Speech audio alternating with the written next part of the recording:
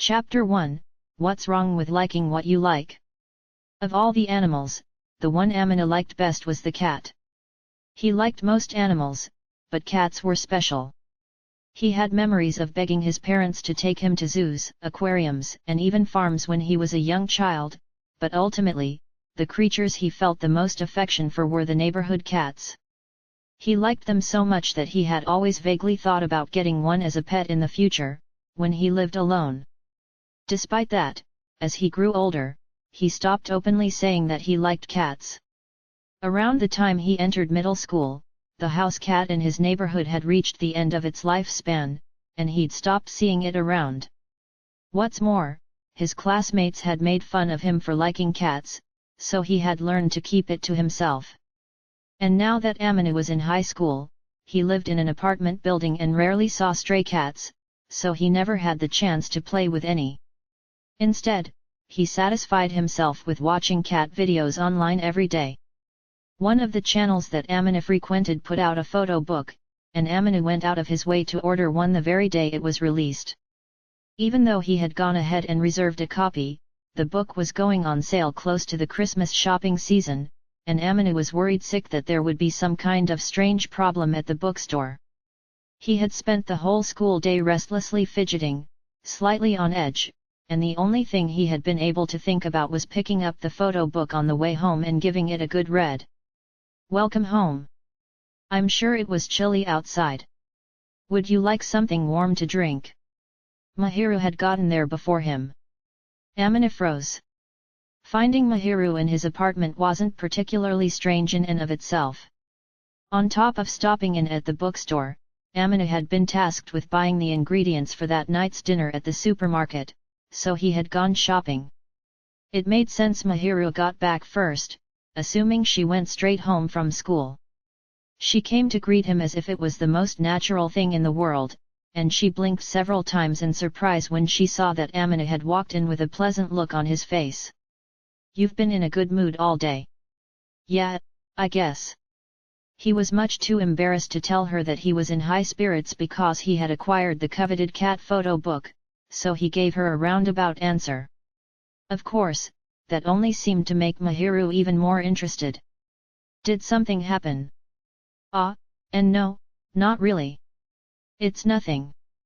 "That's not a nothing sort of face, though." "Really, it's nothing." Out of embarrassment, he looked away and tried to change the subject. But apparently, that was even more suspicious, and Mahiru slowly narrowed her caramel-colored eyes. They had a general unspoken agreement not to meddle in each other's private lives, but it would be a different matter if he had done something inappropriate. From Mahiru's perspective, it was easy to see that Amina was acting suspiciously. She stared at him intently. His secret was nothing to feel guilty about, but it also wasn't something he wanted to just come out and talk about, so now he had to worry about her suspecting him of something more sinister.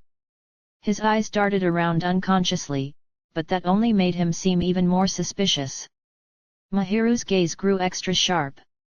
When her eyes fell on the bag from the bookstore, Amina held out the groceries, doing his best to distract her. "It's really nothing, please don't worry about it. Would you put the groceries in the fridge for me? There are frozen things in here." "I can see that, but something seems off." "Don't worry about it, please, I'm begging you," Amina said. As he pushed the supermarket bag into Mahiru's hands, the bag containing his book slipped off his wrist. In a slight bit of good fortune, it happened after he had already handed her the other bag, so no one was hurt, but the photo book he had been doing his best to hide fell to the floor with a loud thud.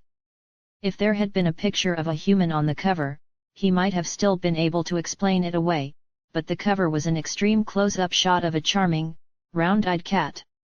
Even as cute cat pictures went, this photo was really over the top. Silence fell over the room. A wave of despair crashed into Amina.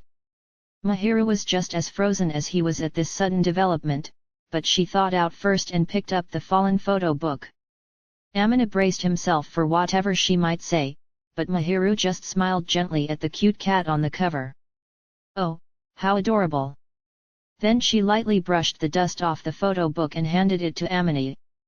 By any chance, were you late because you went to buy this? Is that so bad? His voice was rather cold, mostly because of the incredible shame. Mahiru didn't seem put off by his brusque manner of speaking. She simply wore a calm, pleasant expression. No, there's nothing wrong with that.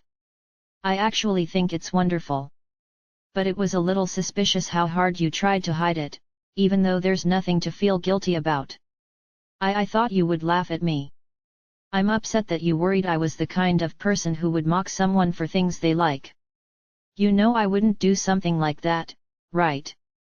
I do, but there are people who would smirk and tease me for liking cats so much that I went out of my way to buy a photo book. It's not like it's immoral or anything, and it doesn't bother anyone else, so why shouldn't you be free to like cats or buy photo books if you want? Most people who scoff at other people's interests can probably find fault with just about anything. With these truly open-hearted words, Mahiru soothed Amina's lingering discomfort.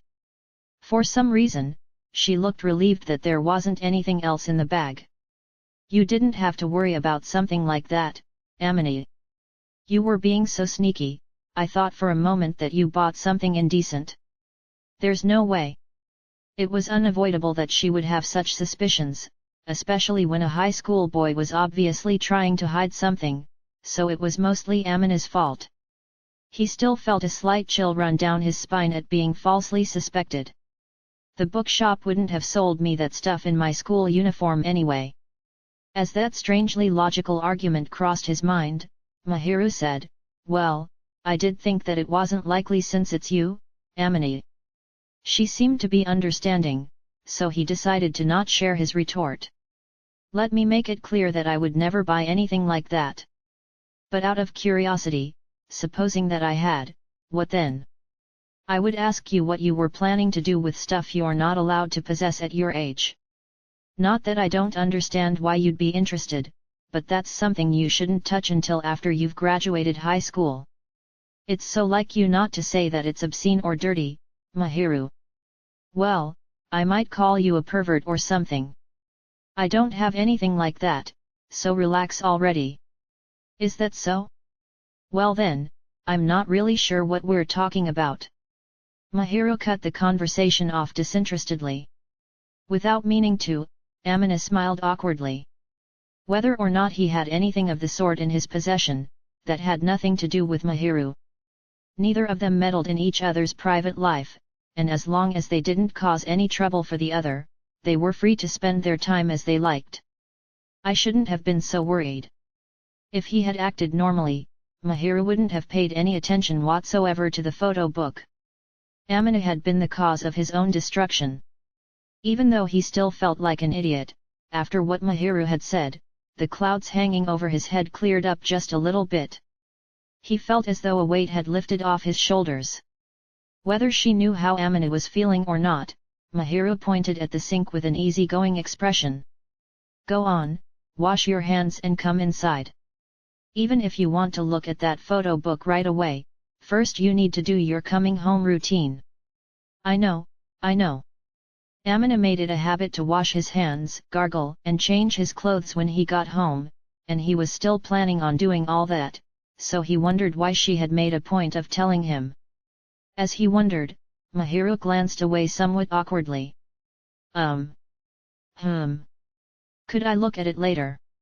She didn't say what she wanted to look at, but he knew perfectly well, so Amina didn't even try to hide his smile. Sure, I don't mind. Yay, I thought it was a super cute kitty. It sure is.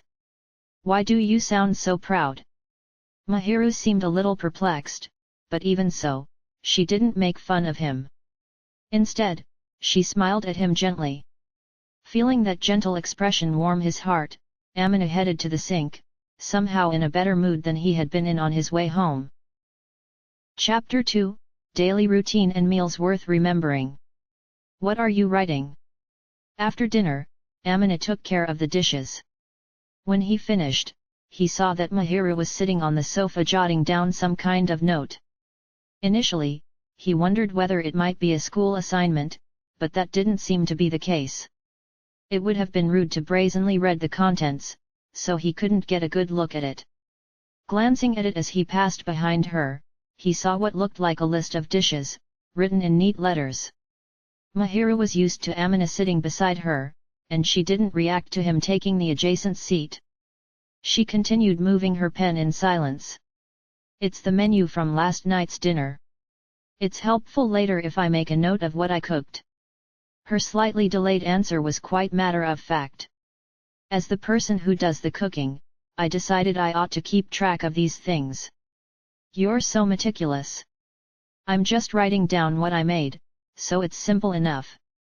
I'm the kind of person who will pretty much eat the same things all the time, but that's not so great as far as nutritional balance." When it came down to it, Amina was also the type who would be perfectly fine with eating the same thing over and over. But there was nothing better than getting to eat a variety of dishes. Since Mahiru had a varied repertoire, she always tried to avoid repeating the same dishes. At most, she used the previous day's leftovers, such as curry or meat sauce, to make something new. Without even having to think back on it, Amina knew that she had been incorporating a good mix of vegetables, meat, fish, eggs, soy, and dairy into their meals. He was grateful when he thought about how much care she put into these kinds of details, but on the other hand, he also felt bad about it. "How do I put this? I'm really grateful for everything you do. You have my respect." "Stop that. I'm just doing this for my own satisfaction. It's easier to have a record when I'm trying to manage our nutrition. Plus, if anything ever happens, I'll be able to check whether there was anything strange in what we ate." "I guess that's true, but it's still very thoughtful. Admirable, even. I'm not doing it because I want your praise, though. It's convenient to have later, so I'm making a habit of it. That's all. Even so, I think it's impressive." "Well, thanks." He really thought she was amazing. Without exaggeration, she was terrific and so sincere. As someone who basically specializes in eating and can barely recall the names of dishes, I find it incredible that you came up with an idea like this. Now that you mention it, for someone who specializes in eating, you do know a fair number of dishes once they're laid out on a table. And you have a good sense of taste, especially considering that before I started cooking for you, all you seemed to eat was instant ramen and ready-made food. At home, my parents, well, if I had to say, I guess it was my dad. My dad made me try all sorts of things, so I got to eat lots of good stuff." Amina knew that his palate wasn't necessarily dull just because he didn't cook. Just like how food critics aren't always expert cooks, it was possible to hone his sense of taste, even though he couldn't prepare the dishes he was tasting. Amina's parents were good cooks, especially his father, and they were the type of people who had regularly taken him to various restaurants. This gave him plenty of opportunities to taste and compare a wide variety of foods. Thanks to their efforts, Amina had been raised with a fairly discerning palate, which wasn't always a good thing. "I see. That makes sense. I had a similar experience." Mahiru seemed to understand without feeling any particular discomfort about it, but her expression didn't brighten. He was just guessing, but Amina figured that could be attributed to her home environment. He didn't know all the details about Mahiru's situation, and he couldn't thoughtlessly butt in as an outsider, so he refrained from mentioning it any further and instead turned his gaze back to the paper that her pen had been running across until just a moment earlier. "Can I take a look at this? I don't mind, but it's not particularly organized." "I doubt that's true, but even if it isn't, I'd like to see it, if that's all right."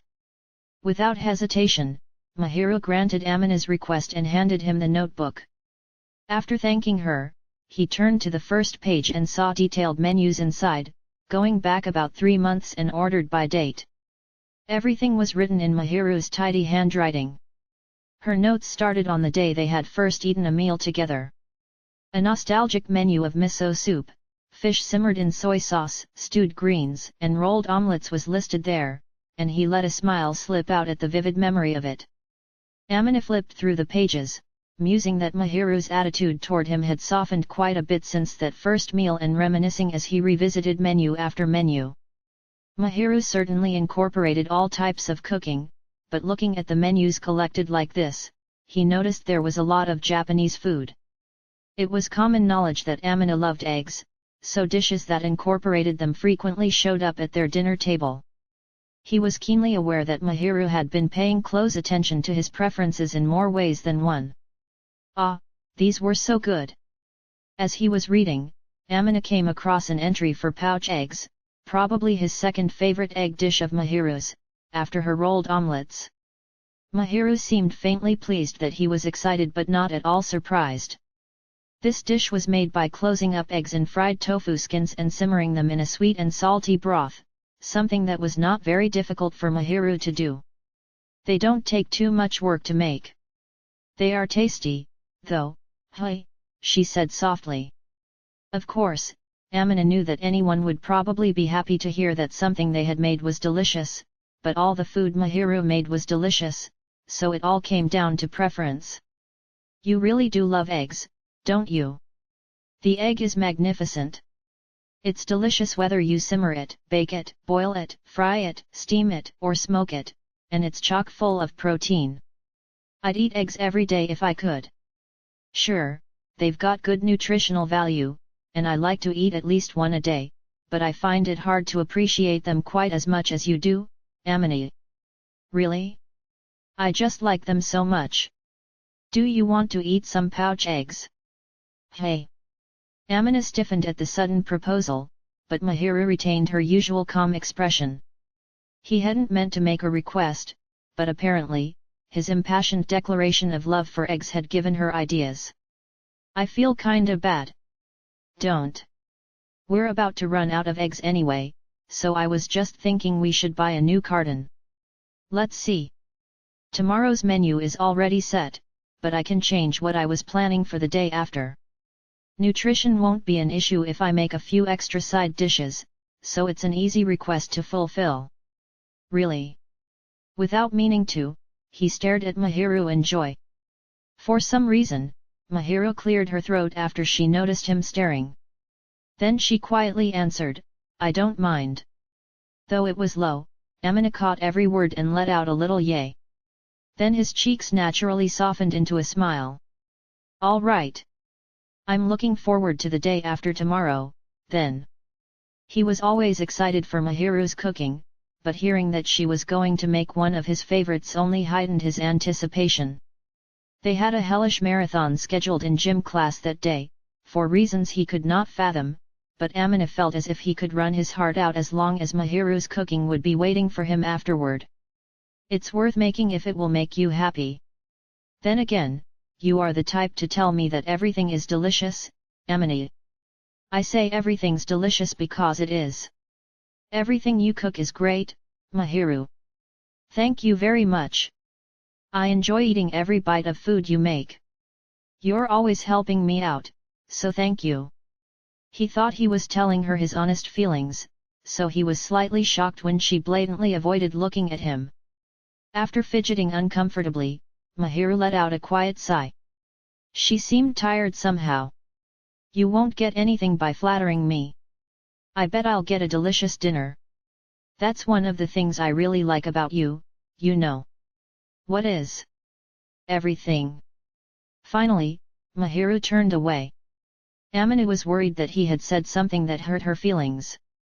Maybe because she could tell he was flustered, Mahiru did not make eye contact with Amina for some time. Chapter 3, Good Traits That Nobody Else Knows About. This person is at a disadvantage because the good parts of him don't really show through on the surface. This was a thought that Mahiru had about Amina. He had always had a sharp tongue, and that alone gave people the impression that he was difficult to approach. He wasn't foul-mouthed in the sense that he said crude things or spat abuse at people, but he did have a habit of being curt. Though anyone listening carefully would quickly realize he never said anything out of line. His looks weren't necessarily bad. If anything, he was rather handsome, but he had long bangs and a tendency to look down, plus, he often had a somewhat mean look in his eye that probably made it hard for people to get close to him. Even Mahiru would never have known his true nature without circumstances giving her a push. It's a waste in so many ways. He's such a nice, considerate boy when you take a good look at what's inside, but no one sees that.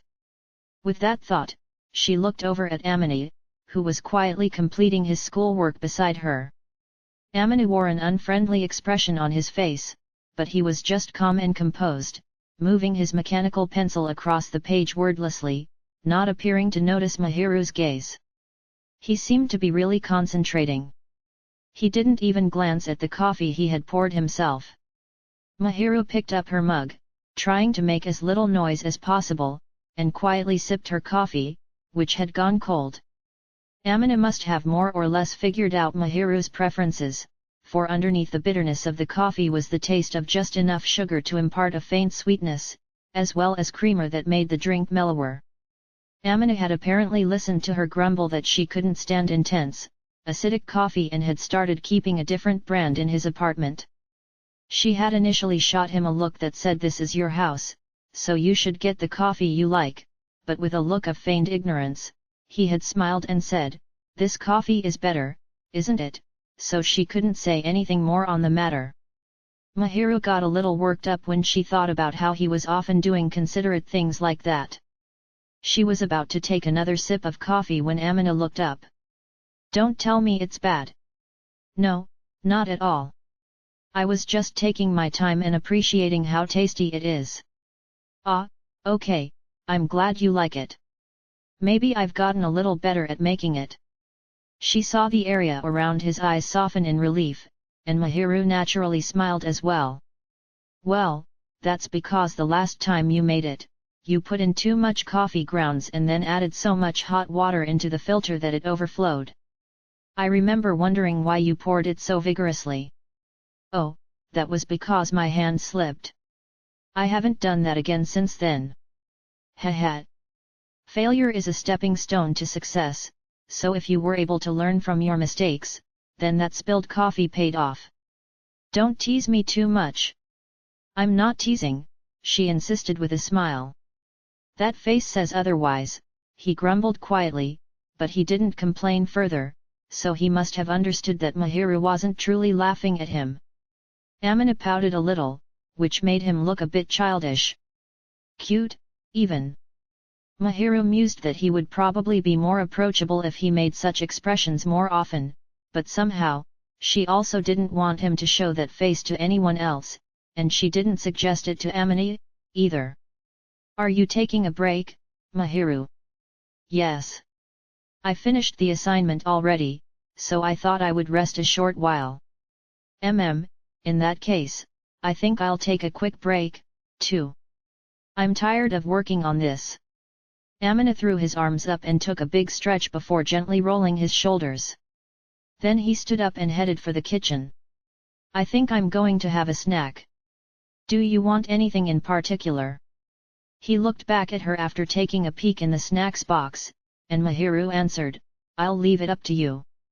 Basically, almost all the food in Amina's apartment was now stuff that either of them could eat.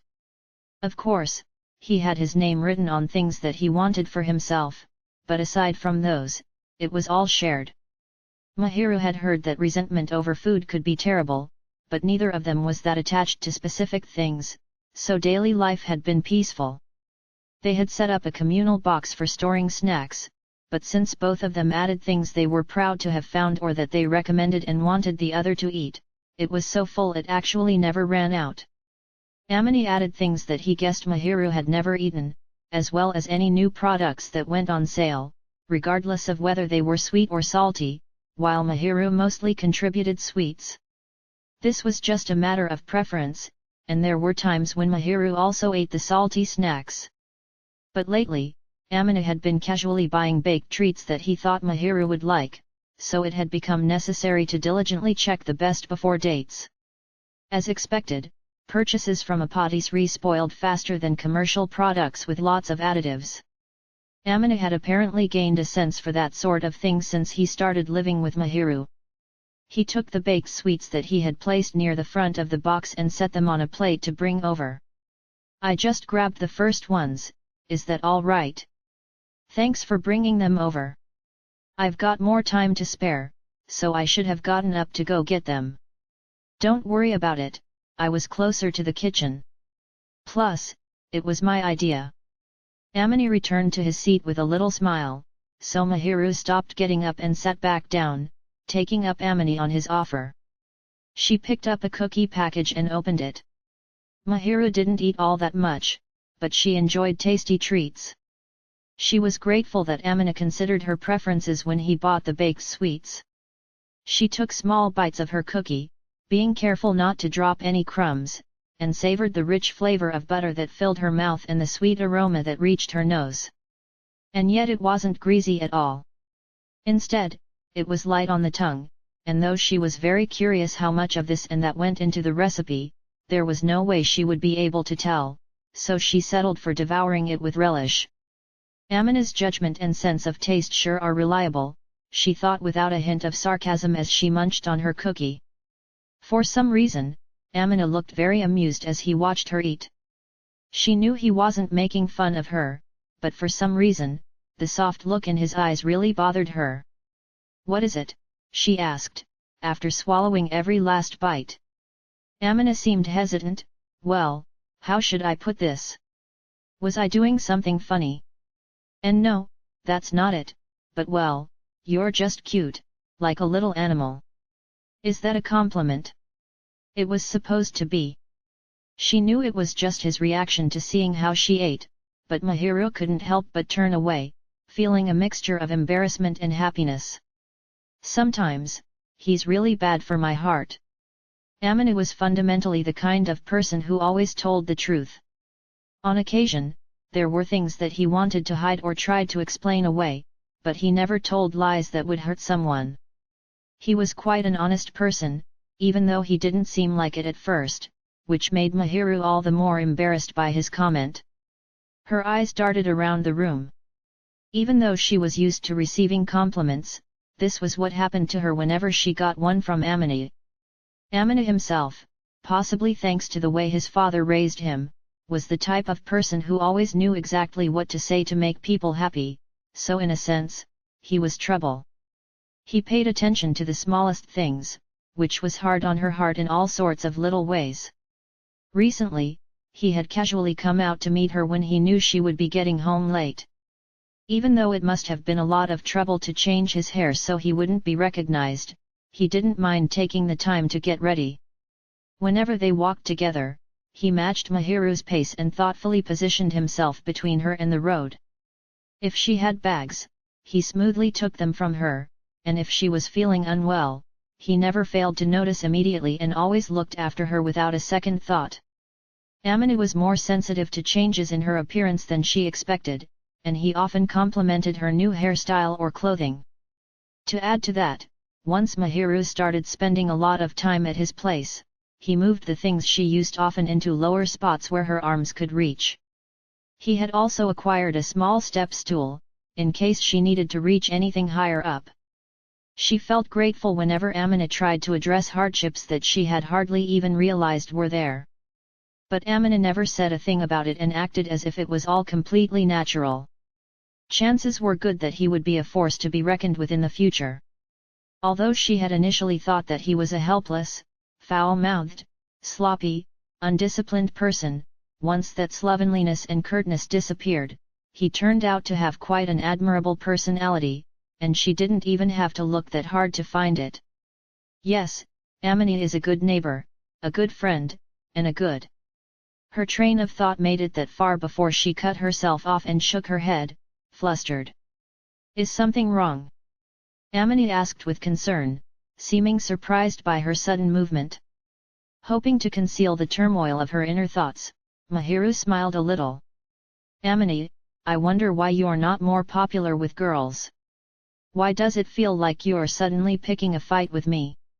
This time, Mahiru was the one who had said something foolish. Without him knowing what she had been thinking, it had probably sounded as if she was making fun of him. Sorry, that's not what I was trying to say. I was just thinking that it's strange how there aren't more people who want to be friends with you, since you have such a nice personality. Even when you put it that way, I feel like I just had my unpopularity thrust into the spotlight. That said, I've never had much to do with other girls anyway, so I think I've got bigger problems than being unpopular. The only girl Amine regularly interacted with at school was Chitose. The other people at school thought he was rather gloomy and not very cool. It was clear that his good qualities were not at all apparent. Maybe it's because I never really wanted to be popular in the first place. Is that how it is? I don't know about other guys, but that's especially true for me since I'm not looking for a girlfriend. As long as I eventually meet somebody I want to spend my life with, I think it's fine that I'm not particularly popular right now. He seemed to have trouble getting the words out and mumbled them quietly, unable to hide his embarrassment. Mahiru felt a gradual heat rising deep in her chest, and her mouth softened into a smile. Amine, you. What? You want to call me a dreamer? No, I think it's wonderful. You're a very devoted person. Feels like I'm being teased again. Now, why would you think that? Geez.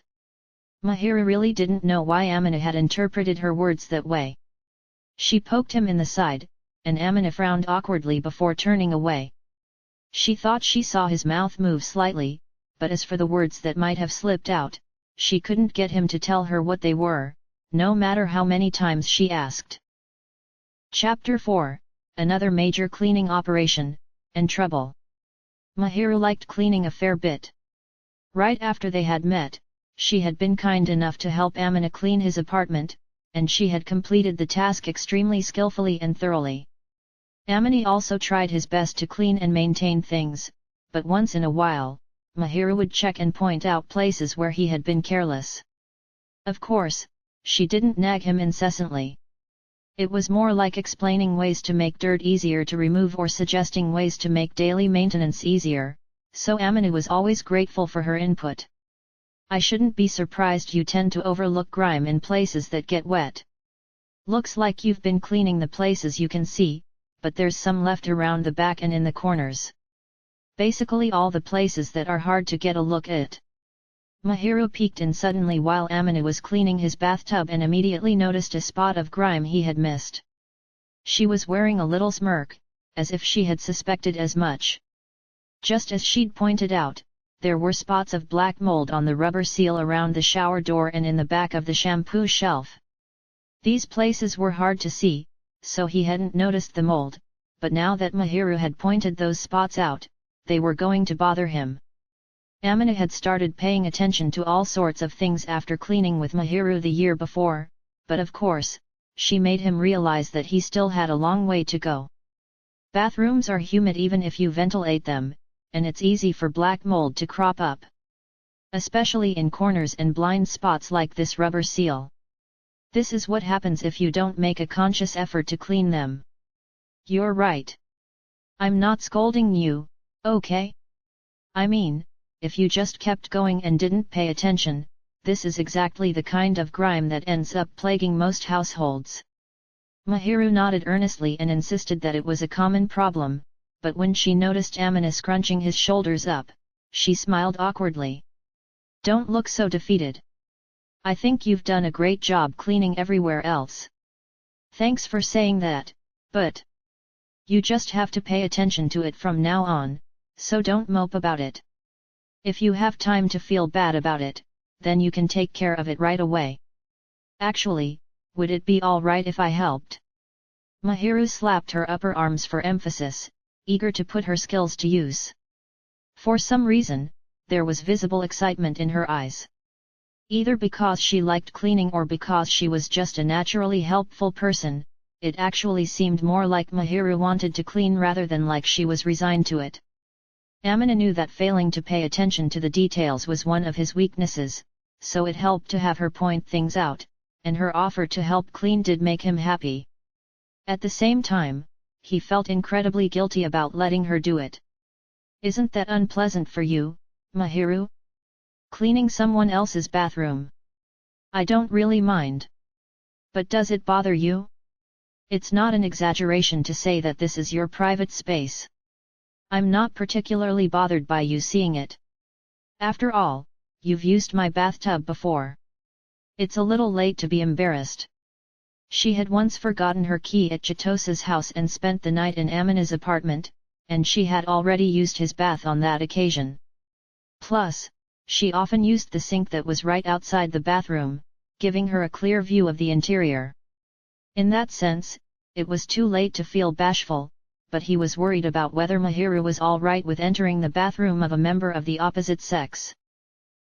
That's true, but I can't say anything self-important, since I'm the one getting the favor, and I'll take you up on your offer, if you don't mind, but I can do it myself if I need to. Though I will ask you to supervise. He was grateful she was checking his work, since he was likely to overlook spots of grime, but for some reason, Mahiru seemed ever so slightly agitated and was letting her gaze drift around the room. And no, I'll do it, if that's all right. A bathroom is too cramped for the two of us to clean together anyway. Really? I feel kinda bad making you spend a precious day off doing this. No, it's fine. I like cleaning. In that case, I'll leave it to you. I've got no other plans, and you're being so generous, so I think I'll go clean the kitchen. I want to try polishing the sink. Naturally, letting Mahiru clean while he relaxed by himself would be terribly rude, and he wouldn't be able to stand the pangs of conscience, so Amini intended to clean something else on his own. The other day he had just happened to see a video of someone polishing a sink, and it had piqued his interest, so he decided to take this opportunity to challenge himself. The important thing seemed to be to take the time and polish it thoroughly and evenly. Amina figured that even he should be able to do it. Do you have all the right tools? You need waterproof sandpaper and a polishing agent. I'll go buy them now. It was something he had suddenly made up his mind to do, so it wasn't as if he had the tools on hand. He was about to make a shopping run, but Mahiru's exasperated look was painful.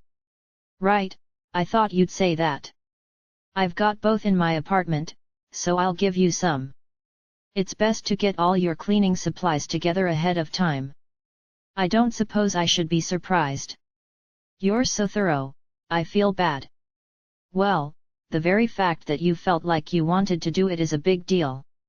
Don't try to be nice about it. Heh. All right, I'm going to change.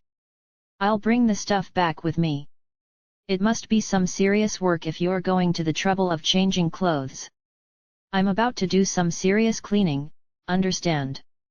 At the moment, Mahiru was dressed in a long grey skirt with a herringbone pattern, plus a matching black knit top. It was a subdued and modest outfit that suited her well. She probably could have cooked as usual in those clothes, but they looked as if they would be very difficult to clean in, and he had no doubt that it would be a disaster if she got detergent on them and bleached the fabric. He quietly mumbled something about her once again dressing in a cute outfit that looked difficult to move in, and Mahiru pressed her lips tightly together, then ground her fist into his waist for a reason he really didn't understand. Of course, it wasn't exactly a punch, so it wasn't really painful. He just felt a light pressure. What was that for all of a sudden, Miss Mahiru? Nothing. Don't worry about it. You're pressing awfully hard over nothing, though. It's nothing. Amina was bewildered.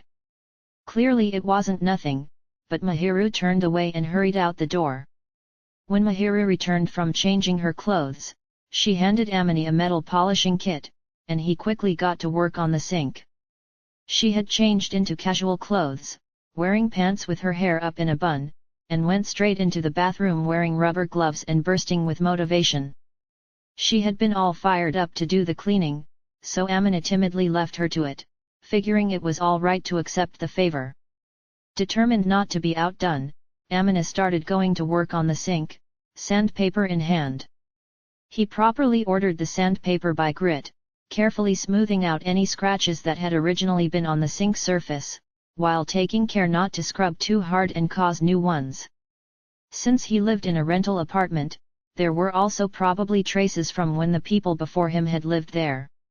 The sink wasn't filthy, but its surface was cloudy, a far cry from the glistening new ones he saw on television.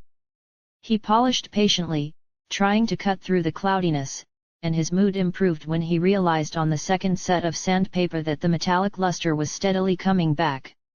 With visible results, his enthusiasm soared, and Amini, who had always been the sort of person who found it difficult to stop once he focused on something, continued polishing away in silence.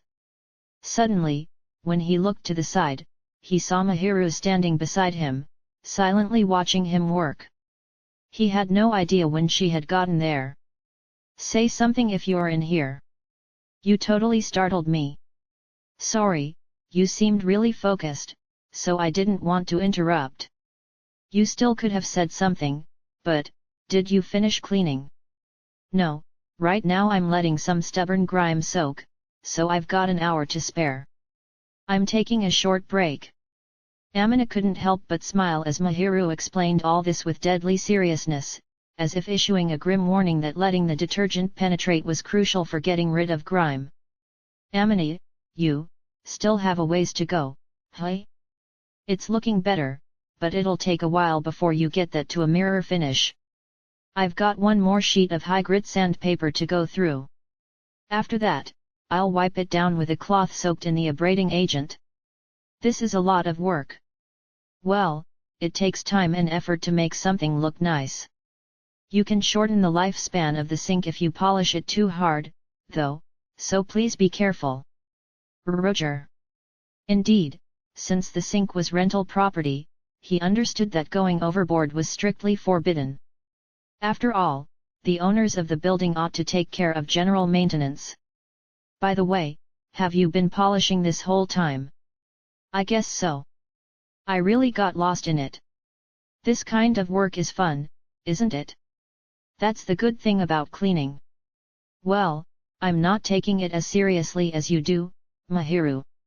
"You say that, but you don't look like you're taking a break anytime soon. It's just as important to get a proper amount of rest, Amini." With an elegant laugh, Mahiru took out a glass and opened the refrigerator. "Are you thirsty, Amini?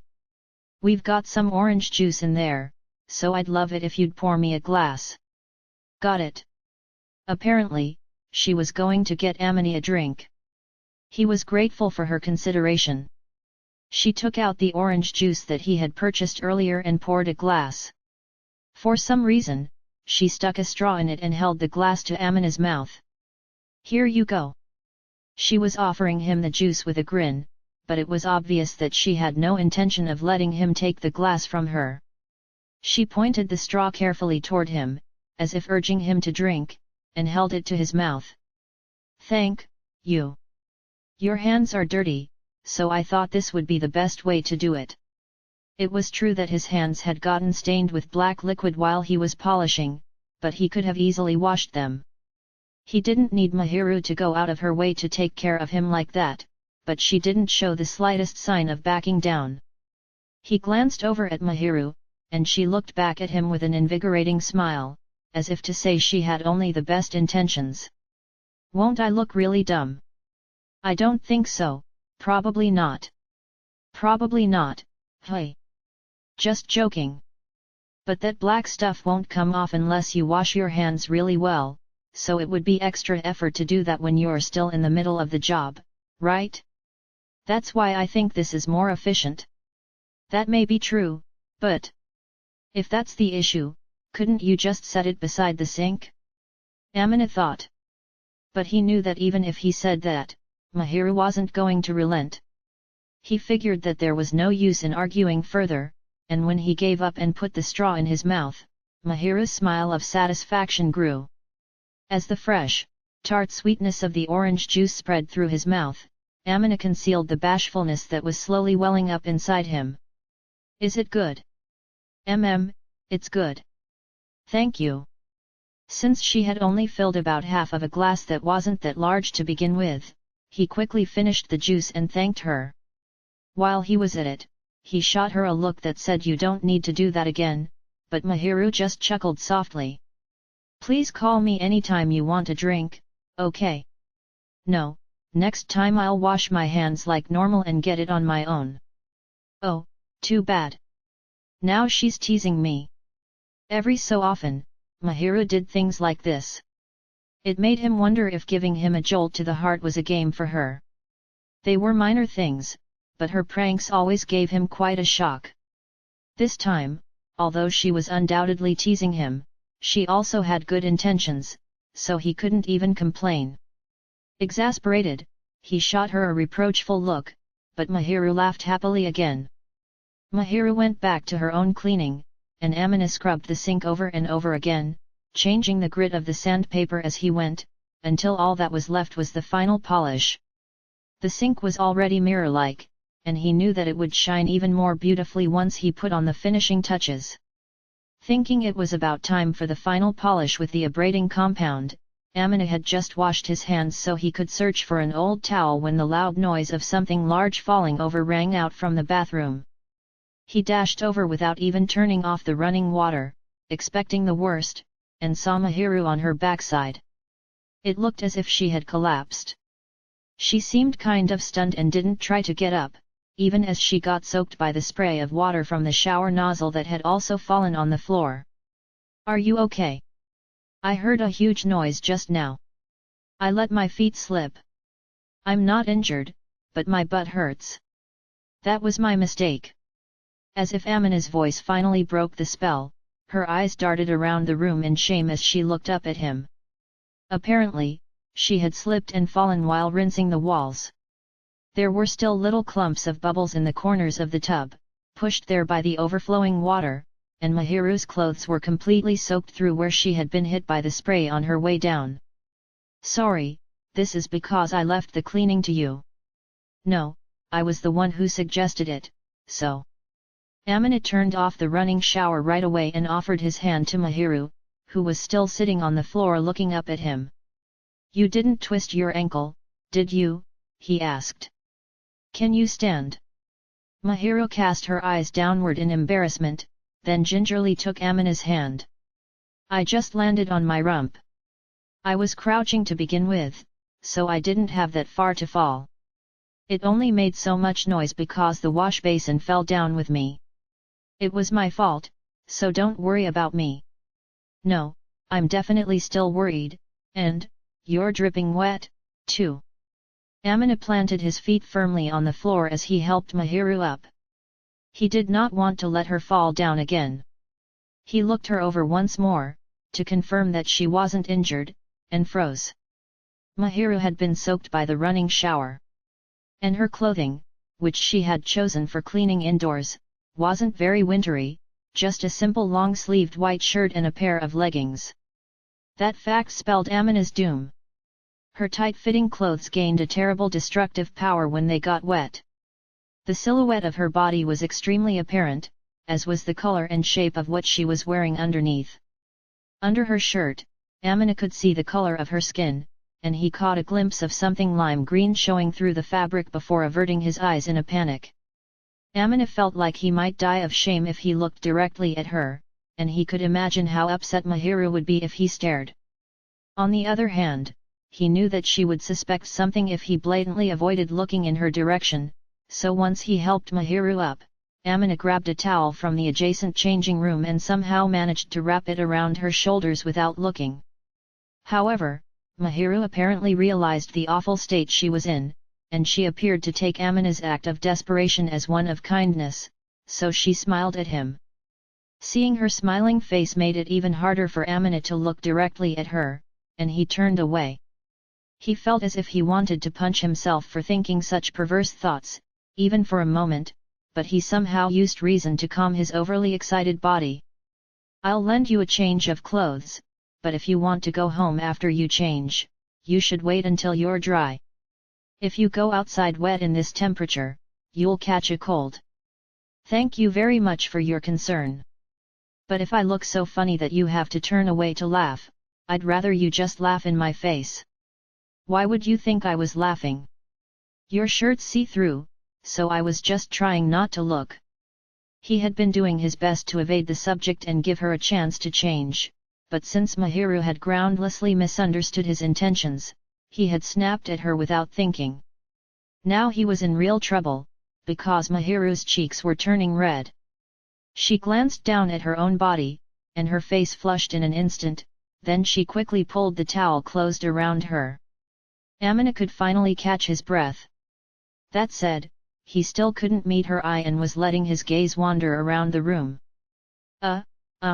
Really, thanks for your concern. It's mostly my fault for letting you do the cleaning, so for now, if you would get changed, I'd appreciate it. If you want to take a shower to warm up, that's okay, too. I'll bring you some fresh clothes.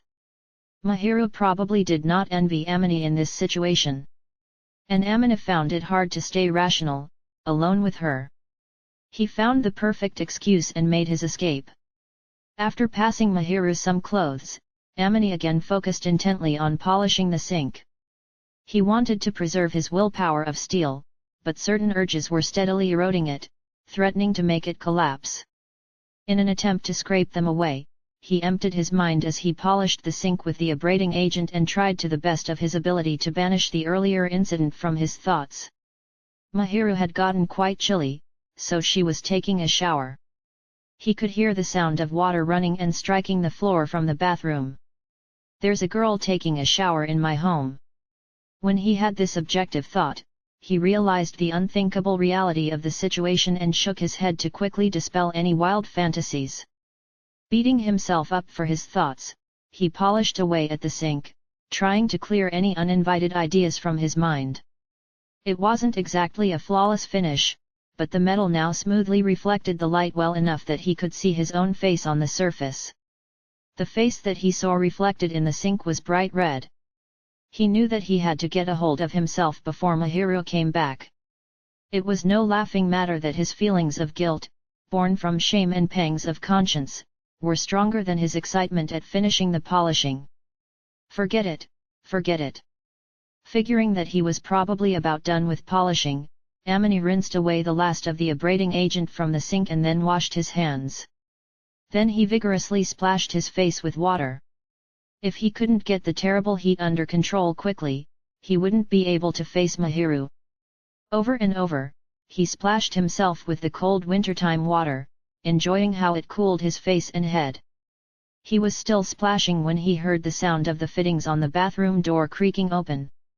He knew that she would be coming out before too long, so as he forced his pounding heart to settle down, he put 1 spoonful of honey and a splash of milk into a mug for Mahiru and stuck it in the microwave. Just as it finished warming up, Mahiru slowly emerged from the changing area, slapping the floor with her slippers as she walked. "Thanks for letting me borrow your clothes," she said to Amina, who was still in the kitchen. She had just gotten out of the shower, so warmth was radiating gently off her and into her surroundings. In reaction to the earlier incident where her shirt got soaked, Amina had intentionally chosen to loan her a sweatsuit that was too large so that her silhouette wouldn't show. Thanks to that decision, she looked very comfortable in his house clothes, but for some reason, her appearance still made his heart pound, and he couldn't help but feel that he was never going to calm down, no matter what he did. "Here you go. Take this, too. Thank you very much." He had more or less gotten to the point where he could look directly at her again, so keeping himself as calm as possible, he took the hot milk out of the microwave, stirred it with a spoon, and then handed it to Mahiru. Mahiru liked sweets, and when she noticed the smell of the honey, she smiled gently.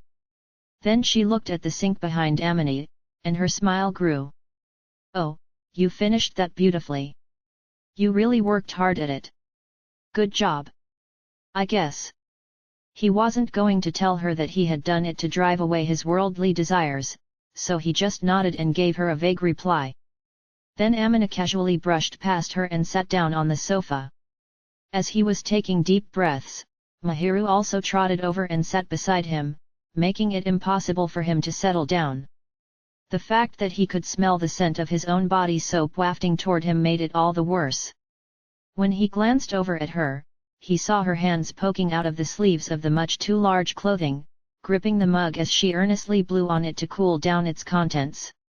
She looked strangely adorable as she brought the drink up to her mouth once, immediately pulled away because it was too hot, then glared at the offending mug with a frown. Though from her perspective, she was probably just trying to cool down her milk, the oversized clothing made her look especially small and adorable. Even an unfashionable sweatsuit looked cute when Mahiru wore it. What a terrifying thing a beautiful girl could be. After struggling for some time, Mahiru happily sipped her hot milk once it finally reached a drinkable temperature. She must have noticed Amina looking at her, because she took her mouth off the mug and cocked her head. "Is something the matter?" she asked. No, just worried that you might be hurt." Amina wasn't lying, but he wasn't telling the whole truth, either. He was concerned that Mahiru might have hurt herself in the fall, and he was also concerned about her catching a cold. However, at the same time, quite a lot of his mind was occupied by his agitation at having seen the suggestive curves of her body when she was completely soaked, even though she hadn't actually exposed any skin. Mahiru had no doubts about Amina's words, and she frowned in vexation, then chuckled. "Sorry for being such a bother today." "No, don't be silly. I'm the one who caused trouble for you. Are you sure you're not hurt?"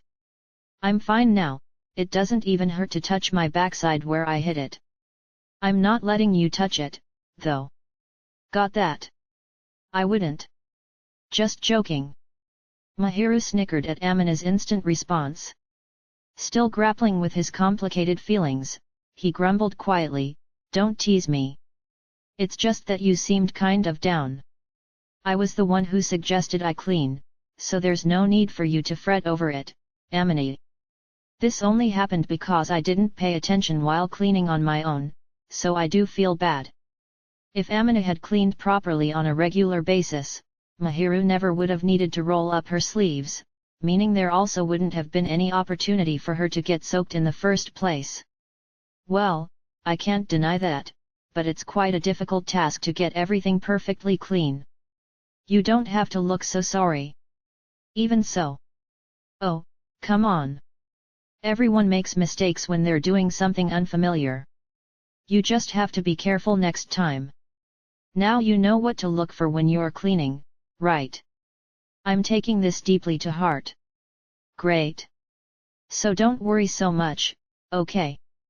Amina was seriously contemplating the fact that he had neglected the grime, which had led to Mahiru's fall and her subsequent accident, but Mahiru must have taken his demeanor as an expression of earnest apology. A small smile appeared on her face. She set her mug down on the table and used the extra length of her sleeves to slap at Amina, trying to cheer him up. "Don't be so down in the dumps." Naturally, since Amina was on the taller side, and especially since he had purposely given her clothes that were too big even for him, Mahiru had quite a lot of extra sleeve to work with. They had so much extra fabric that if she didn't put her arms through them and roll them up, they covered her fingers with enough extra to fold over on themselves. Evidently, she had decided to weaponize those sleeves and seemed to be having fun whacking Amina with them. "Ow! You sound like a robot." "No, really, it hurts, it hurts." It didn't, of course, but the adorableness of her actions caused some noticeable pangs in his chest. Mahiru had no way of knowing that was happening as she scolded Amina sweetly with a cherubic smile. To Amina, it was unbelievably cute, and he wasn't sure what to do. "I'm good already, just relax." "Well, I am still sorry that you ended up having to change, though. I fell down all on my own. If anything, this showed me that I need to watch my footing. I feel bad that I had to ask you to lend me a change of clothes." "No, but..." "Stop. If we go back and forth on this any longer, you're going to start another pity party in your brain, so this ends now. Got it?" Mahiru smiled somewhat impishly after gently covering Amina's mouth with the extra folded over sleeve, and Amina also couldn't help breaking into a grin. Vowing to shove the memory of what he had seen as far down as he possibly could, he looked at Mahiru in the baggy sweatsuit again. "Do you want to go home for a bit and change?" He made the suggestion assuming that it must be difficult to move around in such baggy clothes and that she'd prefer wearing her own clothes, but to his surprise, Mahiru shook her head slowly. No, I'll stay like this a little longer. Okay. Mahiru hid her mouth with the excess sleeve, but he could tell from the way the area around her eyes softened that she was feeling bashful. For some reason, he felt an intense urge to pat her on the head.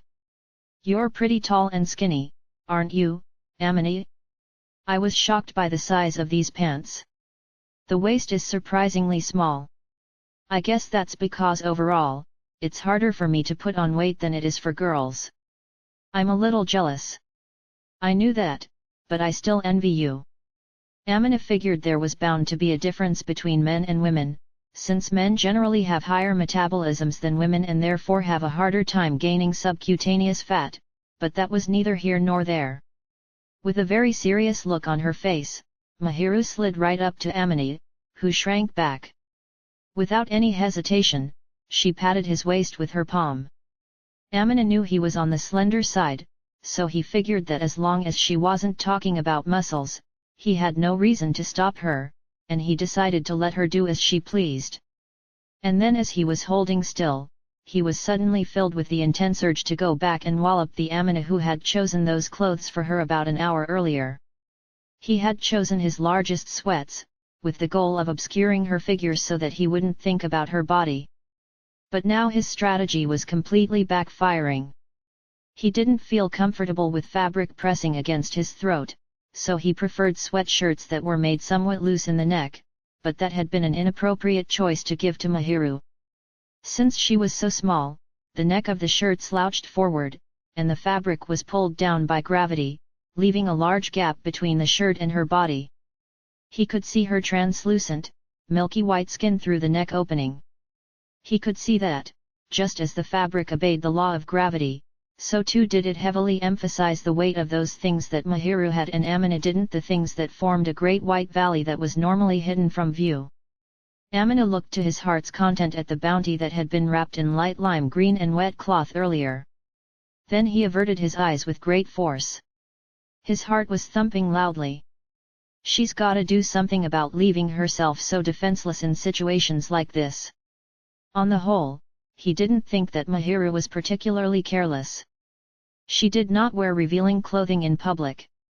Usually, she chose sturdy, protective garments that only allowed the skin on her hands and face to show. Her modesty was almost admirable. And yet here they were. Even though Amina had caused the issue, at the moment, Mahiru wasn't considering the position of his face. She probably never thought that Amina would look there.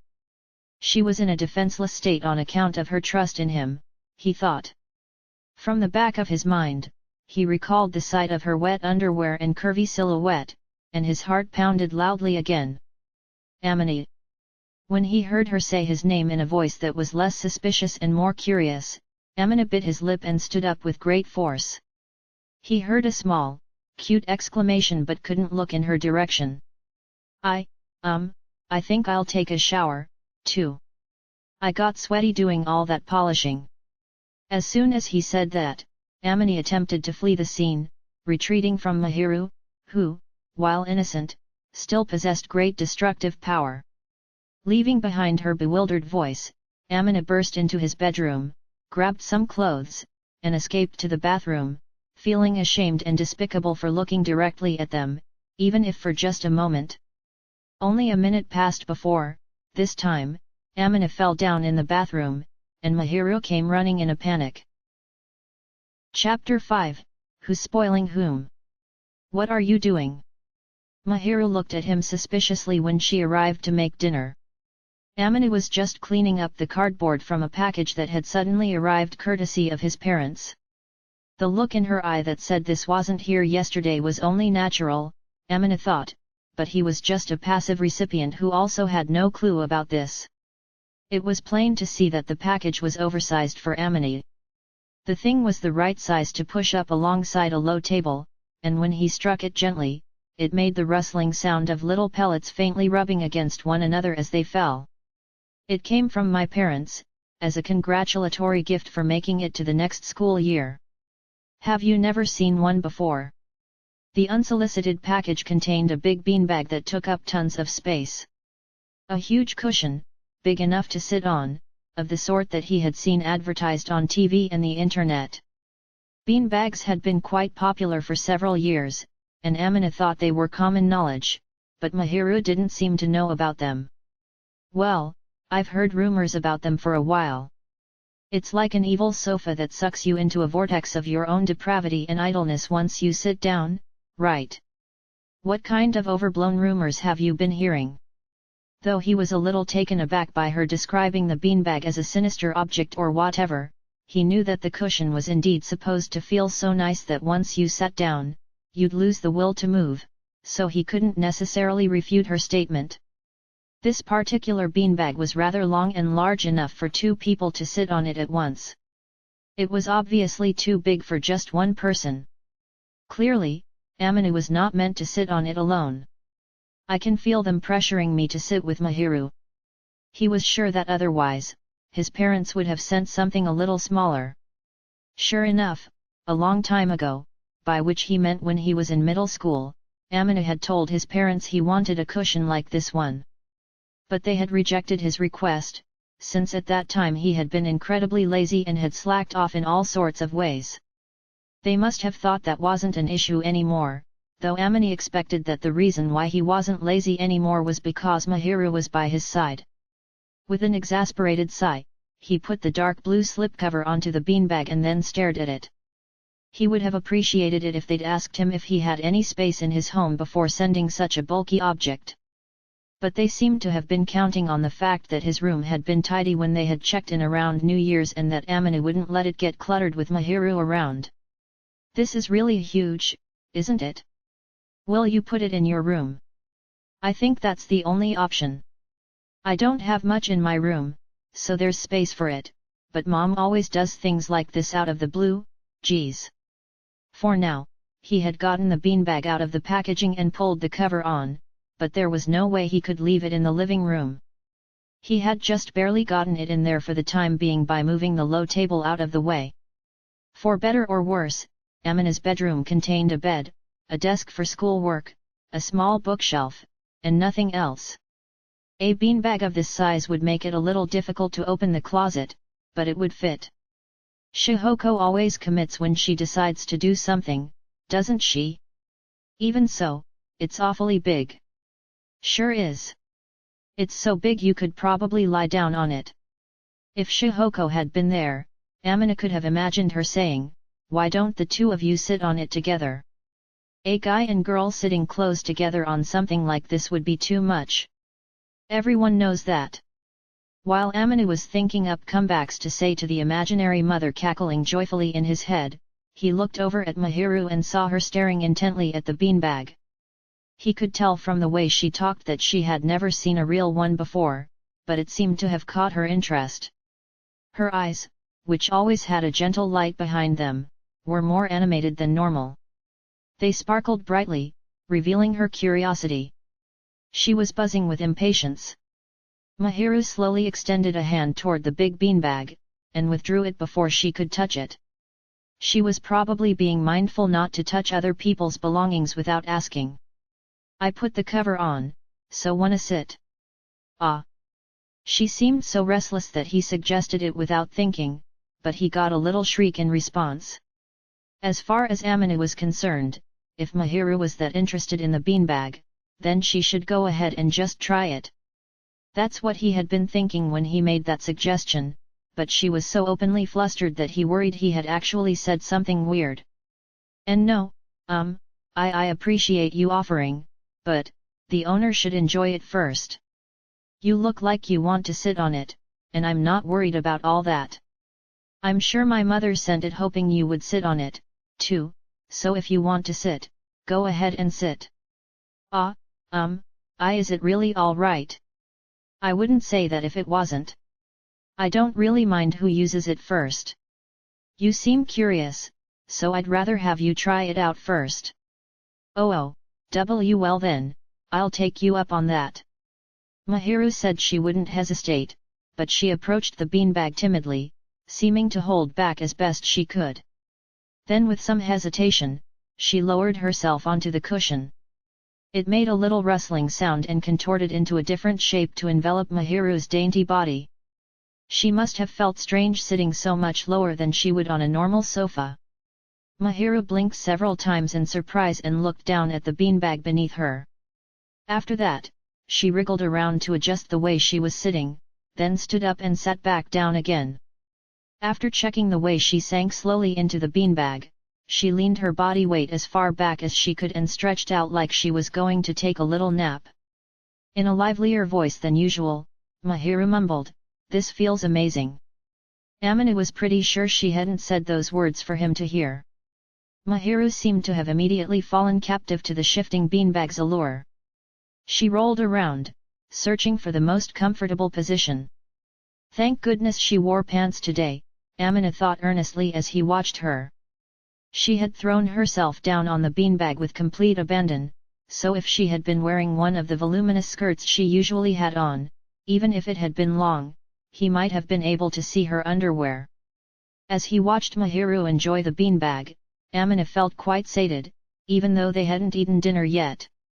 Mahiru was overwhelmingly adorable on the occasions when she played around and showed her childish side, and Amina couldn't help but smile as he watched her. But then, whether she realized what he was feeling or not, Mahiru looked at Amina and beckoned to him. "You might as well get on here, too, Amina. Come here." He was sure she was inviting him with the best of intentions, wanting to share the fun and comfort of the beanbag, but if he sat down next to Mahiru, their bodies would definitely stick together. No matter how dainty and small Mahiru was, or how big the beanbag sofa was, if the two of them sat on it together, they would never be able to keep their distance. "And no, I think I'll hold off." "You don't want to?" That's not it, but, it's just, how do I put this, He tried to come up with a good reason for refusing, but when Mahiru peered up at him in confusion, he lost the willpower to say anything. The devil inside him whispered problematically in his ear, "It's basically like cuddling, which you do all the time, so it shouldn't be a problem, right?" He groaned, but he gave in to Mahiru's pure good intentions and his own desires. "Once I sit down, I'm sure Mahiru will see the reason why I'm so reluctant." He took a seat beside her. Both the nice feeling of sinking down into the cushion as the beanbag hugged his body and the warmth and scent of Mahiru beside him overwhelmed his senses. The feeling of his body sinking into the beanbag was a little different because Mahiru was there, but even so, he could tell how nice it was. He could understand why so many people wanted a beanbag, just from the feeling of sitting on that one. But at the moment, he was distracted from the sensation of the beanbag sofa by Mahiru beside him, her guard completely down. "Isn't it incredible? It molds perfectly to your body."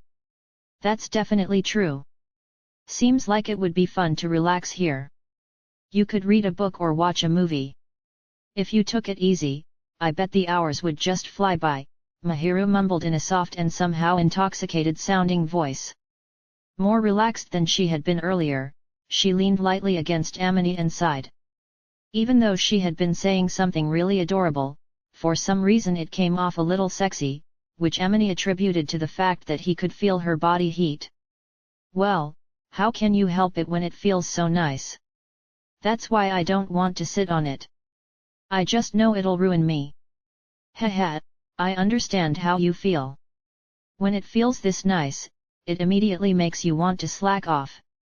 Amina's lips threatened to soften into a smile at these unexpected words from Mahiru, who was normally so disciplined. But she was leaning against his shoulder and nuzzling her cheek against him in apparent delight, and he couldn't let himself get lost in the moment. He knew that she probably didn't mean anything by those fawning gestures of hers. She often head-butted him to hide her embarrassment, but this time she was leaning her whole weight on him, her body almost melting into his, and snuggling up against him to boot. A fragrance wafted up from her hair that was both sweet and refreshing. He knew that she had showered earlier because they'd had gym class that day. It was quite the temptation for Amina to take in that scent from so close up. He glanced down at Mahiru, and through the gaps in her gently flowing hair, he could see the smooth, milky white nape of her neck. He swallowed loudly as he basked in her radiance.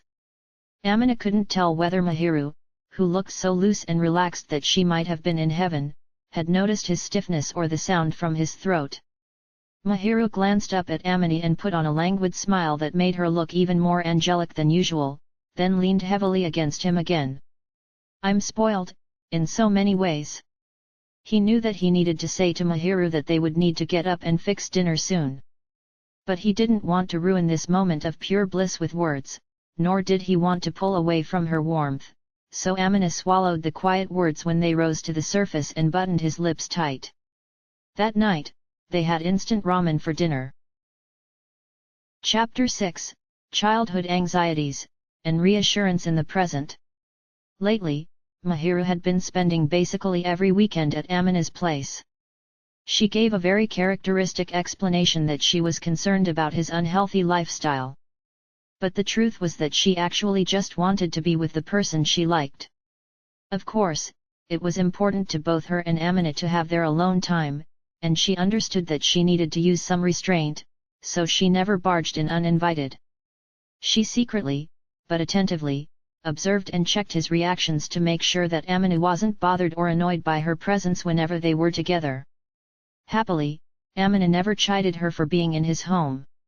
He welcomed her in as if it was the most natural thing, and he actually smiled when he saw her. Sometimes, she worried she might be getting the wrong ideas. How simple-minded do I have to be to get this happy just from paying him a visit? Mahiru laughed at herself a little, and sure enough, her expression softened as she did. She slapped her cheeks lightly to gather herself and compose her face.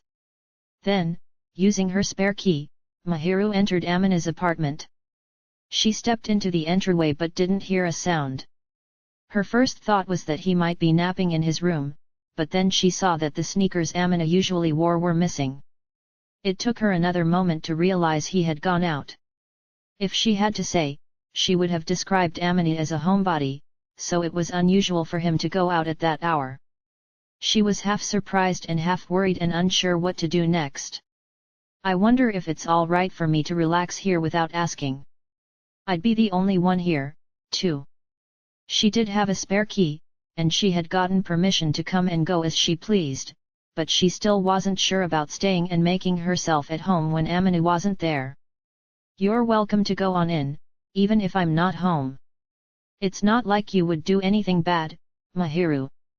"I wouldn't, but are you sure you approve of me going into your private space on my own? You want to go in my bedroom?" "No, that's not what I mean, but, you're not worried that I might go in, that I might see something?" "Even if you did go in, there's nothing in there, so I'm not worried about it. But I don't think you're the type to go snooping in my bedroom, so feel free to relax in the living room whenever you want."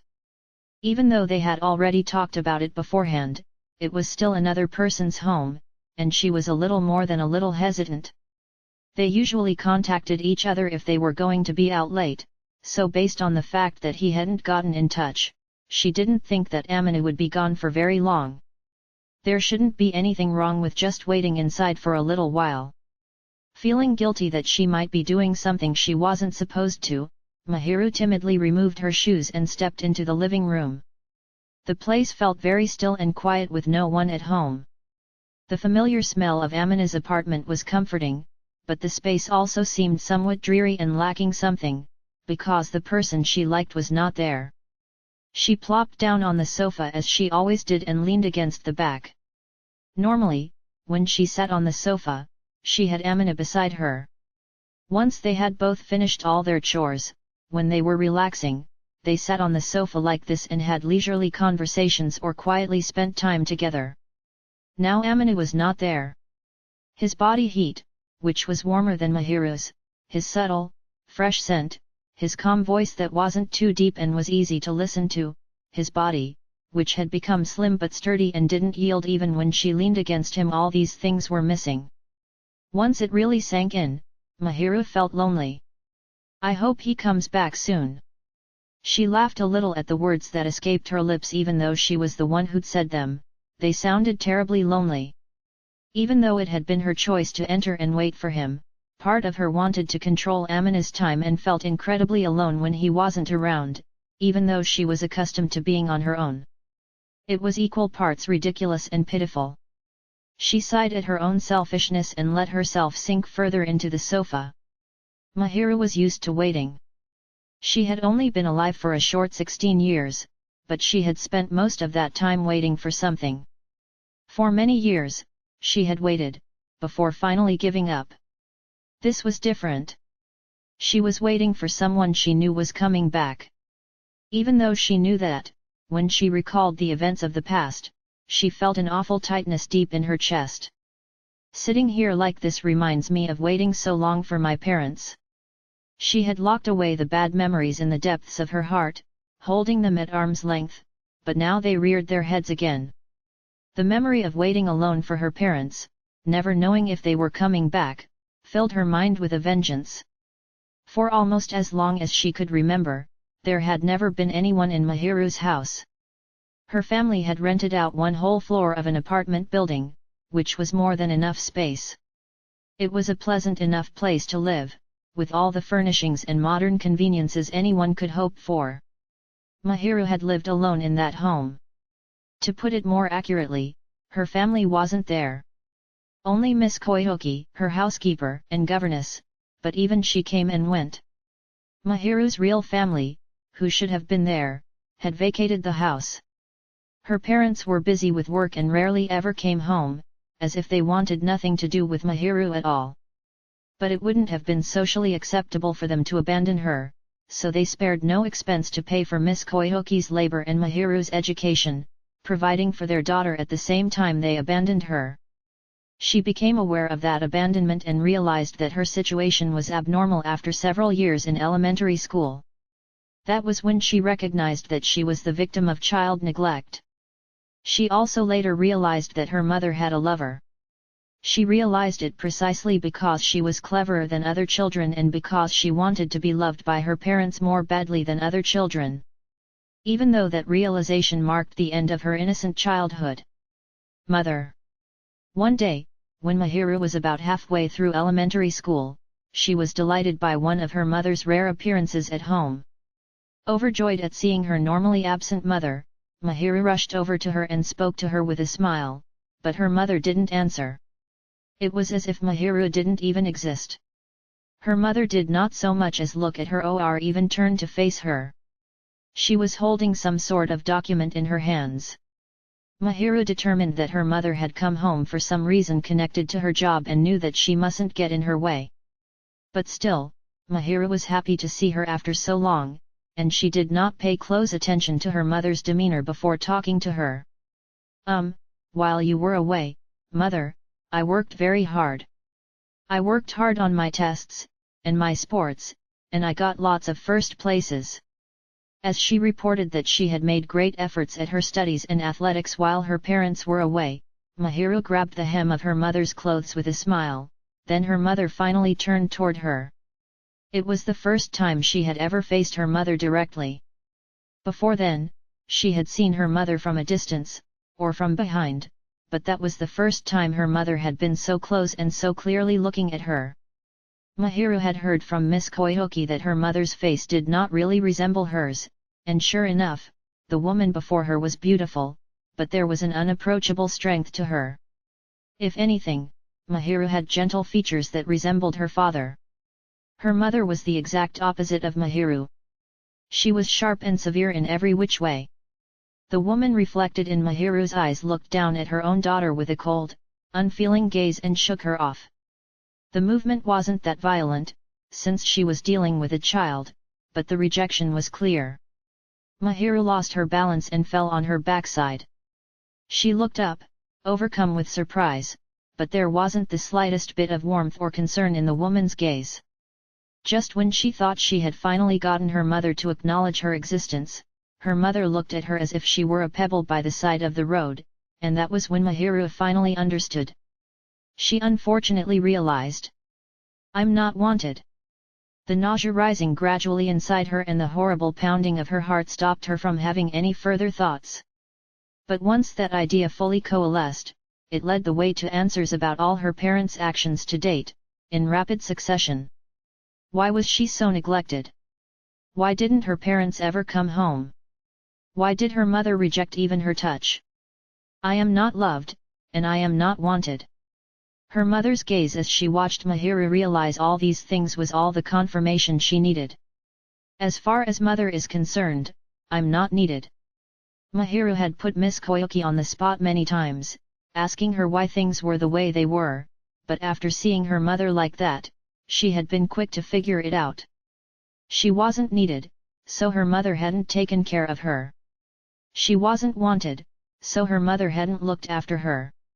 Her mother had given birth to her, then abandoned all the duties and privileges of parenthood. That was why her mother hardly ever showed her face at home and why she passed right through, either not noticing or brushing Mahiru away even when she reached out. While Mahiru was still sitting there, grappling with the sudden awareness of her unbelievably cruel reality, her mother left, and all Mahiru could do was watch her go. Too late, she reached out her hand, but it hung in the air and didn't grab anything. Mahiru had nothing left. She had never had anything to begin with. She couldn't tell whether the drops spilling onto the floor were tears or something seeping out from where her delicate heart had been mercilessly gouged out of her chest. The only thing she could say for certain was that she was not loved. No matter how hard she worked, if she was not loved, no one would ever notice her efforts, so they were meaningless. Why? As she spoke that question aloud, a violent, heartbreaking emotion spilled out from inside her, and she sobbed loudly in her empty home. She had stopped crying by the time Miss Koyuki came to the house. But she couldn't muster her pure smiling face as she had before, not even for her beloved Miss Koyuki. Something like resignation filled her body, and her smile became stiff and drawn. What if she rejects me? If she had known nothing, Mahiru might have clung to Miss Koyuki and cried. But knowing that she was unloved by her own mother, Mahiru grew scared. Miss Koyuki had always respected Mahiru and cherished her. She was almost like a parent to her, but that was because it was her job. Not even her own parents loved her, so there was no way that Miss Koyuki loved her. Mahiru knew that if she embraced Miss Koyuki, she was sure to ask. She would ask if Miss Koyuki loved her. Of course she doesn't. Even though Mahiru's parents didn't love her, she didn't want to make Miss Koyuki their substitute and was terrified of being rejected by her as well. Afraid to even check, Mahiru held back the concerned Miss Koyuki with a meager smile and covered her chest to hide where it was sodden from her tortured crying. Mahiru was hurt by her mother's rejection, but even so, she didn't give up on love completely. She hung her hopes on the tiny possibility that if she became an even better child, her mother might look her way. Mahiru worked as hard as she could, more than ever before, hoping to catch her mother's attention, wishing she would just glance at her. She would have been happy with even one word of acknowledgement, a single bit of praise. That alone would have been reward enough for her efforts. Ultimately, she did improve her schoolwork, and her athletics, and she polished her appearance, but her parents never took notice. Even though many people seemed to have a favorable impression of her, even though she became an honor student, even though she grew into the good looks she inherited from her parents, they never looked her way. For what it was worth, whenever she saw her father, he would say 2 or 3 awkward words to her, but that was all. He didn't really see Mahiru, inside or out, and instead always averted his eyes guiltily. He probably felt conflicted when he laid eyes on the girl who was born out of one night's indiscretion in a marriage arranged for political reasons. If they hate looking at me so much, they should have chosen not to have me. I never asked to be born. How good it would have felt to be able to say those things out loud. But by that time, Mahiru had mastered stifling her judgment and emotions, and she said nothing. She simply swallowed her gloomiest feelings and stuffed them deep down in her chest. Even though her heart ought to have been clogged by a thick layer of murky, stagnant emotions, instead it was empty, with a bitter wind howling in the void.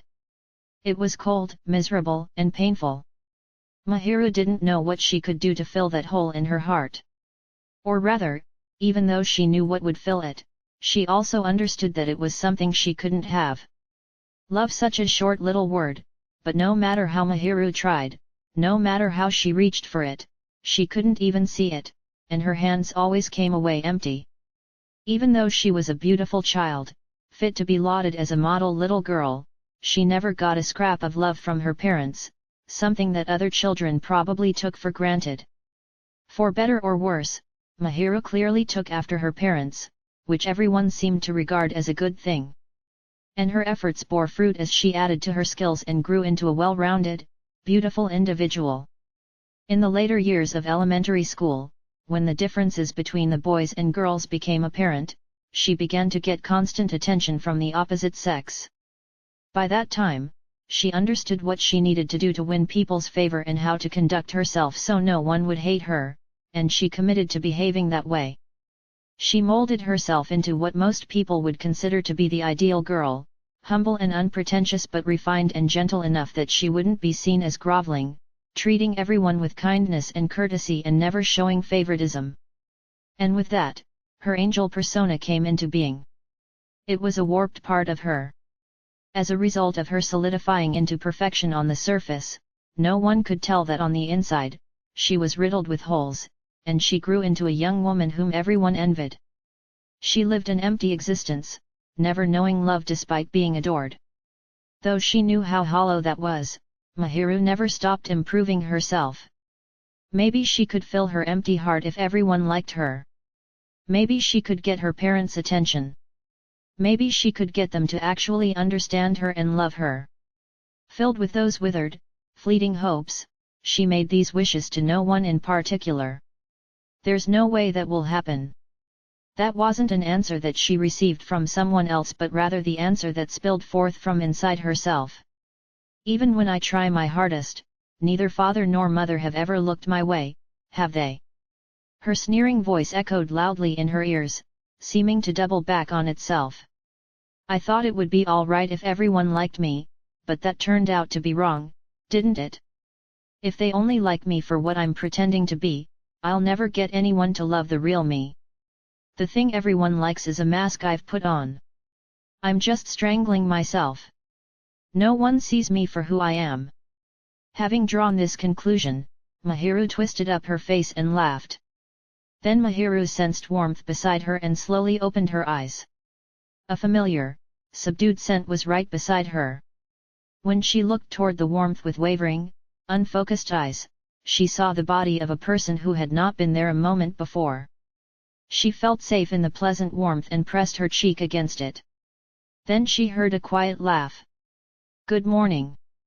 The smooth, gentle voice was just what Mahiru had been searching for. She turned her face toward the source of the voice with sluggish movements, and there was Amini, looking at her with a tender expression and kindness in his eyes. An instant later, Mahiru realized that she was leaning against Amini, and she sat up in a hurry. Amini had come home without her realizing it, and she had no idea when she had drifted off. Did I fall asleep?" she asked timidly. Amini nodded readily. "Sure did. When I got home about an hour ago, you were asleep, so I decided not to wake you up, but after I sat down beside you, you gradually fell over onto me, and I let you be. Sorry. Not only did I let myself in while you weren't home, I completely nodded off. I really don't mind at all, but you do fall asleep a lot at my place, hey. Ack." She couldn't deny that Amina's place was comfortable, or that she had a tendency to fall asleep there. All she could do was groan quietly. Mahiru had to admit he wasn't wrong. The first time that Mahiru had dozed off during one of Shihoko's visits had truly been an accident, but every time after that, it had been because she trusted Amini and let her guard down around him. It was unthinkable for Mahiru to fall asleep while anyone was beside her, but Amini alone was special. She liked him and felt at ease with him by her side, plus, she was confident that Amini wouldn't try anything. When he was next to her, she was calm, in spite of her heart pounding. She figured that was the effect of Amina's measured intimacy and reassuring presence. He respected Mahiru and cherished her and looked out for her. That confidence let her always feel safe and sound with him. "I try to make this a place where you feel like you can really relax." though it didn't seem like you were able to sleep soundly this time. Hey! You were crying out a little in your sleep. Like you were having a bad dream or something. She had apparently let some words leak out while she slept. It must have been the effect of remembering the past while she napped. Mahiru wasn't sure how to explain it to Amini, who was looking at her with concern in his eyes. All she could do was put on a vague smile. Yes, I suppose you could say it was a bad dream. I see. Better not to ask. I don't really mind you asking or anything, but I don't think it would be very fun to hear. If anything, I think it would just make you uncomfortable. She had explained her upbringing to Amina before, so he wasn't much of a fan of her parents. She hadn't told him any stories that would make him like them, because she didn't have any. Amina knew almost everything about her situation, and he couldn't help but hold some not-so-nice feelings toward her parents. And Mahiru, when she looked back now on her mother and father from an outsider's perspective, recognized that they really were not good people. Even so, they did give birth to me, and more than anything, I wished they would love me. I was just a child. Unconditional love, at least, did not exist between Mahiru and her parents. All Mahiru had wanted was for them to acknowledge her, so she had reached desperately toward them. If asked whether that was real love, she would have to say no. From the way that Mahiru hesitated, even Amina seemed to sort of guess what kind of dream she had been having. He seemed rather unsure how to proceed, so Mahiru smiled in response to his anxious expression. It's not that big of a deal, okay? I was just having a dream about how I used to spend a lot of time waiting by myself. No one came home, and no one paid attention to me. That's all. No matter how long she waited, her parents never came home to Mahiru. They never saw her for who she was. That was her dream of being small. Even though I tried hard, ultimately I was nothing more than a product of circumstance. I thought they might pay attention to me if I was outstanding, but instead, it gave them an excuse to avoid dealing with me, and there was even less reason to see me. I understand that now. After being brushed aside, she had tried to become an even better kid, but that hadn't helped. Acting out and causing a little bit of trouble for her parents probably would have gotten her more attention. There wouldn't have been the slightest bit of love there, though. It was too late for all of that, and now that Mahiru had reached her current age, she no longer sought love from her parents, so she no longer thought about ways to get it. But she often considered the unanswerable question of how her future might have been different if she had behaved differently in the past. As she laughed quietly at herself for pondering pointless what-ifs, a strong, sturdy hand plopped down on top of Mahiru's head. She turned her gaze toward Amini, wondering what made him do that all of a sudden, and saw him frowning in obvious vexation, his expression wavering in a look of regret. I'm sorry. For making you feel lonely. Why are you apologizing, Amini? I let myself in here without asking and decided to wait for you, that's all. And I had that dream all on my own. I didn't tell you that I was going out, even though I knew there was a chance you would come by my place. You waited so long that you fell asleep, right? I'm sure you got tired of waiting. After he said that, Amina lowered his eyes for a moment, then looked directly at Mahiru. I see you for who you are, and I'll always come home to you, Mahiru. His voice wasn't loud, but it was very powerful and sincere. Under his honest, heartfelt gaze, Mahiru felt her eyes start to fill with tears, but she held them back and slowly put on a smile. That must be why I fell in love with this person. He was a little guarded, but he was gentle and compassionate and always looked directly at Mahiru. He accepted every part of her, from her glossy exterior to her vulnerable inner self. He truly cherished her. How could I help falling in love with someone like this? Seems impossible. Those words sound an awful lot like a proposal, you know, she said softly in an attempt to distract him from the fact that she was about to cry. Pro. That's not what I meant at all. Once Amini realized that his words could be taken that way, his face flushed red faster than an instant water heater, and he waved his hand in front of him. It stung a bit to hear him deny it so strongly, but she knew that Amina hadn't meant that when he said it, so she swallowed the pain immediately. I know that, it was a joke. But it sounds like I've become something for you to come home to, Amina. And for you, Mahiru, it seems like my house is where you like to come. Maybe he'd thought she was teasing him, because his voice turned quite sulky, but she thought it was sweet and cracked a smile, blushing at Amina's words. Sure enough, Mahiru now almost always went home to Amina's place. Whenever she was alone in her own apartment, that was when she felt really lonely. Even though she had thought that she was used to it, she had started feeling the loneliness again after meeting Amina, or perhaps thanks to meeting him. If she had to say, she guessed it was the latter. Mahiru had met Amina and felt fulfilled for the first time. She had learned the joy of having a conversation with someone on an equal footing. She had learned the warmth of having someone beside her. She had learned the pleasure of spending quiet time together. She had learned the true meaning of loving someone. By spending time with Amina, her hollow interior had become packed full with these things before she knew it. That's right, because I already know my way around your place just like it was my own home. You seem to know it better than I do. That's because you're always forgetting where things are. Oh, hush. She poked fun at him to hide her own embarrassment, and Amina turned away. She said he had trouble remembering, but she knew that was because he had been making adjustments for her sake. Amina had moved the things she used into places where she could reach them easily and out of the spots where he normally kept them. Previously, even daily use items had been stored up high, and now they had been moved, one by one, into spots that were convenient for Mahiru, since she wasn't all that tall.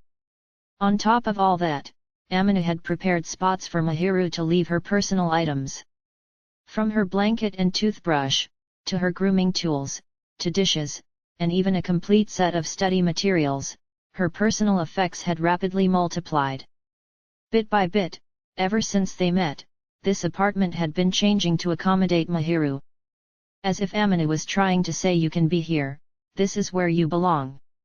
I'd rather. Rather what? Nothing. If only I could stay here by your side forever. But the words wouldn't come out. They weren't that close yet, and she knew Amina would have no idea how to react if she said something like that. Even clingy girls have their limits. But that was how much trust and affection she had for Amina. How happy she would be if they could live a peaceful, warm life together. I'm a greedy person, you know. I don't know what kind of criteria you're using, Mahiru, but if you're greedy, then I'm in trouble because I must be absolutely insatiable. That's a joke, right?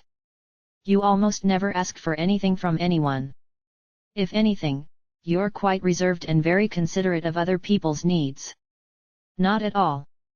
Just now, I was worrying over making a request of you. Oh ho, a request for what? He approached the request with such gentleness that she decided to grant whatever it was, even if it took a little work. If he desired something from Mahiru, she wanted to give it to him.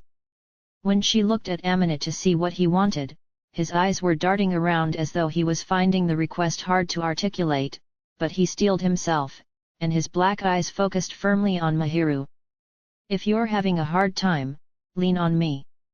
His firm request wasn't exactly a desire, nor was it an ordinary suggestion. But she understood what Amina was thinking and why he had said those words. How lucky I am, she thought as her face twisted into a smile. It wasn't elegant, but it was her genuine, heartfelt smile. Well then, will you indulge me? She asked. Sure, ask away. Anything you want, as long as I can do it, Amina said with a composed expression on his face. Mahiru wavered for a moment, then informed him, in that case, I won't hold back, before tipping over to lay her head on Amina's lap where he sat beside her. Looking up at the ceiling, she could see Amina, who had stiffened, probably because she had caught him by surprise. She ignored her own feelings of embarrassment and laughed. Mahiru. This seemed to soothe you before when you did it, so I thought maybe it could soothe me, too. I wanted to try it once. Is lying in a guy's lap all that soothing? Well, it wouldn't be very comfortable for a nap. Sorry. But it is nice and cozy. If you say so. As she probably could have expected, his muscular male thighs were a bit hard for a pillow, but she felt strongly connected with Amini, and his warmth and characteristic smell seeped over her, dissolving her quiet tension. Amini was the only person she wanted to touch her and spoil her like that. Could I stay like this, just for a little while? As you wish, my lady. She grew worried that her actions had indeed been reckless, and when she looked up, Amini's face was flushed slightly red, but he didn't look uncomfortable. With awkward but courteous hand movements, he started stroking her head. His hands were the ones that grabbed her tightly and pulled her back when she was in danger of going astray, they were the hands that embraced her when things were hard and she wanted to cry, the hands that stroked her to soothe and to spoil. Under the touch of those firm hands, she became very relaxed, and their pleasant touch caused her mouth to soften into a smile. Amini. Thank you very much. For what? Amina looked away, as if he didn't want to admit he had been worried about her, so Mahiru pretended not to see that Amina was blushing. She turned over to face away from him, so as not to expose the fact that her own face was turning red with embarrassment. Chapter 7, A Careless Angel. Mahiru's behavior was very different around people she was close to compared with how she was around strangers. Only people who knew her well could see that. She wasn't cold to people that she didn't know very well, and in fact she treated most everyone amicably and politely. But although she was friendly on the surface, underneath she was highly cautious and never showed the slightest opening to anyone. It was as though she erected a wall so that no one could get close to her and learn the truth. On the other hand, once she opened up to someone, she became extremely generous toward them, fawning over them and availing herself of their kindness. That was the Mahiru that people got to know once they became close to her. Basically, she was never on guard around her friends, and she showed them her sweet side once she trusted them.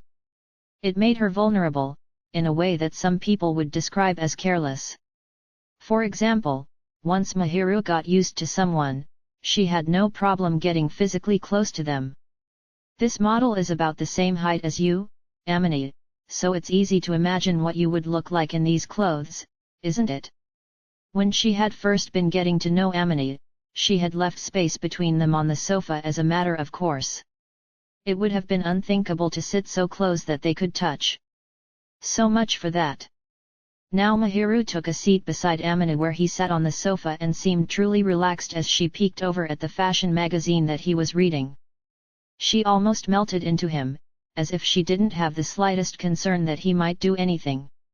This brought with it a host of problems. Amina was holding an ordinary fashion magazine, so there wasn't any particular problem with her reading it. But since they were looking at the magazine together, it was inevitable that she would bring her body close to his and lean against his arm. He knew that she wasn't doing it on purpose, but from time to time, something soft and squishy would assert itself against his arm and make things difficult. Its owner didn't seem to have the slightest idea that it was touching him, as she looked up at him bashfully and pointed at the male model, saying, "I bet these clothes would look good on you, Amini." He found himself having to bite sharply down on the inside of his cheek to bear it each time. Even though he didn't consider himself to be someone with overly strong desires in that department, the situation was shaving away at his willpower. I wished she would be a little more vigilant about certain things. Even if Mahiru was more self-aware, Amina knew that she wouldn't treat him with suspicion, but still, he wondered if she couldn't stand to be just a little more guarded. The way she didn't worry about him at all made him wonder if she even saw him as a man. "Amina, there's obviously something on your mind. Is something the matter?" Mahiru tilted her head in puzzlement, not the least bit aware that she herself was the cause of his vexation, so Amina caught himself before he could say, "Whose fault do you think that is?" and tried to evade the question. "It's nothing, really," he answered. His voice was especially curt, even for him. By the time he realized it, Mahiru had cast her eyes downward dejectedly. Wait, I'm not mad or anything. He stroked her head in a panic, rushing to soothe her. I was just thinking about something. Are you sure? He reassured her as he gently stroked her head, and the look in Mahiru's eyes softened in relief. Amini also felt relieved as he enjoyed the softness of her hair, running his hands through it carefully. He had only realized it recently, but Mahiru seemed to like having her head stroked. Really, he knew that it wasn't appropriate for him to thoughtlessly lay hands on a girl he wasn't actually dating, and that girls didn't like it when boys they weren't attracted to touched their hair. But Mahiru always seemed quite pleased by it and showed no resistance, so against his better judgment, he allowed himself to touch her. He figured it was a good thing, since she would have stopped him if she disliked it. He also knew that she let her guard down because she trusted him. She really lets me get away with a lot. Mahiru was always naive around Amini, and she never stopped him from touching her. In fact, she seemed delighted by physical contact with him and sometimes practically encouraged him to touch her. If she's not a little more cautious, I might just lose control. He had a feeling he might come on too strong one day if she kept being so careless. Of course, he didn't want to force himself on her or make her hate him, and that logic always won out, but he felt that his willpower was gradually being worn away, and he feared the day when he would give himself over to his urges might be coming. Even though he didn't want to hurt her, Amina worried that his male instincts might overwhelm the warnings from his rational mind and he might find himself grabbing at her. He wanted to cherish her and to keep her happy. Making her cry was out of the question. Even though he understood that, from time to time, the impulse to take hold of Mahiru reared its ugly head. To embrace her soft body, and run his hands over her smooth skin, and taste her little lips to his heart's content. Many times, he had wallowed in self-loathing for succumbing to ridiculous fantasies. Every time, he scolded and scorned himself for his rudeness and his betrayal of Mahiru's trust in him. Rightfully, it should have been Amina maintaining the distance between them so that nothing like that could possibly happen, but it's impossible, at this point. What is? Mahiru asked him a question in return, still wearing a soft, buoyant expression. Amini averted his eyes a little and replied, nothing. He loved Mahiru far too much now to ever think of parting from her, so he pretended not to hear the faint alarm bells ringing in his head and stroked Mahiru's hair again. Chapter 8, Only Bad Kids Stay Up All Night.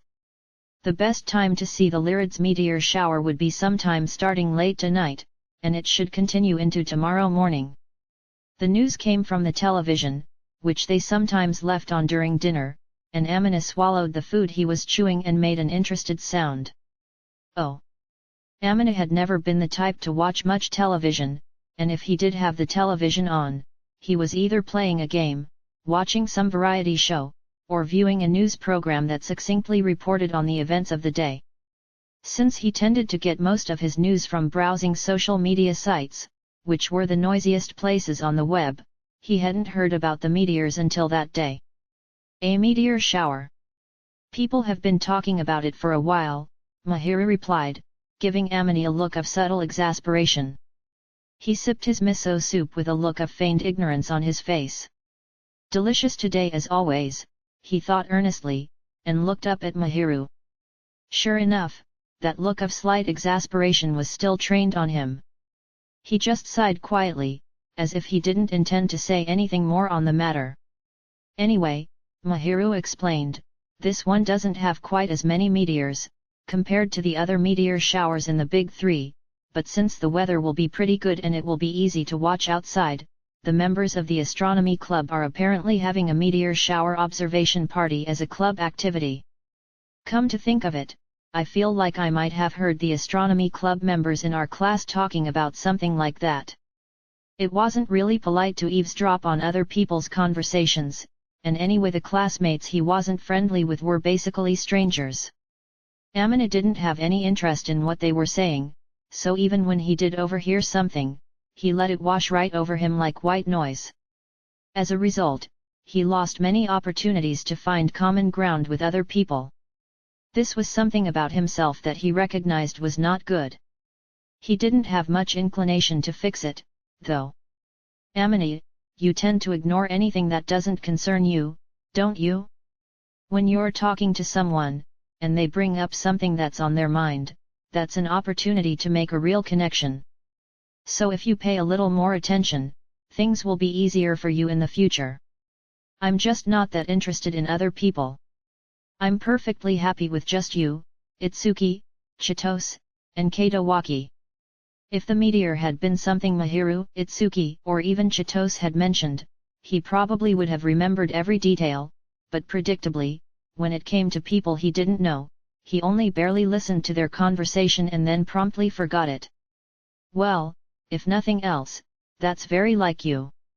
I just don't want to get that involved with strangers, I guess. I'm not the type to make lots of friends. I'm happy with fewer, deeper friendships. That's because your circle of friends is small, Amini. Mine is wide and shallow, with an oceanic trench in the very center. Oceanic trench.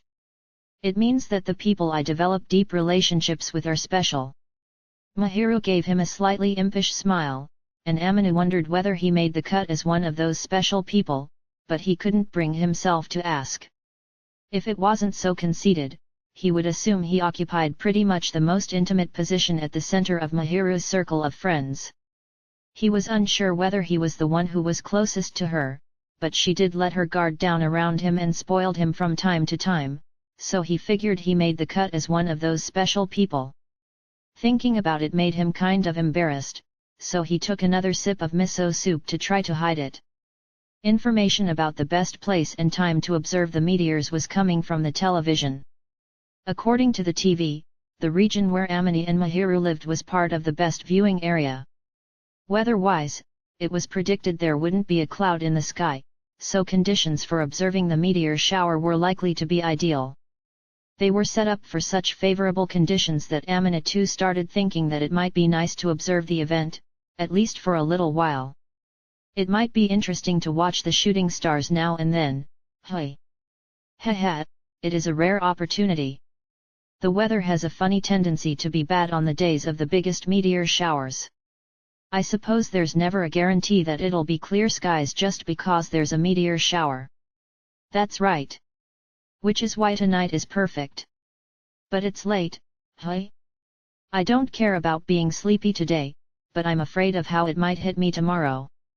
We don't have gym class tomorrow, so I might be able to get by just staring out the window, but...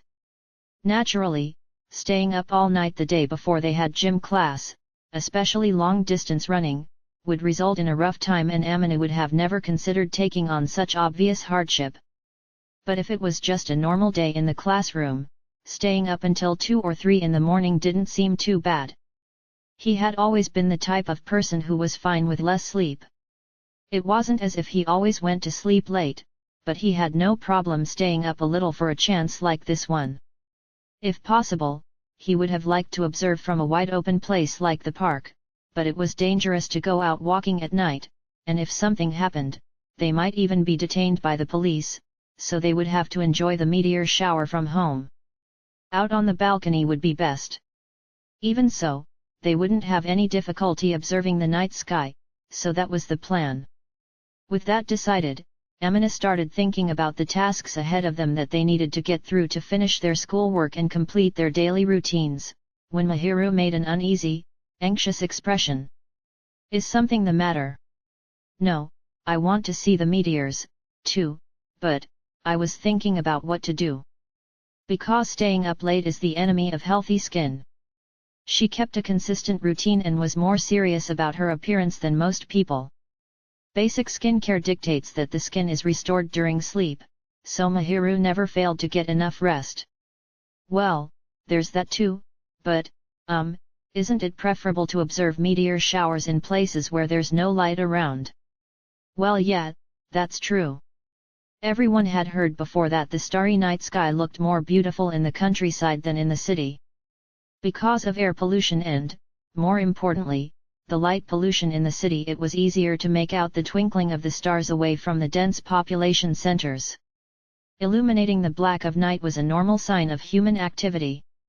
But that artificial brilliance obstructed the natural light that celestial bodies gave off as they burned their lives away. It made sense that if there were artificial lights nearby, to the human eye, the brilliance of the stars would seem diminished. You'll probably think this is childish, but I can't really handle being alone in the pitch dark. Mahiru chose her words carefully and mumbled them with some hesitation before putting on an anxious smile. I'm fine when I'm sleeping, but, well, just sitting there waiting, not so much. There's a buzz in my chest, like I can't calm down, so. Mahiru cast her eyes downward a little and trailed off, her voice becoming gradually quieter. Then she must have noticed that Amina was staring at her, because she rushed to raise her head and put on a courageous smile. It was obvious to Amina, who had been spending a lot of time with her, that Mahiru was bluffing. After all, the official account for the observatory puts their broadcast archive up on video sites, so maybe I'll just watch that. You don't want to be alone. Well, I'll get lonely, is all. She didn't use the word afraid, but she looked as if she was kind of frightened and was trying not to show it. Even Amina wasn't complacent enough to ignore it when he saw her in that state. Want to come watch it here?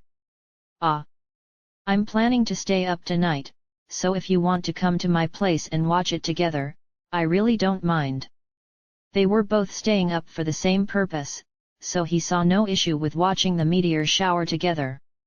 And they were always hanging out at his place anyway, and spending time alone together, so it was probably no big deal, he thought, as his gaze slid over to Mahiru, but Mahiru's eyes disappeared and reappeared behind the curtain of her eyelashes several times as she blinked in obvious surprise.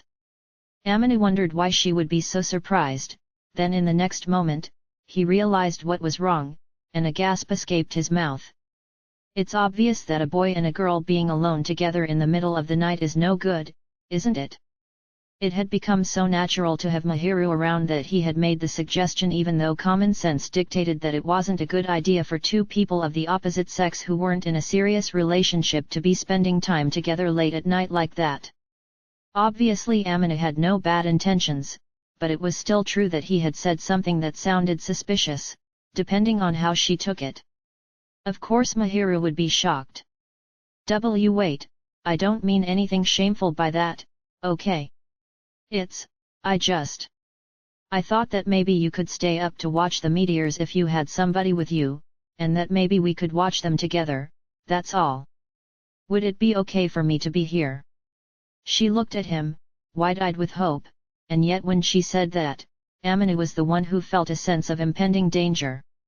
That's my line. You're supposed to think it's dangerous. If you were really a dangerous person, you wouldn't warn me beforehand. That may be true, but you should still be careful. I am being careful. Even though he thought she was definitely lying, the most important thing to Amina was that Mahiru's expression had brightened. Somehow or other, the bad thoughts had been washed out of her mind, and that had to be a good thing. For Amina's part, he was the one who had invited her, and he had no intention of doing anything, so as long as he could keep a hold of himself, there should be no problem. That was what he decided. So after we eat dinner, I'll just go home for a bit. And come back after I'm done having my bath and changing clothes and stuff, so. Sure. I'll go ahead and get ready for bed, too. It seemed that in Mahiru's mind, the fact that she was coming over was settled. She seemed relieved, and a soft smile spread over her face, revealing a sense of security and feelings of happiness. Amina let his eyes start to drift around the room. I'm looking forward to it, to the shooting stars, she said in a tone of voice that was sweet and a little lively. Me too, Amina managed to answer, before taking another sip of his rapidly disappearing miso soup to hide his embarrassment again. I'm coming in. Just as she'd said she would, Mahiru went home once, then returned timidly to Amina's place before midnight. Typical Mahiru, she must have understood that it would be a big issue for her to come in her nightclothes, because she was dressed in casual clothing instead. Her hair was in a single loose braid, and she was wearing a flowy cream-colored dress. Amina was sure she wouldn't have dared, but he'd nevertheless prepared himself to make an about-face if she had shown up in her nightclothes. He was relieved that wasn't the case, but even so, she did look somehow different than usual, which he chalked up to the fact that it was an unusual time of night for her to be there. He got flustered just going to the door to greet her and was worried she might think he was acting strange. But whether or not Mahiru noticed Amina's agitation, she just put on a gentle smile. The meteor shower is going to reach its peak quite late at night, so I'm sure it's going to be hard to stay up until then. You'll be here for several hours. Is that all right? Yep. Thanks for having me. Mahiru bowed her head politely and followed right behind Amina as he invited her in. Together they went into the living room. Amina had gone ahead and moved the low table to make space by the window, so that observation would be easier, and had laid out Mahiru's favorite cushions. He had considered dragging the beanbag that she loved so much out from his bedroom, but if they weren't careful, sinking down into the beanbag could mean falling asleep and defeating the whole purpose of the evening, so he had decided not to bring it out. He had also readied a small blanket for a lap warmer, but Mahiru was somewhat lightly dressed, so he draped a large sweatshirt that he had also laid out over her shoulders, then sat down beside her. You thought of everything, didn't you? Normally, you're the one who does that, so I thought that at least for something like this, I should make sure that everything was ready. Smirking at her lack of confidence in his preparations, Amina turned the lights down with a remote control, and Mahiru shivered slightly. Sorry, I should have said something before I turned the lights off. Hey. No, I was just a little startled, it's fine. As she said that, Amina decided it was best not to point out that her fingertips were grasping lightly at the hem of his sweatshirt. Without saying a word, Amina scooted just a little bit closer to Mahiru, trying to do it in a way that seemed natural, and then quietly turned his gaze out the window. He wasn't normally aware of it, but when he looked up at the sky again, he noticed its marvelous hues, a little bit of blue and purple mixed into almost black navy blue, clear yet mysteriously impenetrable. It was a peaceful color, which seemed to set off the sparkle of the inlaid stars all the more. The sky looked more beautiful than usual that night, and the small specks of light adorning it seemed to twinkle more intensely. So beautiful, Amina mouthed noiselessly. He glanced sidelong at Mahiru and saw her looking silently at the sky beyond the window. The moonlight illuminated her, tracing the contours of her graceful silhouette. Her long eyelashes seemed to glow slightly in the faint light, but it might have been his imagination, a trick Amina's eyes were playing on him as he looked at the girl he loved. The only thing he knew for sure was that the Mahiru sitting beside him was somehow different than usual. She looked ethereal, almost diaphanous, and she emanated a bewitching charm. It's so pretty. I haven't spotted any shooting stars yet, but even just like this, I think it's a perfectly wonderful sight. She seemed to notice him looking at her and turned to face Amina with a faint smile. That was the exact moment Amina realized that he had forgotten himself for a second. He nodded, flustered. It sure is. I've never sat quietly and looked up at the stars in the middle of the night like this before, so it's a wonderfully novel experience. Settling in to watch the stars seems so simple, but it's something we almost never do in modern society, where life is so rushed. You're right. And it's too bad that it's kind of hard to see the stars from here. If we were at my parents' house, we could spread a tarp out in the yard and lie down to watch. The stars would be easier to see than they are here. Amina's parents' house was located in an area with less traffic and fewer artificial lights, so the stars were clearly visible. Their garden was also fairly large and well maintained, so it would have been possible to spread out a tarp and observe the sky. Amina recalled lying out there with his parents to stargaze when he was small, though never for a meteor shower, and he smiled slightly at the nostalgic memory. Oh yes, I can only imagine, that would be wonderful. Well, it's out in the countryside, not like this place. The landscape around it is beautiful, too. How nice. Growing up, I lived in the penthouse of a condo building, so the night sky did look pretty from there, but I'm sure it must be much prettier seeing it from your house, Amina. Amina had no idea how to respond to that. Mahiru chuckled quietly and calmly shifted her gaze back out the window. There was a look in her eyes as if she was gazing at some place far, far away. Now the stars look so much prettier than they used to. Oh. After somehow managing that little answer, Amina said nothing further and looked up at the sky just as Mahiru was doing. He thought about suggesting they go out on the balcony, but he didn't want to move now that Mahiru was by his side, so he just quietly gazed up at the starry sky. The sky, full of glittering ancient lights just now reaching the earth, told Amina and Mahiru nothing. It just twinkled faintly, illuminating the dark, peaceful night. Silence, heavy with a curious yet pleasant feeling of tension, filled the room. The only thing audible was the sound of their breathing and the rustling of their clothes. Somewhere far away, a car alarm briefly sounded.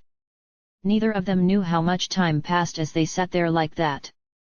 Mahiru let out a little gasp in a childish voice, not quite managing to say an actual word. When Amina reflexively looked over at her, he saw her gaze gliding across the sky, her clear eyes seeming to chase after something. He stared, engrossed, at her face and eyes, sparkling as beautifully as any star. Then a moment too late, he realized that she had found a shooting star. Amina hurriedly turned toward the window, but the lifespan of a meteor is short, and it had already burned out. Chiding himself for missing it, he contented himself with the thought that he had seen something even more beautiful. Did you wish for something? Don't you think it has a better chance of coming true if I don't tell you? Is that how it works? In any case, what I wished for just then was less of a wish, more like a prayer, or an oath, so it's a secret. Mahiru looked bashful for a moment, then stared straight at Amina.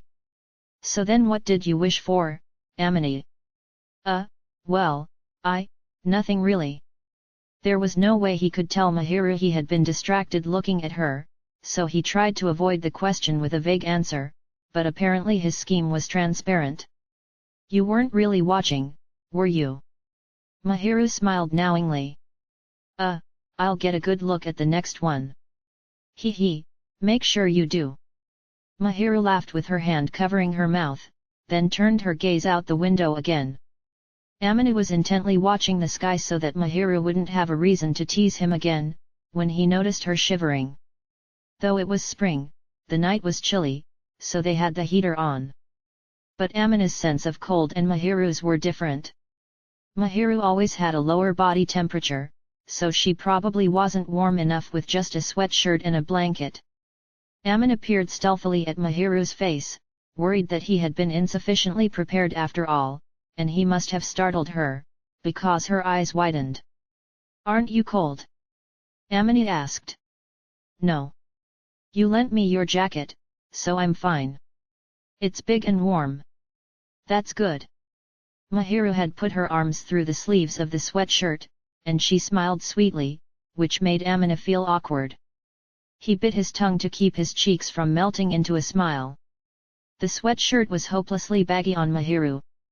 Amina didn't know if it was just him or if this was true for other boys, too, but he liked it when she was dressed like that, in a way that made the differences in their physique really stand out. The sight made him quite embarrassed. It was also adorable how her fingers just poked out of the sleeves and were holding on to the hem of Amina's shirt. Filled with unspeakable joy and awkwardness, Amina started to get to his feet. I'm gonna go make us some hot drinks, you can stay there.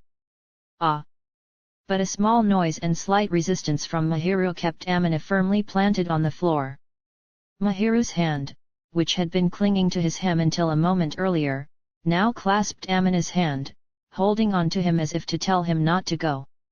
Her delicate fingers were quite chilly, which confirmed to him that she was colder than usual, and he saw her shiver again, in a way that didn't seem to be the fault of the cold. Sorry for stopping you. No, it's fine. Your hands are pretty chilly, Mahiru. When Amina stiffened, those delicate fingertips tried to pull away in a panic, so Amina dared to wrap her hands in his own and squeeze back.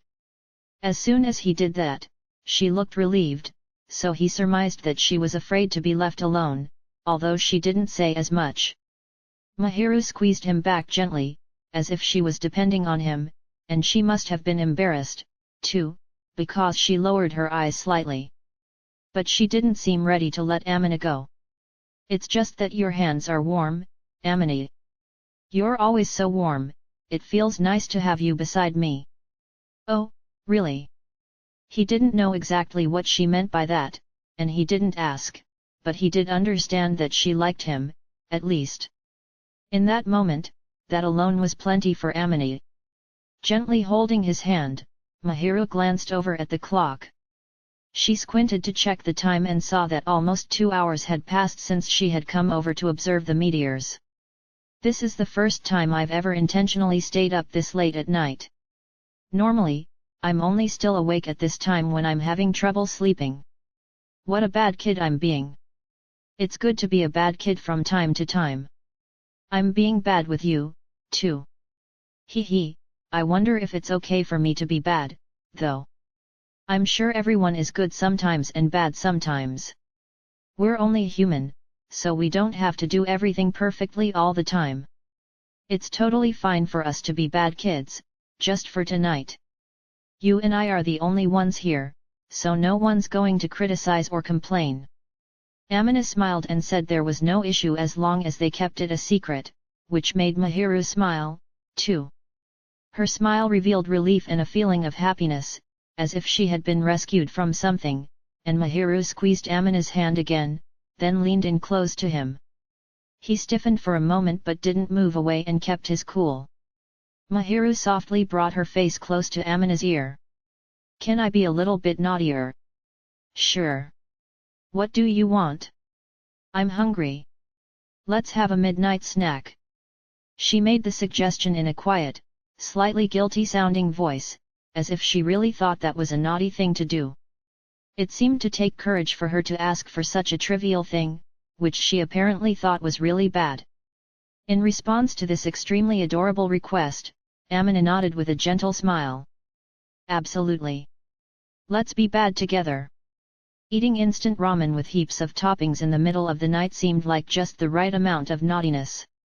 Wearing an easy smile, Amina stood up again. This time he was still holding Mahiru's hand. I think we have some seasoned eggs in the fridge, and some braised pork and cheese, too. Since we're doing this, let's go all out. Seems like it'll be bad for our stomachs to eat all that in the middle of the night. We're being bad, so there's no helping it, Amina replied jokingly, and Mahiru put on a cheerful, excited smile. Grinning at each other, the two of them headed for the kitchen. Their clasped hands weren't shivering anymore. Chapter 9, A Secret Decision, and Sentimentality. So are you okay with this, Yuata? Yuata, Itsuki, and Amina were on their way home after hanging out together during Golden Week. They were going different directions, so Amina's friends had walked him as far as the station to see him off. Then Itsuki, who had been quiet until then, asked Yuata that question in a hushed voice. Okay with what? Yuata knew what the inquiry meant without asking, but he purposely pretended not to understand as his mouth curled upward into a smile. Itsuki glanced at Yuata with a little bit of pity, then let out one small sigh and replied, the thing about Miss Shina, of course. He sounded as if it was an obvious question and yet seemed somewhat hesitant to string the words together. Yuata also reacted as if the answer was obvious. Yuata had never told Itsuki anything about it directly, in fact, he hadn't even said anything to his two best friends, Kazuya and Makoto. He expected Makoto had more or less figured it out, but that was all. Apparently, Itsuki had seen through to the secret feelings he had been trying to hide. Yuata was aware that he was the type of person who attracted a lot of attention, so he had been especially careful to keep things under wraps, but Itsuki seemed to know exactly what Yuata had been hiding and was looking at him with concern. At times like this, it's a nuisance that he's so clever, Yuata thought with a bitter smile as he met Itsuki's probing gaze directly. I'm not sure how I'm supposed to answer that. I never meant to say anything to begin with, and Fujimiya also doesn't seem inclined to tell Miss Shina anything. You weren't holding back or anything. No. I was planning to keep my feelings to myself from the start. Fujimiya's got nothing to do with it, and now that we're friends, I'm even less inclined to say anything. Believe me, I'm not holding back on his account. Yuata preemptively reassured his concerned friend. He was trying not to give Itsuki any more funny ideas. Yuata laughed cheerfully, while hoping that it wouldn't sound hollow to Itsuki. Anyway, I knew there was no hope right from the beginning. I would never dream of getting in between the two of them, or trying to get in the way. And a date, she doesn't want to date me, but if we did happen to go out, I imagine I'd see there was no chance of success the moment I looked at Miss Shina's face. I wouldn't dare meddle because nothing good would come of it. She didn't act like it at all in school, but when he had met Mahiru before, the way she had looked at Amina had unmistakably been the look of a girl in love. She had smiled at Amina not with her usual fleeting, gorgeous, angelic smile but with a sweet smile that held shades of emotion and passion. Right before his eyes, the expression on her face and the look in her eyes had made it clear that she was head over heels for Amina and that there was nothing anyone could do about that. Seeing that was enough to convince Yuata that there was simply no hope.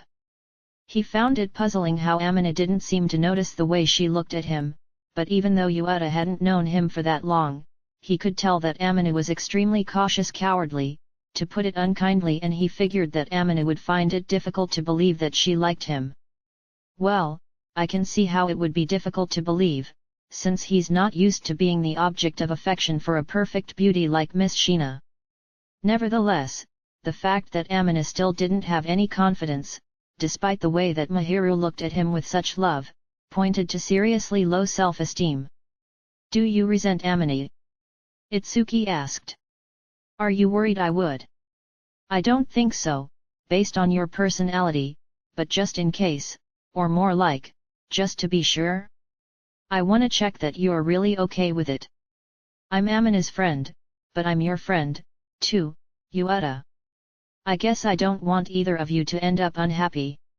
When it came to the relationship between Amina and Mahiru, Itsuki was decisively in favor of their romance.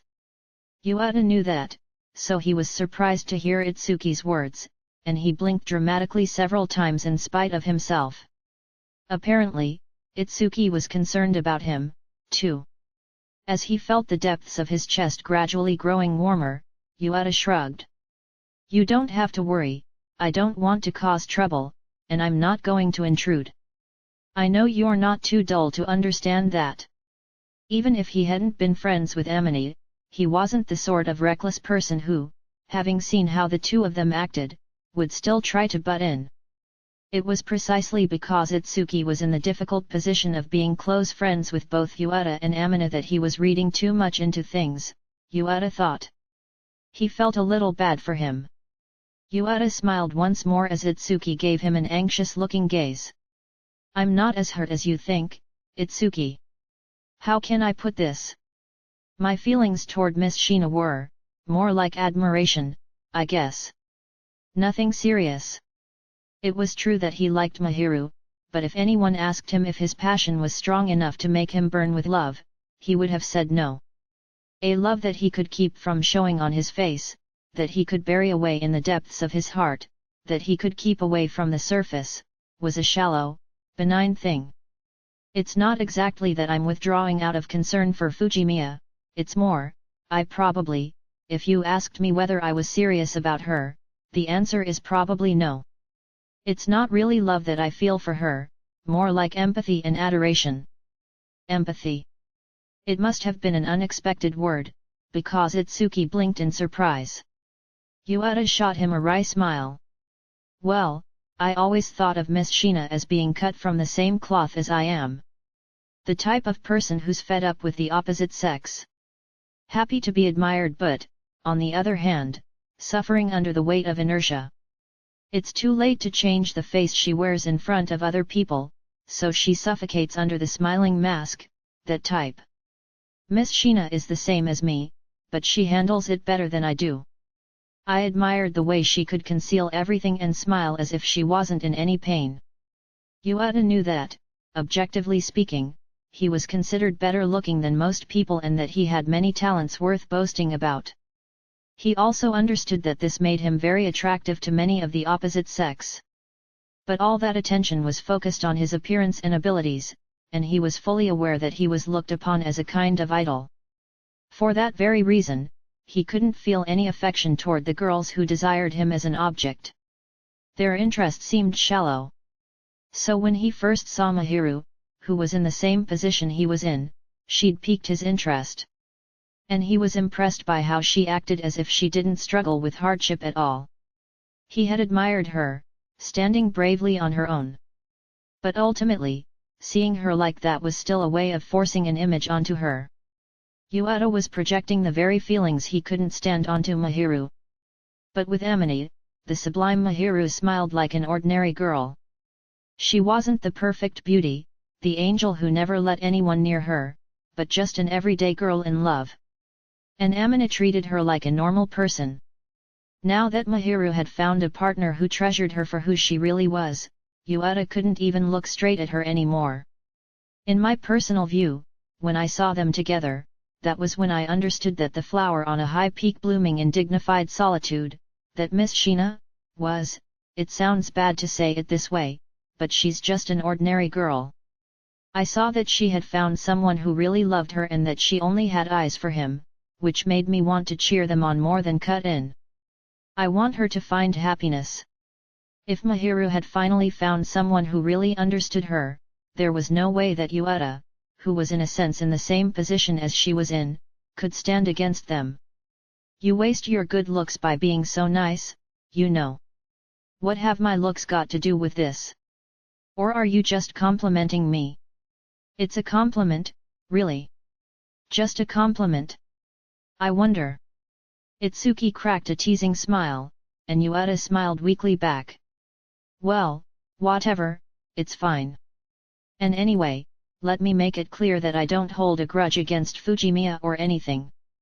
He's a good guy, it's too bad not everyone knows that. Amina was the kind of person who didn't really stand out in class, but Yuata saw him for the gentle, kind, and sensible person that he was. Amina was often short with Itsuki, but that was just superficial one of their ways of joking around. In reality, he was a compassionate person, a sensitive guy who paid attention to others and considered their needs. His obvious weak point was that he didn't have much confidence in himself, but his great merit was that although he seemed cold, he actually had a warm demeanor and was incredibly considerate of others. If the angel, who only ever wore a beautiful smile in school and absolutely never let anyone see her true feelings, placed that much trust in him, then the quality of his character was guaranteed. Amini also loved Mahiru, and he showed her affection without going overboard. It was abundantly clear that he saw Mahiru for who she really was. And the look in his eyes when he stared at her showed that he cherished and loved her. Surely, Yuata couldn't possibly come between two people who were so in love with each other. The two of them can't not be together.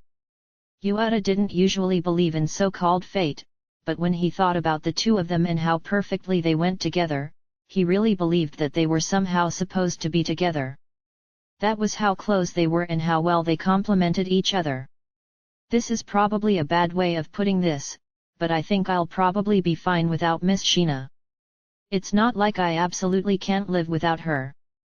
Knowing that, it would be rude for me to go snatch her away, and she probably wouldn't even be interested. Really. So instead of loss, or jealousy, I'm feeling more impatient than anything else. I want her to hurry up and be happy. He did feel a little lonesome, but his loneliness was overshadowed by his desire for the two of them to find happiness together. He wanted them to be united, and he wanted them to support each other. He saw in them the makings of a happily married couple, and he couldn't bring himself to be jealous. When Yuata asserted that he was genuinely cheering them on, Itsuki smiled at him with an expression that was both awkward and bittersweet. You're a good egg, Yuata. Are you making fun of me? I'm not, I'm not. I was just thinking that I'm blessed with a really good circle of friends. Itsuki smiled poignantly as he ran a hand through his hair, and Yuata smiled back at him. The one who was truly blessed by his circle of friends was Yuata. Itsuki always paid careful attention like this so that things around him wouldn't go awry, and he was always worrying about his friends. But he never demanded any gratitude, and he didn't want to risk hurting anyone, so he never took sides and tried to support everyone. It made Yuata think again that he had found himself some valuable friends. While he was counting his blessings, Yuata smiled calmly and ignored the warmth that was building behind his eyes and threatening to spill down his chilly cheeks. Chapter 10, How We Spend Time Together. Amine, what have you been doing with Miss Sheena when you're alone together? On the way home from school, Amine stopped by a bookstore to buy a study book, and Itsuki, who never seemed to have any interest in such things, suddenly asked him that question in a quiet voice. It really was sudden, so Amine shot his friend a puzzled look, but he saw that Itsuki was holding a magazine in his hands with a headline written in big letters, Recommended Ways to Spend Time Together on a Home Date, so that explained some things. He's asked me something similar before. What is he thinking, when we're not even dating? Amine was annoyed, but he didn't have the slightest thing to feel guilty about, so he decided it would seem more suspicious to avoid the question. With that thought, Amine looked up a little, still holding the study book he needed in his hand, and recalled how he and Mahiru had been spending their time together. They certainly didn't spend their time the way Itsuki was probably thinking. It should have been obvious, but Amine and Mahiru were just close friends at the moment. They regularly ate meals together, but that was it. There was absolutely no romantic involvement. So there were none of the salacious details that Itsuki seemed to be expecting, no lovers' embraces to speak of, like boyfriend and girlfriend might do. All he could say was that they usually spent their time together. Even when we're in the same room, sometimes we're doing different stuff, or sometimes we do homework or something. At most, we watch TV or read together. That's about it. Both Amine and Mahiru were diligent students, Amine perhaps less so than Mahiru. After they enjoyed whatever Mahiru made for dinner, the two of them usually cleaned up and then completed their homework assignments, reviewed and prepared their study materials, and got ready for the next day's classes. If they had extra time, they relaxed and watched television, or flipped through a comic book or magazine together, or occasionally played a video game. That was about the state of things. They also frequently sat beside each other doing their own things, as Amine had described. Mahiru had her lacework and embroidery, which served as a diversion and hobby, and Amine spent his time playing social media games and watching video clips on the internet. They weren't necessarily always doing something together, and when they were each engaged doing something they liked, neither of them ever really bothered the other. Amine explained this simply, and Itsuki opened his eyes unnaturally wide, as if he had seen something he couldn't believe, and said in a trembling voice, "Why aren't you making any progress, when you've got the girl you love all to yourself?" "Shut up. First of all, I do love her, which is why I'm not forcing anything along." "Coward. Be quiet. Anyway, if I did anything, I would only be inviting danger." It was unthinkable, but just supposing that Amine were to act like an animal and pounce on Mahiru, she probably wouldn't hesitate to attack him in the most tender of targets. He could be sure of that, since she had already told him she would fight back if provoked. He absolutely believed that he would be crushed, without a doubt. Miss Sheena would do that. She told me she would, right from the start. Hey! Itsuki seemed to think that Mahiru was polite and quiet and wouldn't ever do anything violent. But while Amine would agree that she was polite and quiet, she was also a level-headed person who was alert to the danger around her and would not hesitate to deal with any threats. Of course, it was only natural that she had the right to protect herself, but Itsuki seemed skeptical. Would she really go that far?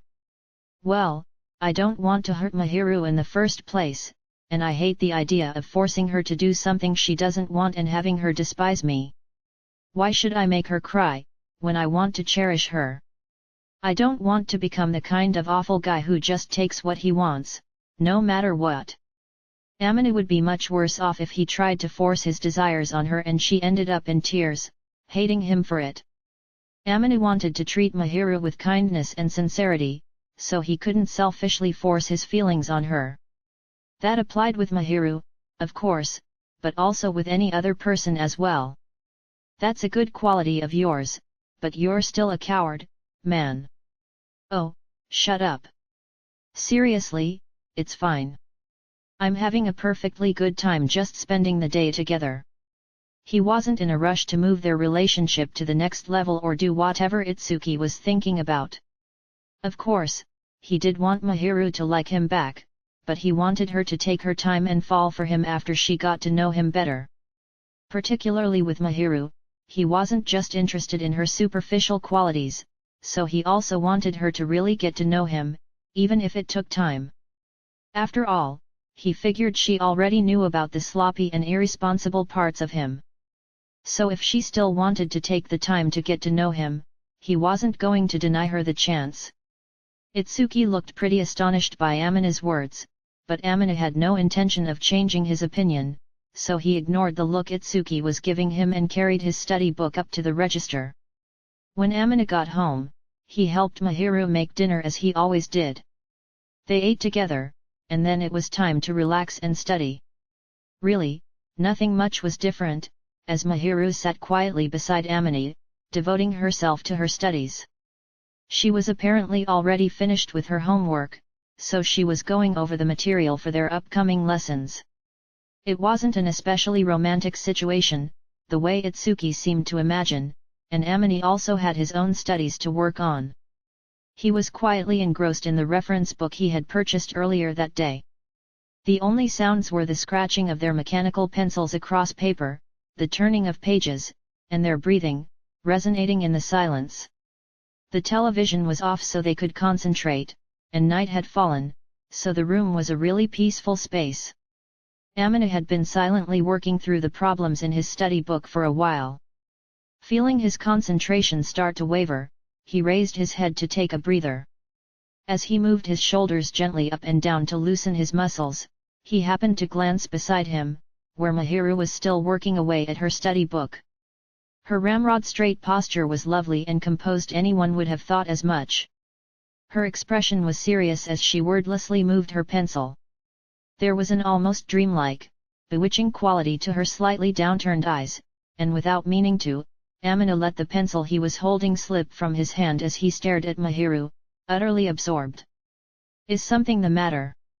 Mahiru had apparently noticed his gaze, and she twisted her body so that she was facing him.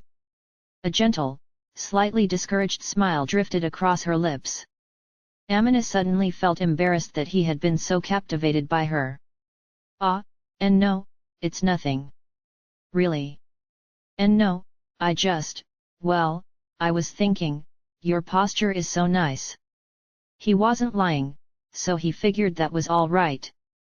He had indeed been impressed by her posture, after all. Mahiru blinked several times at the mention of her posture. "Is that so? This is how I normally sit. And I think it's amazing that that is your normal. Your back is absolutely straight when we're eating meals, too, which is proof that you always maintain good posture." He, well, Miss Koihoki was very strict about that.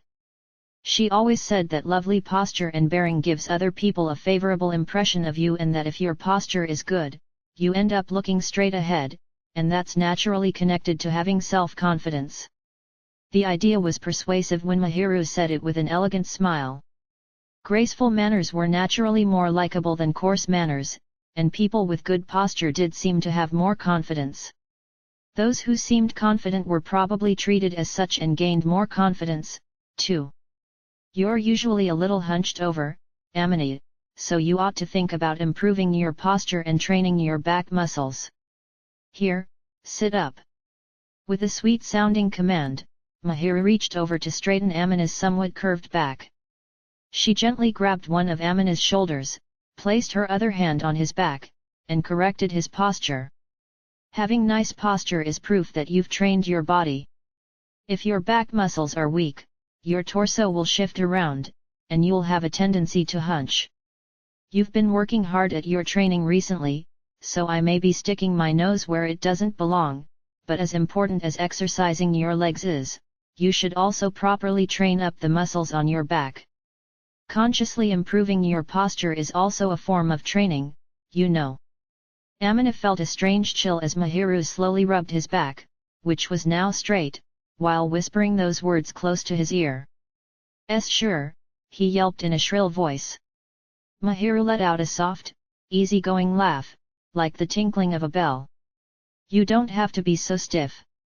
You can fix your posture just by paying a little bit of attention, okay? Amina was slightly relieved to realize that Mahiru had apparently concluded it was the unfamiliar position that was bothering him. Beside him, satisfied that he would keep his back straight this time, Mahiru moved away a little, and then stared directly at Amina. What? Pay back for earlier. I see. Apparently, Mahiru was going to stare at Amina this time, which made it extremely difficult for Amina to do anything. Maintaining her lovely posture and smiling happily as she looked at him, Mahiru gave off a kind of impish impression. I can't imagine it's all that much fun looking at me. You're wrong about that. It is fun. What's fun about it? Let me see, it's fun for me to make observations, like how your eyelashes are surprisingly long, and that your bangs have grown out a little and look like they might be in your way, and that your Adam's apple is quite visible. His embarrassment grew as she listed these unexpected details. There was no way he wouldn't be embarrassed, having parts of him he was hardly even aware of described like that. He didn't exactly hate it, but being checked over in detail by the girl he liked suddenly made him feel like running away. Don't look at me so closely, please. No way, you're adorable. Amina wondered what exactly she was looking at that made her say something like that, but before he could complain, he heard Mahiru's tinkling laugh again. You've got plenty of charms, Amina, even in places you yourself don't realize. I thought I would take a good look at some of them. Mahiru put her hand to her mouth and laughed elegantly. Unable to stand it, Amina grumbled, do as you please, and turned back to his reference book. Perhaps it was inevitable, but under Mahiru's scrutiny, his posture quickly broke down, and he collapsed onto the table. Her amused laughter increased even more. Chapter 11, An Early Afternoon Nap, and Mahiru's Curiosity. One weekend, in the early afternoon, Amina was stretched out on the sofa enjoying a nap. Though summer was growing closer day by day, the temperature was still comfortable without turning on the air conditioner. It was just the right season for taking afternoon naps. About an hour after he lay down on his favorite sofa, he sensed a presence beside him and woke up. Good grief, no matter how warm it might be, you'll catch a cold with your stomach exposed. He heard a somewhat exasperated voice, and when he cracked his eyes open, he saw it was Mahiru who had spoken in a chiding tone. She was standing there with her back to him. Then she took a blanket from the basket that was on the shelf. When he glanced down at his own midsection, he saw that it was bare, probably because his shirt had ridden up when he had turned over in his sleep. Thanks to Mahiru managing his diet and a moderate amount of jogging and weightlifting, he didn't have any excess fat, but he also didn't have very distinct stomach muscles like Yuata did. His stomach was just slim enough that the muscles were faintly visible. He felt something akin to embarrassment at being so exposed in front of Mahiru. Really, what a hopeless guy you are, she mumbled quietly. Her words had a sort of tender, loving ring to them, which made Amina's heart thump. Mahiru turned around with the blanket in her hand and approached him. He was curious to see what she would do if he kept on pretending to be asleep, and he watched her through narrowed eyes, just barely open, so that she wouldn't notice. For some reason, Mahiru stopped and stared fixedly at his midsection, still holding the blanket. He braced himself for her to say that his stomach looked flabby, but then Mahiru cast her eyes downward. She looked slightly embarrassed. She glanced back up at him, then her gaze settled on his stomach again. Her cheeks were faintly flushed, and she seemed to be wavering indecisively over something. Come to think of it, he did say he had been lifting weights. Compared to before. When she quietly muttered those words, Amina thought to himself, you know, I guess I do have a better figure than I did when she nursed me back from that cold. Back then, he had been living an extremely unhealthy lifestyle, so he had looked more like a string bean than a manly man. Now he was more disciplined, however slightly, so he probably looked a lot sturdier than he had back then. Mahiru seemed to remember that time, too, and her face suddenly turned quite red, but she still didn't take her eyes off his stomach. She didn't seem to have noticed that Amina wasn't sleeping, and she looked restless. Amina was awake, but he couldn't show it. He was sure that she would run away if he got up now, so all he could do was watch her. With a determined expression, Mahiru came over and softly touched his stomach, which almost made him flinch. She seemed curious as her small hand explored his exposed abdomen.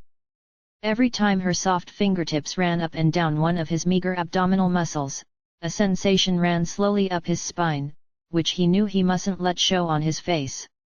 This isn't good. Normally, he didn't think anything of her facing him straight on and touching him without hesitation, but it was a completely different story when she looked so timid and shy and hesitantly traced her fingers over him with the slightest pressure. The way she was touching him was almost frustrating, plus, he was ticklish, and it seemed likely to stir up feelings and urges he didn't want at the moment. If she was going to do that, it would have saved Amina some grief if she had applied a little more pressure, since that wouldn't have been such a perplexing sensation. But Mahiru carefully touched him with discretion and caution, intending not to wake Amina from his pretend sleep. That made it all the more tantalizing. Honestly, he was delighted to have the girl he liked there touching his body, but the location and timing were all wrong. If she kept going, things would get really out of hand. So when he grabbed her wrist to stop her from touching him anymore, Mahiru visibly shuddered. As you can imagine, touching me like that puts me in an awkward position. Her hand was below his abs, approaching his lower abdomen, so that was really not good. When he restrained her from going any farther, Mahiru froze all over. Only her mouth and eyes moved. Her eyes went wide in disbelief, and her mouth opened and closed silently. Mahiru herself probably wasn't the least bit aware of the danger, but Amina was all too aware and had no option but to stop her. It's okay for you to touch me when I'm awake, but, Mahiru. Why you were faking? Sorry, I was curious to see what you would do. Amina's words caused Mahiru's cheeks to instantly ignite. Then she yanked her hand out of his and put the blanket over her head. I am sorry. Why your body looks stronger than I remembered, and... If you were curious, you could have just said so, and I would have let you touch me. But, how can I say this, if you touch me too much like you just were? Well, I'm a guy, so it's not a good idea. I might have a reaction that you wouldn't like, so I want you to be careful. He had narrowly avoided disaster this time, but if she had carried on touching him for just a little while longer, things would have gotten very out of hand. I'm grateful that you were kind enough to think of putting a blanket over me. But next time, I'd rather you just put it on and be done with it. I am sorry. Well, did you enjoy yourself? Mahiru was too cute, slumped on the floor with a bright red face, trembling, and Amina asked in spite of his better judgment. The moment he did, Mahiru rocked back, then battered his stomach with both fists, looking as though she might cry. I was in the wrong, but now you're just being mean, Amina, she grumbled. She stood up and fled the room, taking the blanket with her, and Amina pressed his lips together and closed his eyes, trying to settle his body, which was still feeling somewhat restless. Chapter 12, Watching over your friend's romance is also difficult. Chitose, who prided herself on being Mahiru's best friend, was extremely impatient about the fact that her best friend's romance was taking so long to bloom. That was likely because both parties involved were trying to avoid overstepping. This was unavoidable, since both Mahiru and Amina were cautious by nature, but since they were clearly in love with each other, it was irritating to watch from the sidelines and see them going nowhere. This one, or this one, I wonder which he would like better.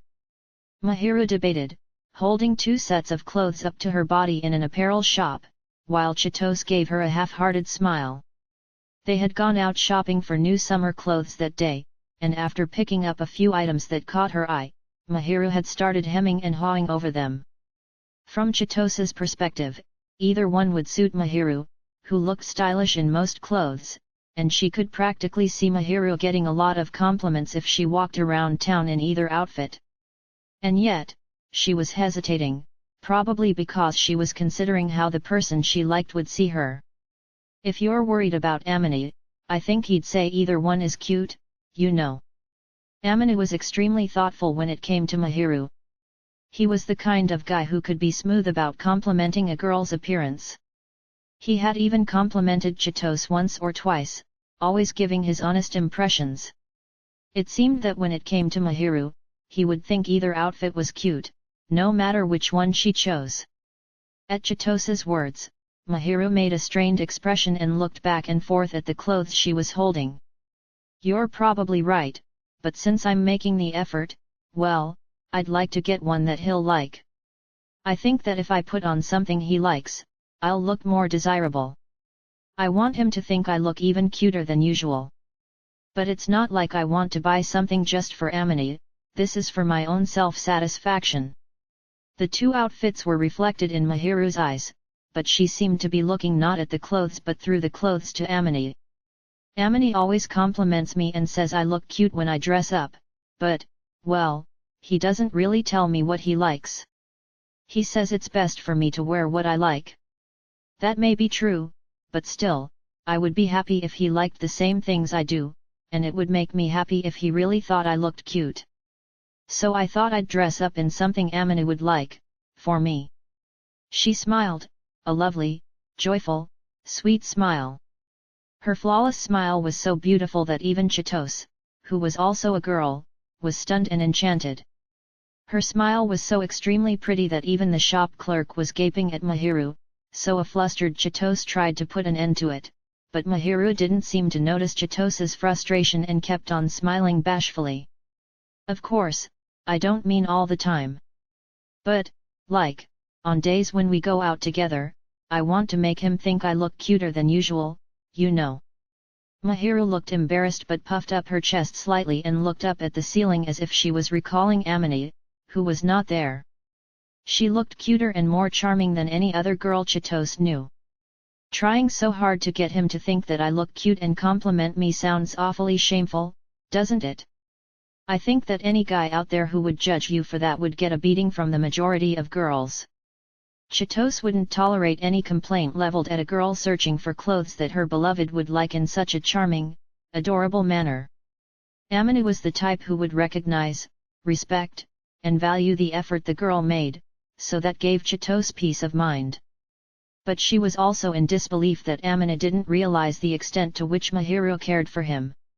I know that I can't say anything, but this is...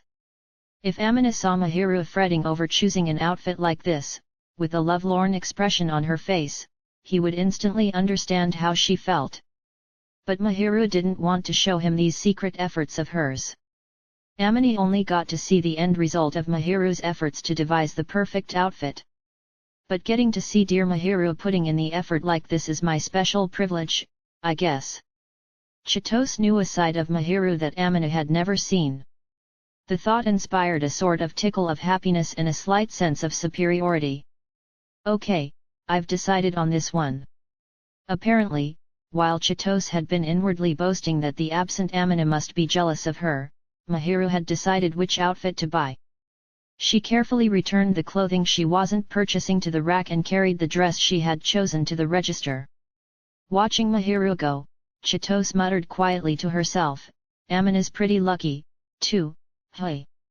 Another day, on her way over to Mahiru's place, Chitose spotted a familiar black-haired young man standing in the park with his hands on his knees. His shoulders were heaving up and down, and he was trying to catch his breath. He was dressed in sportswear and looked like he had just been jogging. Thinking about it, Chitose did recall hearing a while back that he was going to start training his body and that he had asked Yueta for advice. Yueta and Chitose were sort of old childhood friends. Chitose could not help but find Amina's efforts charming. "Wow, funny seeing you here." She had spotted him as she happened to pass by, so she called out to Amina and waved as she approached him with a smile. "Ga, Chitose," came the extremely rude response from Amina. He seemed to be in the middle of exercising. "Why would you react like you just ran into someone awful?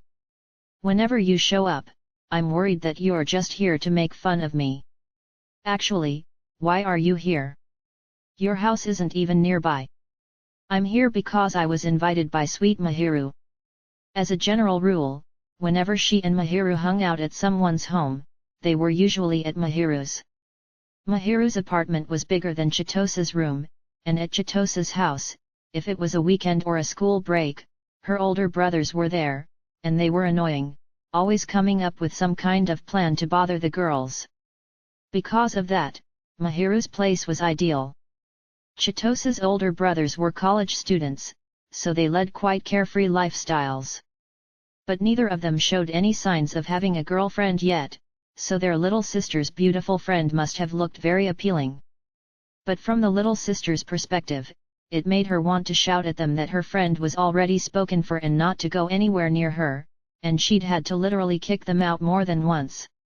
Chitose, who had been secretly protecting Mahiru from her brother's clutches, grinned at Amina, who naturally knew nothing about any of that.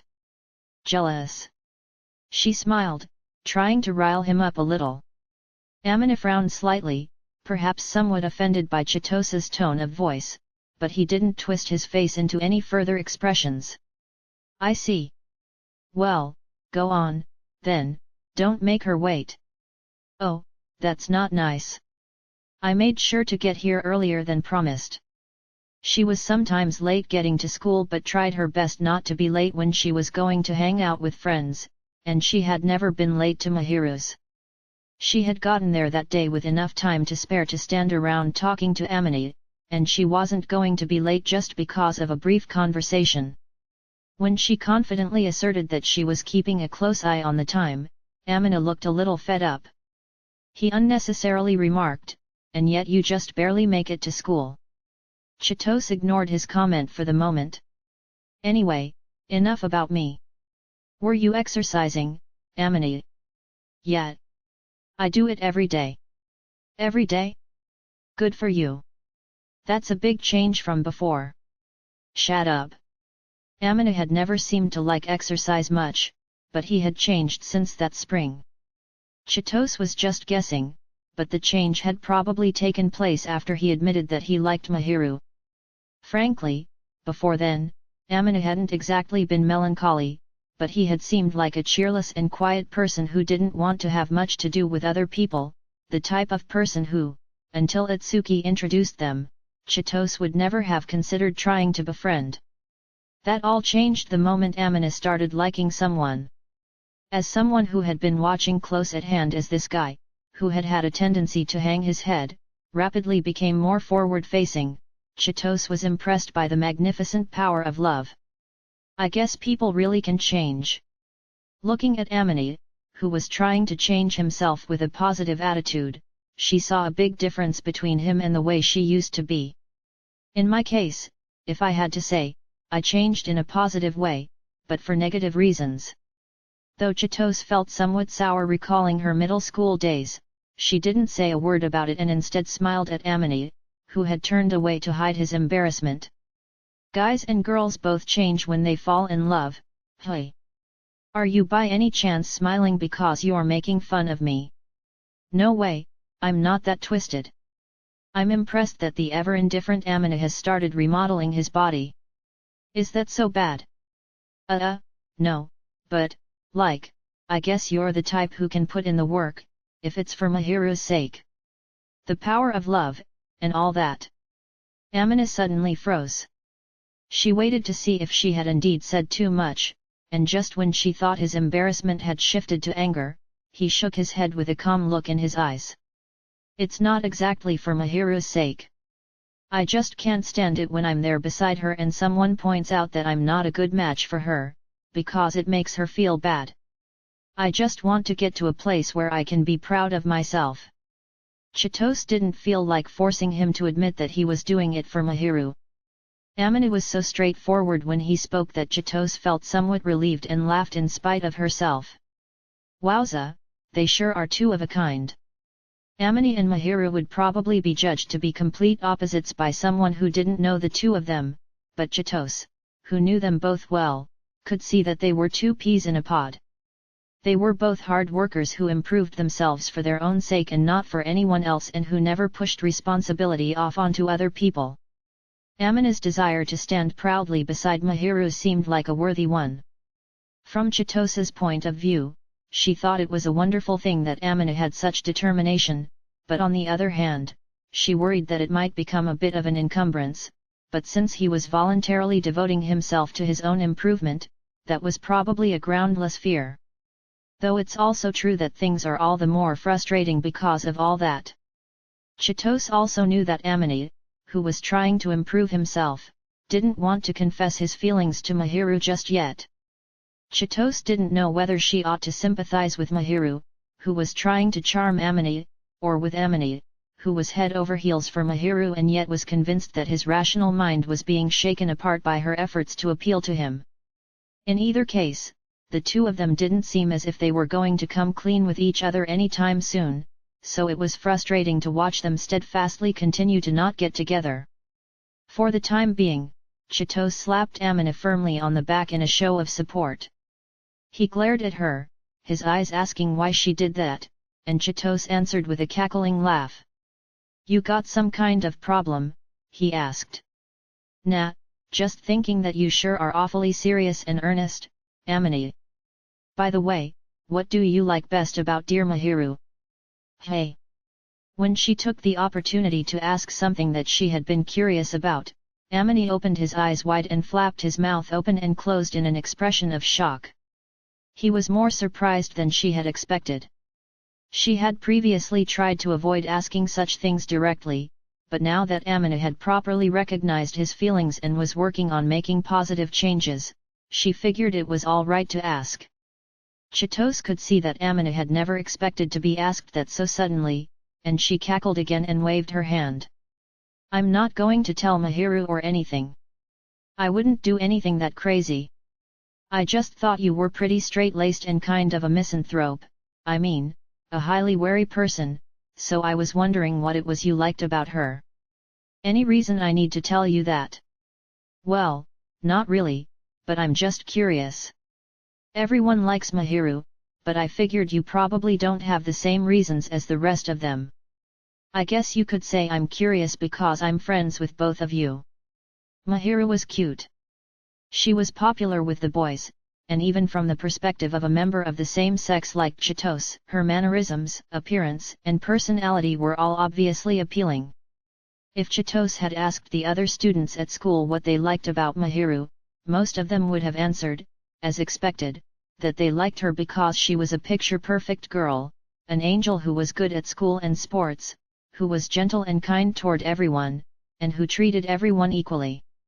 Chitose knew Mahiru quite well, and the picture she had of her was rather different from the boys who did not really know her.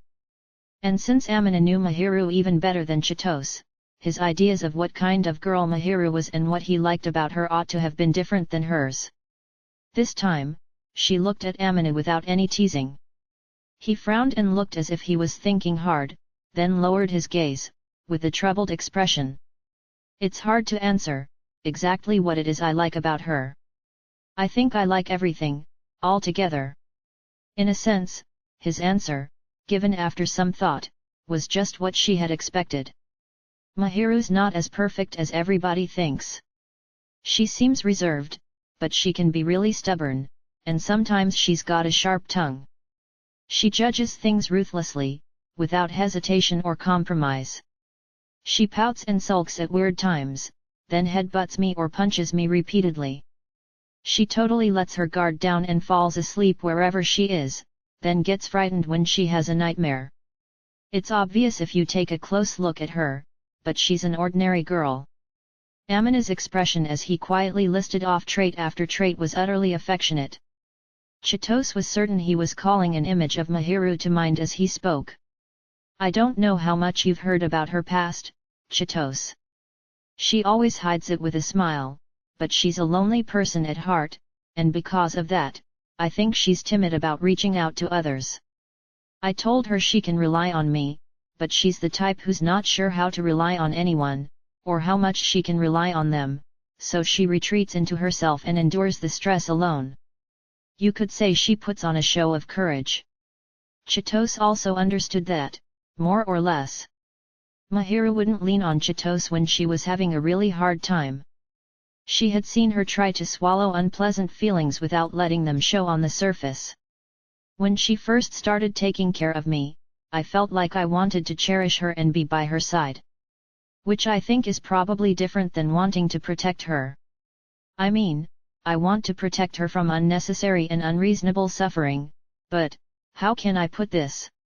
I felt like I wanted to snuggle up close beside Mahiru, who always puts on a strong face and is bad at relying on others and is easily frightened and tends to get lonely. Amina spoke in a quiet tone of voice and lowered his gaze as he spoke at length about treasuring a certain girl who was not present. I want her to smile, I want to support her by her side. I want to be there for her even when things are tough. I want us to overcome difficulties together. Whenever Mahiru wants to cry, I want to stop her and help bear her suffering. Then he lifted his face, and even Chitose had to stare straight at Amina, whose eyes clearly housed a gentle yet certain sense of purpose. To answer your question of what I like about her, I like everything. Everything, her strong points and weak points, it's all wonderful. And that's my reason. What's wrong with that? Amina turned away, his cheeks faintly flushed, perhaps from embarrassment at spelling it all out. Chitose's lips naturally arched up in a gentle smile. Wow, even Mahiru would be charmed by that, hey? He was a guy who respected and valued her to that degree. Mahiru probably fell for him as hard as she did precisely because she picked up on that. Chitose felt that the two of them were bound to fall in love with each other. She followed Amina as he moved over to the park fountain to try to do something about his increasingly red cheeks. Hey, Amina.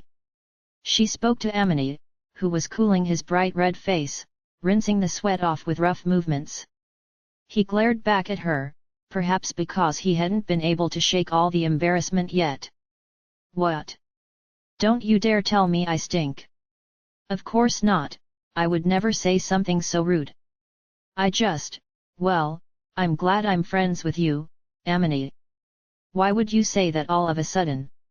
It's embarrassing. Haha, I just thought it. Just thought I would let you know. Chitose herself was different.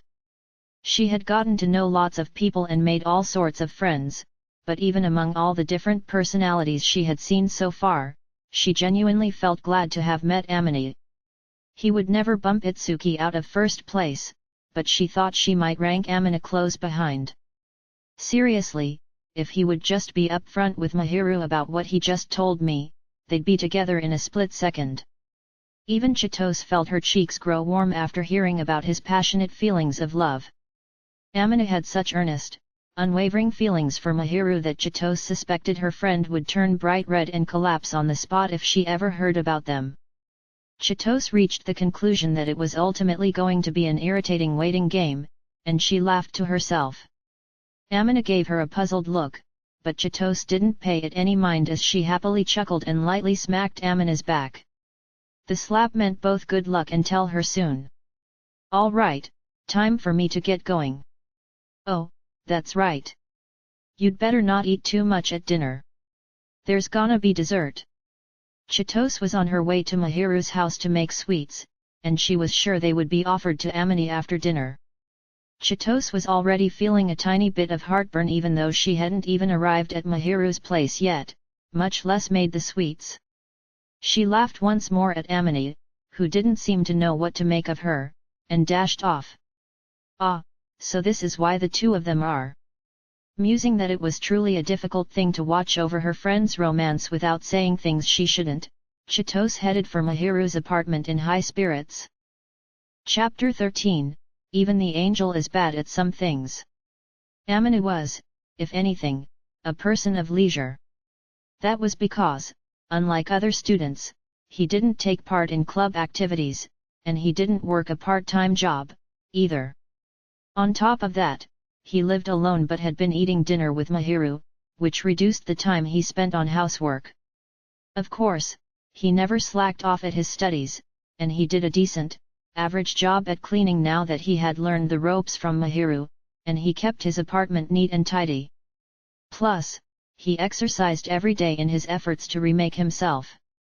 Though he had more to do than the other students in the go-home club who lived with their parents, Amina was nevertheless, if anything, a person of leisure. He also had a higher degree of freedom than those students who lived under their parents' roofs, considering he had no parents ordering him around in his day-to-day life. That's why Amina once again found himself with a surplus of time on his hands.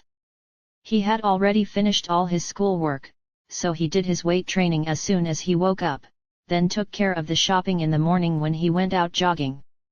He had started paying attention to the housework on a daily basis, so even on days off, there was no need to do any large-scale cleaning, and he could keep his place tidy with a little routine maintenance. By 3 in the afternoon, Amina was ready to relax and enjoy some video games.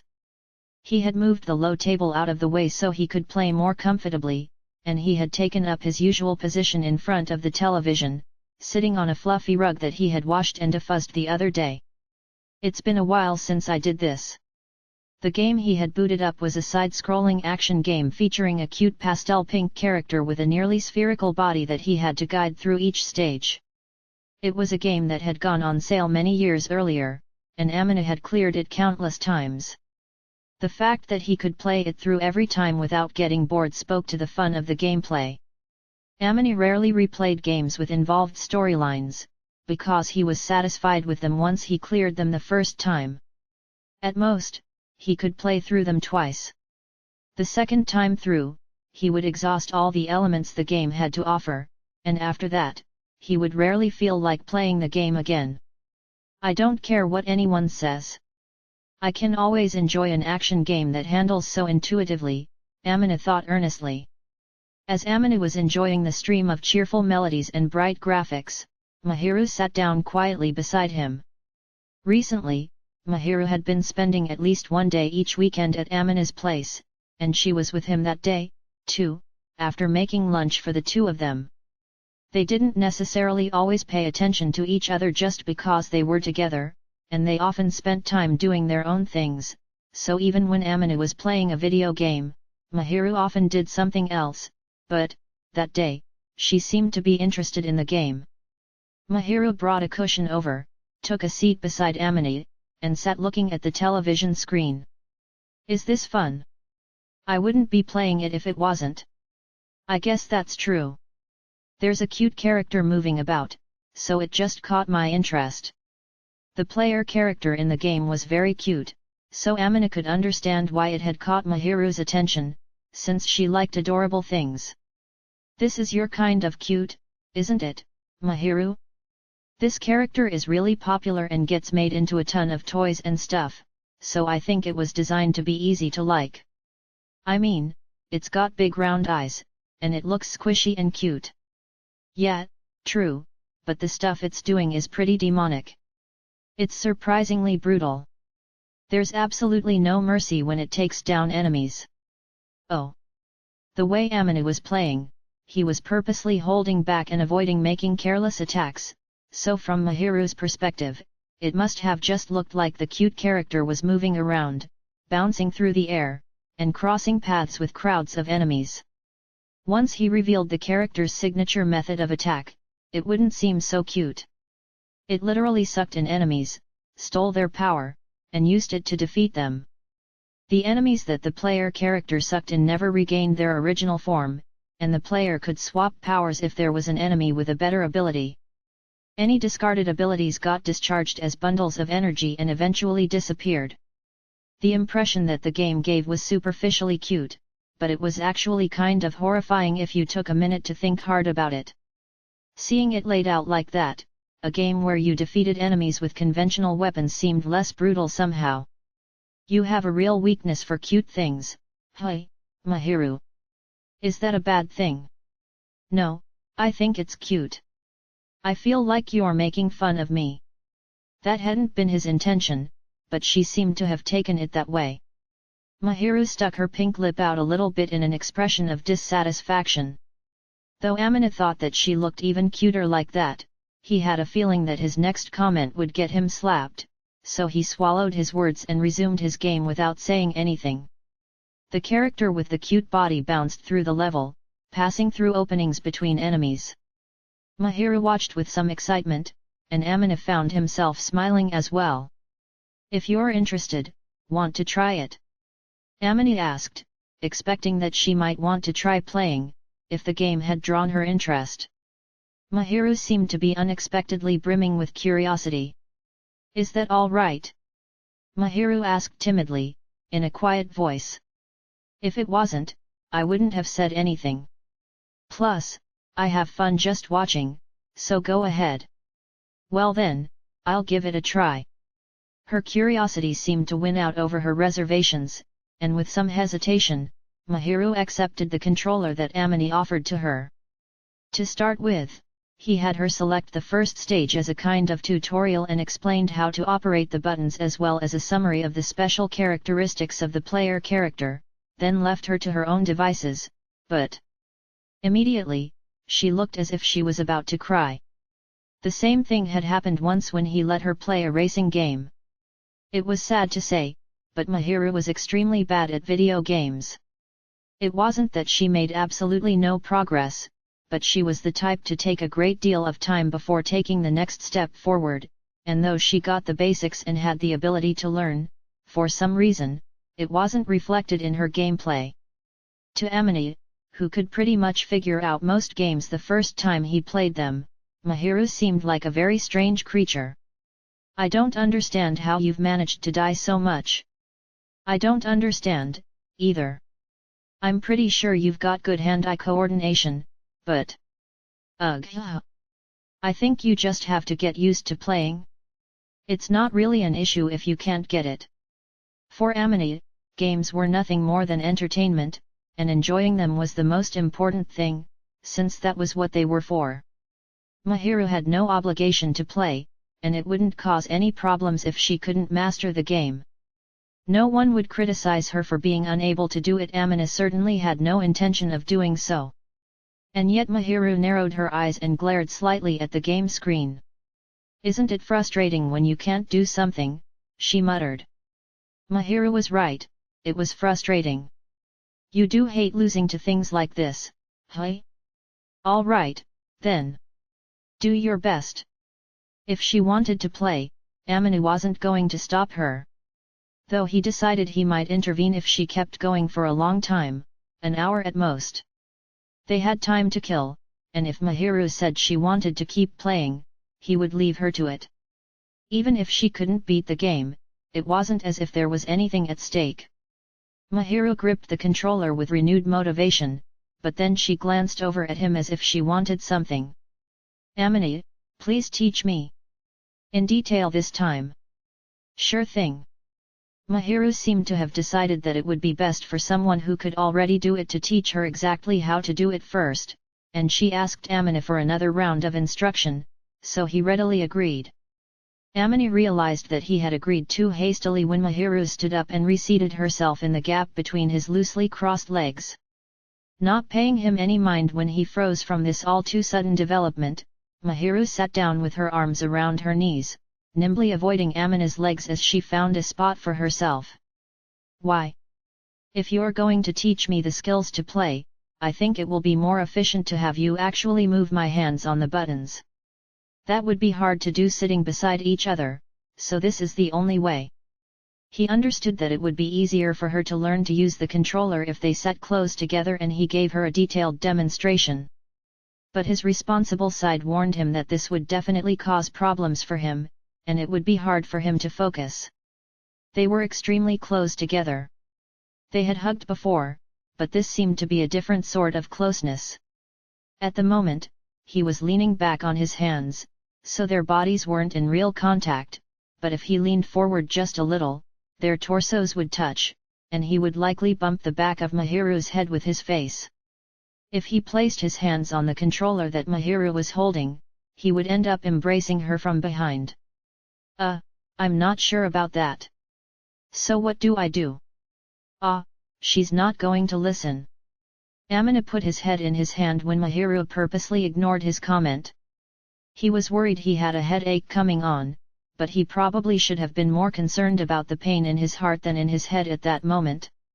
How had his fun weekend game time transformed into such delightful, distressing torture? If he could have been honest about his desires and happily embraced Mahiru, this would have been a great moment. But Amina's reason and common sense wouldn't let him, so this felt like a new type of bullying, like being forced to wait while a tasty morsel was dangled right before his eyes.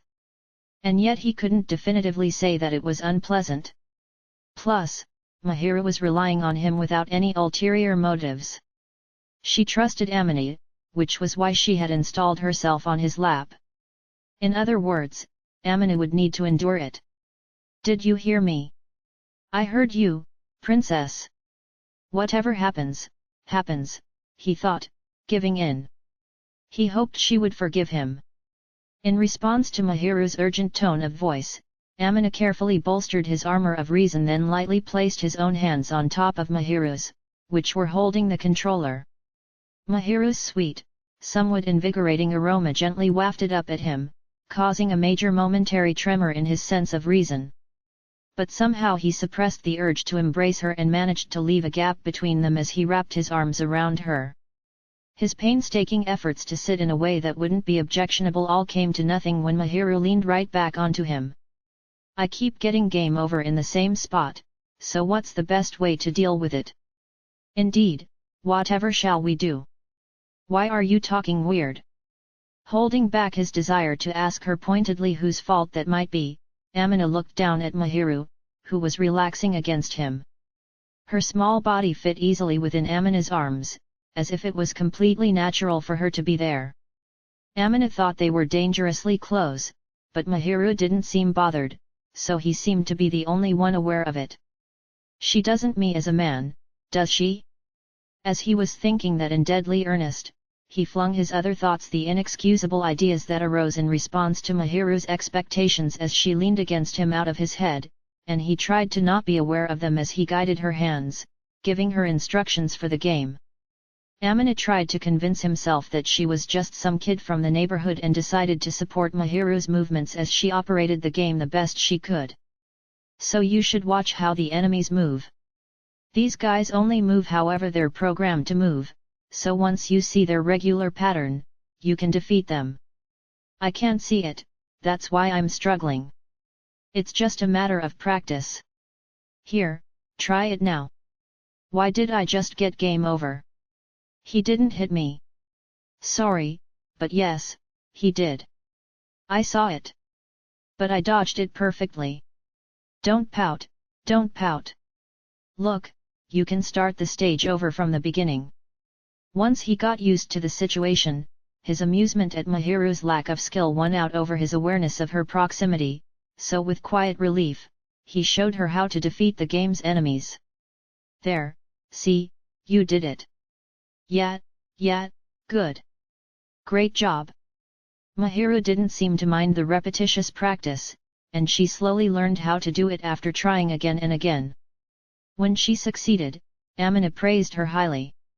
He gave his praise gently, almost in a whisper, fearing he would be too loud if he raised his voice so close to her. Mahiru let out a quiet groan. Mahiru. And nothing. That, didn't he really go so well, hey? It was unlike her to become so flustered, but what she was saying wasn't particularly strange, so Amina let it go as just one of those things. Well, I think things like this are a matter of practice. I bet you just need to do it a few more times. If you're not having fun, you can just stop. That's not true. Oh, really? That's fine, then. Amina flinched when Mahiru suddenly raised her voice, but as bewildered as he was, Mahiru looked even more perplexed, and she hung her head. I'm ashamed of how careless and foolish I'm being. Don't beat yourself up so much about a silly game. That's not what I mean, but, it's fine. Ultimately, all Amina could do was tilt his head in confusion. He wasn't sure what she was talking about. Mahiru didn't seem inclined to answer Amina's unspoken question. Instead, she hung her head and hugged her knees. Amina, teaching me like this, you don't find it unpleasant? Eventually, a quiet inquiry was put forth. Not at all. Just, well, we're a little close. I was wondering if you might be finding it unpleasant. Why would I, when I'm the one who chose to sit like this? Well, it's a little dangerous. I might touch something I shouldn't. The way they were sitting at the moment, Amina could have easily embraced her tightly, and if he'd wanted to, he could have slipped his hands into places they shouldn't go. Since Amina didn't want her to hate him, and since he thought that sort of thing was for lovers to do together, he didn't have the slightest intention of laying an indecent hand on her, but not having such intentions was a different thing from not being on guard against it. As always, Mahiru was not wary enough around Amina. Are you going to? In response to Amina's words, Mahiru leaned back against him and looked up at him. Her clear, caramel-colored eyes hid a mischievous twinkle. Her cheeks, which looked more flushed than usual, softened as she smiled. Faced with that teasing expression, Amina purposely puckered up his face and grabbed her tender-looking cheeks. Nope. He chided her that there were things that were and were not okay to say, even as a joke, as he squished and pulled Mahiru's cheeks like soft rice cakes. In response, he got a goofy, high-pitched shriek. Wholeheartedly relieved that her squealing had no sex appeal, Amina took several slow, deep breaths to calm his heart before it pounded out of his chest. My heart can't take this. Without a doubt, she must have been teasing him on purpose. Amina sighed as he pinched her soft cheeks, thinking about how skilled she was at getting a rise out of people. In his arms, Mahiru grumbled in complaint, how long are you gonna do that? Geez. They eventually pulled themselves together and continued playing the game, but after 2 continuous hours of play, they were forced to accept that Mahiru was not suited for action games. Chapter 14, A Sleepover and a Story from the Past. You know, Mahiru, your skin is so pretty. Mahiru heard the faint sound of skin breaking the surface of the water as Chitose submerged herself right in front of Mahiru and quietly mumbled this compliment. The bathtub, which was spacious when Mahiru was alone, felt a little small with 2 people in it. But Mahiru had gotten so used to Chitose's presence that being a bit cramped felt cozy.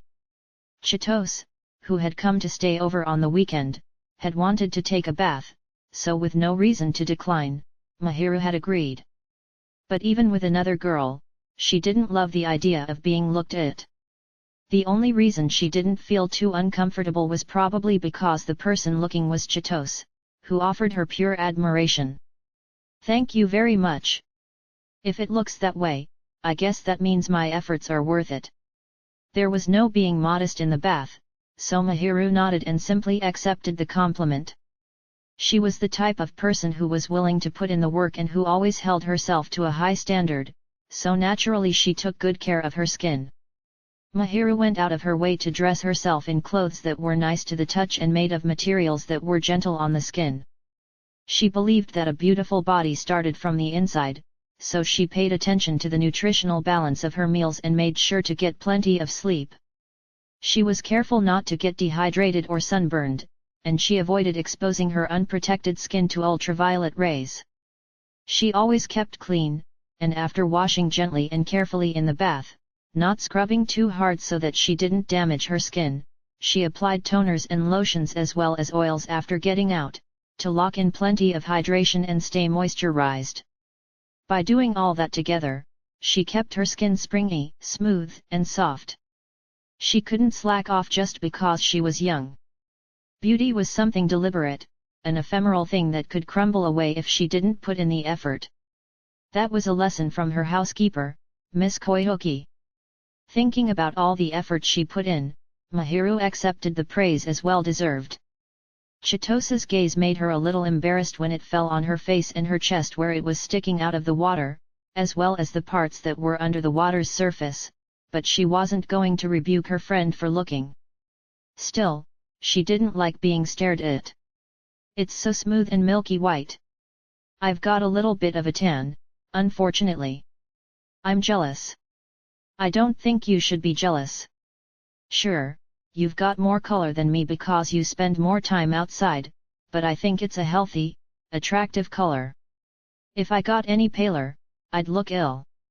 Chitose really did have a nice, healthy complexion, though unlike Mahiru, she didn't make it her mission to completely avoid the sun, so she wasn't so pale that her veins showed through.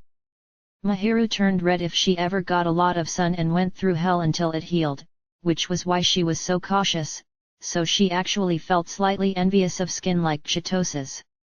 Chitose had called Mahiru pretty, but from Mahiru's perspective, Chitose's lean, graceful figure was just as attractive.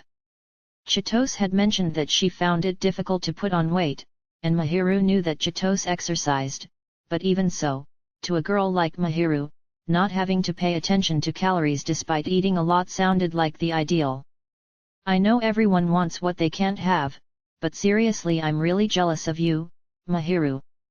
Of course, I'm sure that the upkeep must be a total pain. No amount of effort on my part is going to change the skin color and chest I was born with, I guess.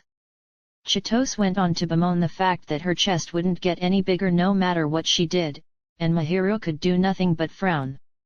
There were genetic factors at play, so Mahiru knew it wasn't her place to say anything, and she thought that any comment would sound offensive, since she understood what her own figure looked like.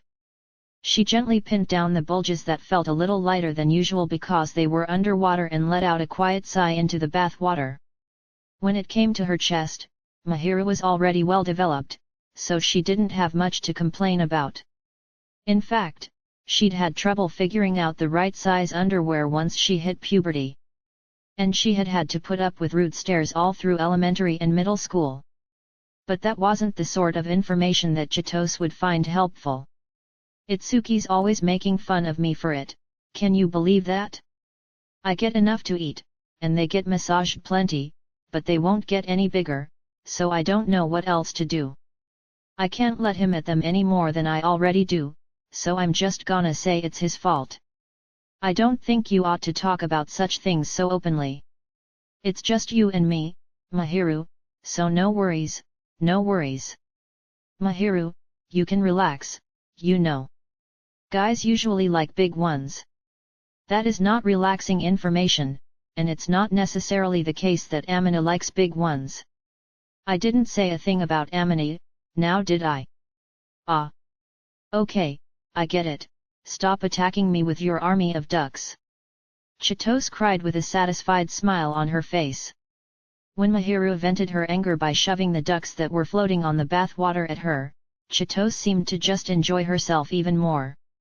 Mahiru glared at her in irritation, but the smile on Chitose's face never abated. You're awfully attuned to the preferences of the guy you like, hey.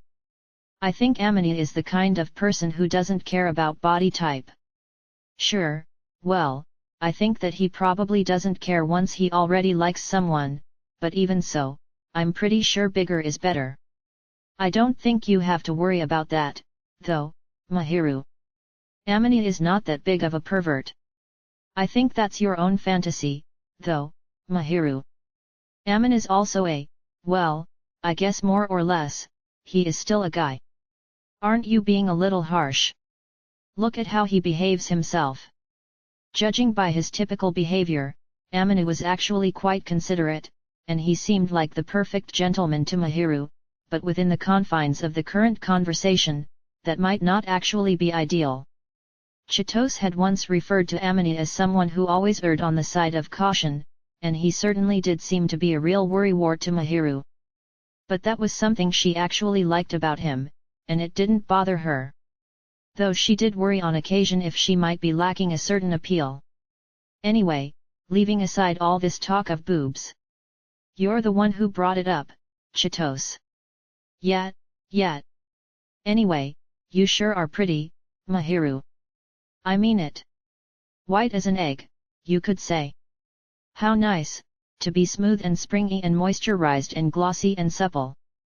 I think you're describing an egg, or maybe some kind of gelatinous material. Aren't you already jelly?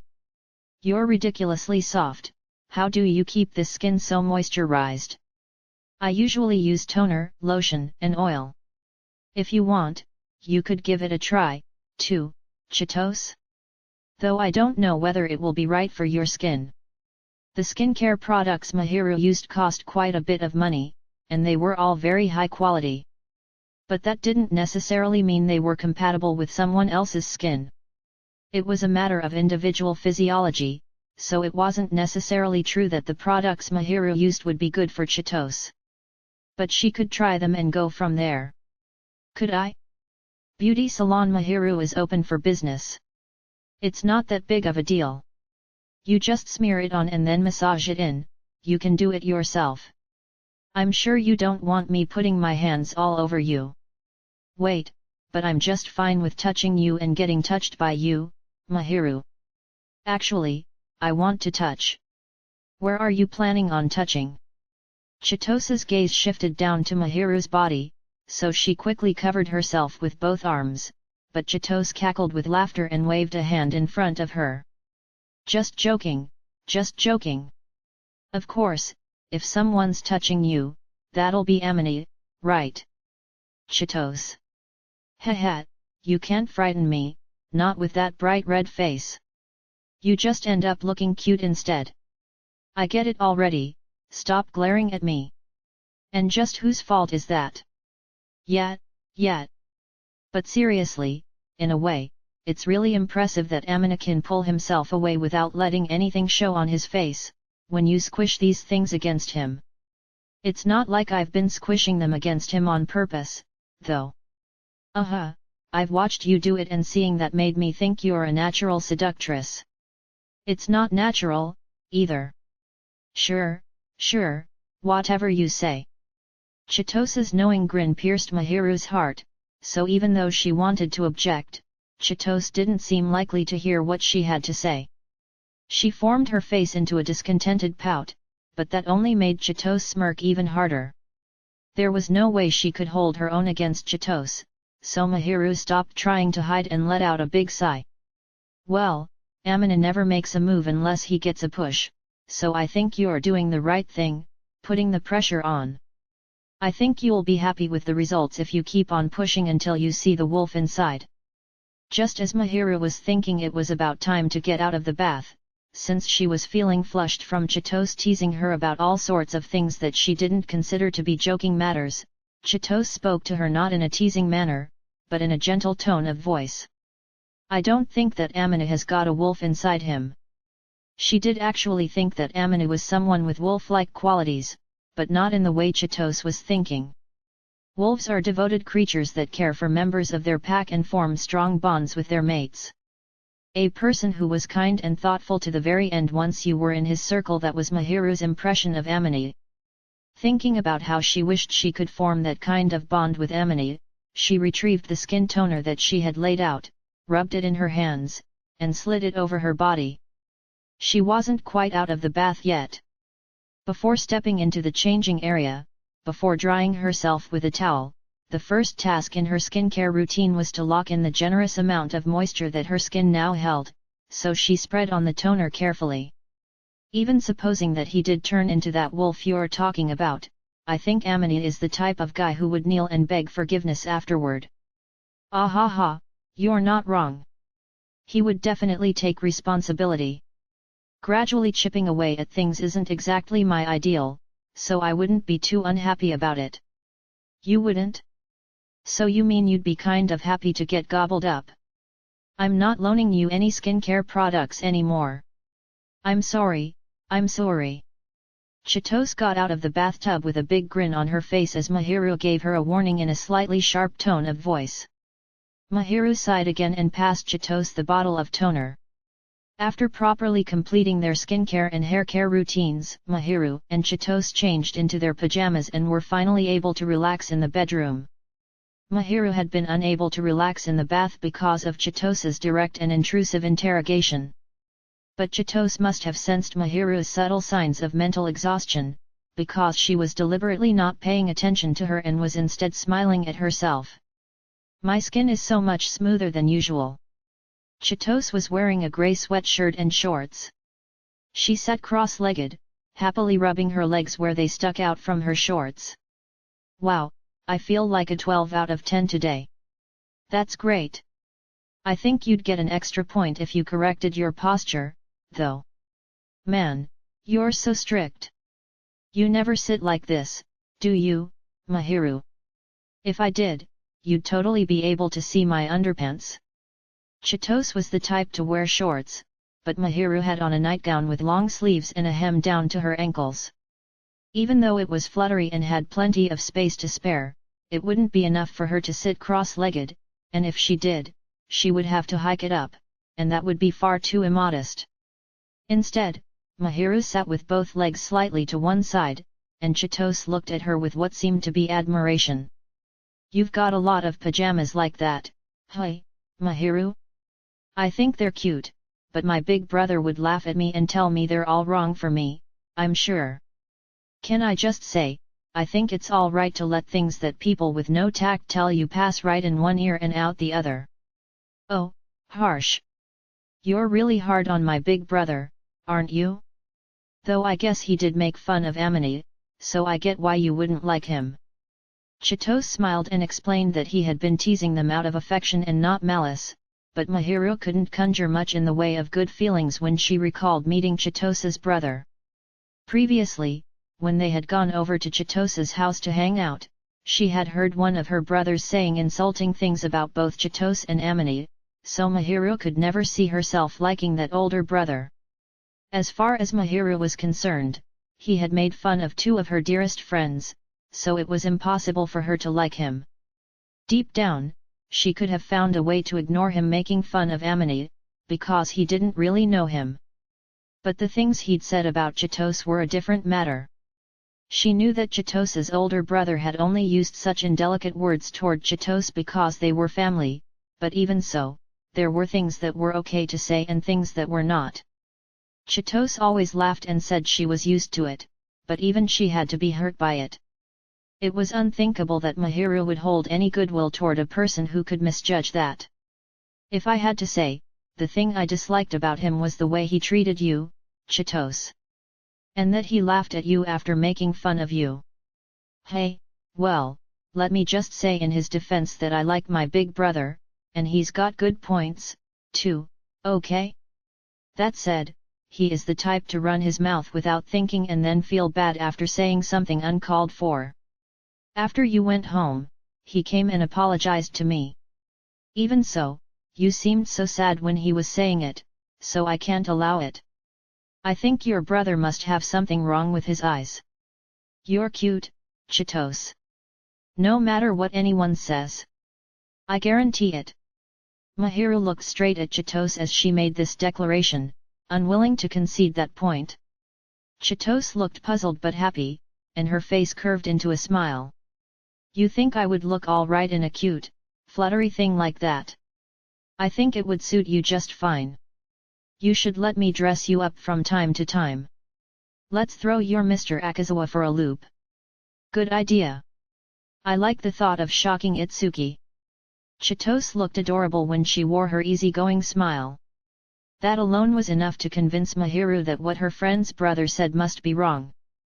Chitose threw her arms around Mahiru with a gentle smile, and Mahiru found herself smiling as well. She chided Chitose to cut it out but let her do as she pleased. Mahiru, let's go buy matching pajamas together soon." "Sure, that's no problem." When Mahiru readily agreed, Chitose's smile changed. Mahiru had felt reassured by her friend's usual cheerful grin, but looking at this new smile gave her a bad feeling for some reason.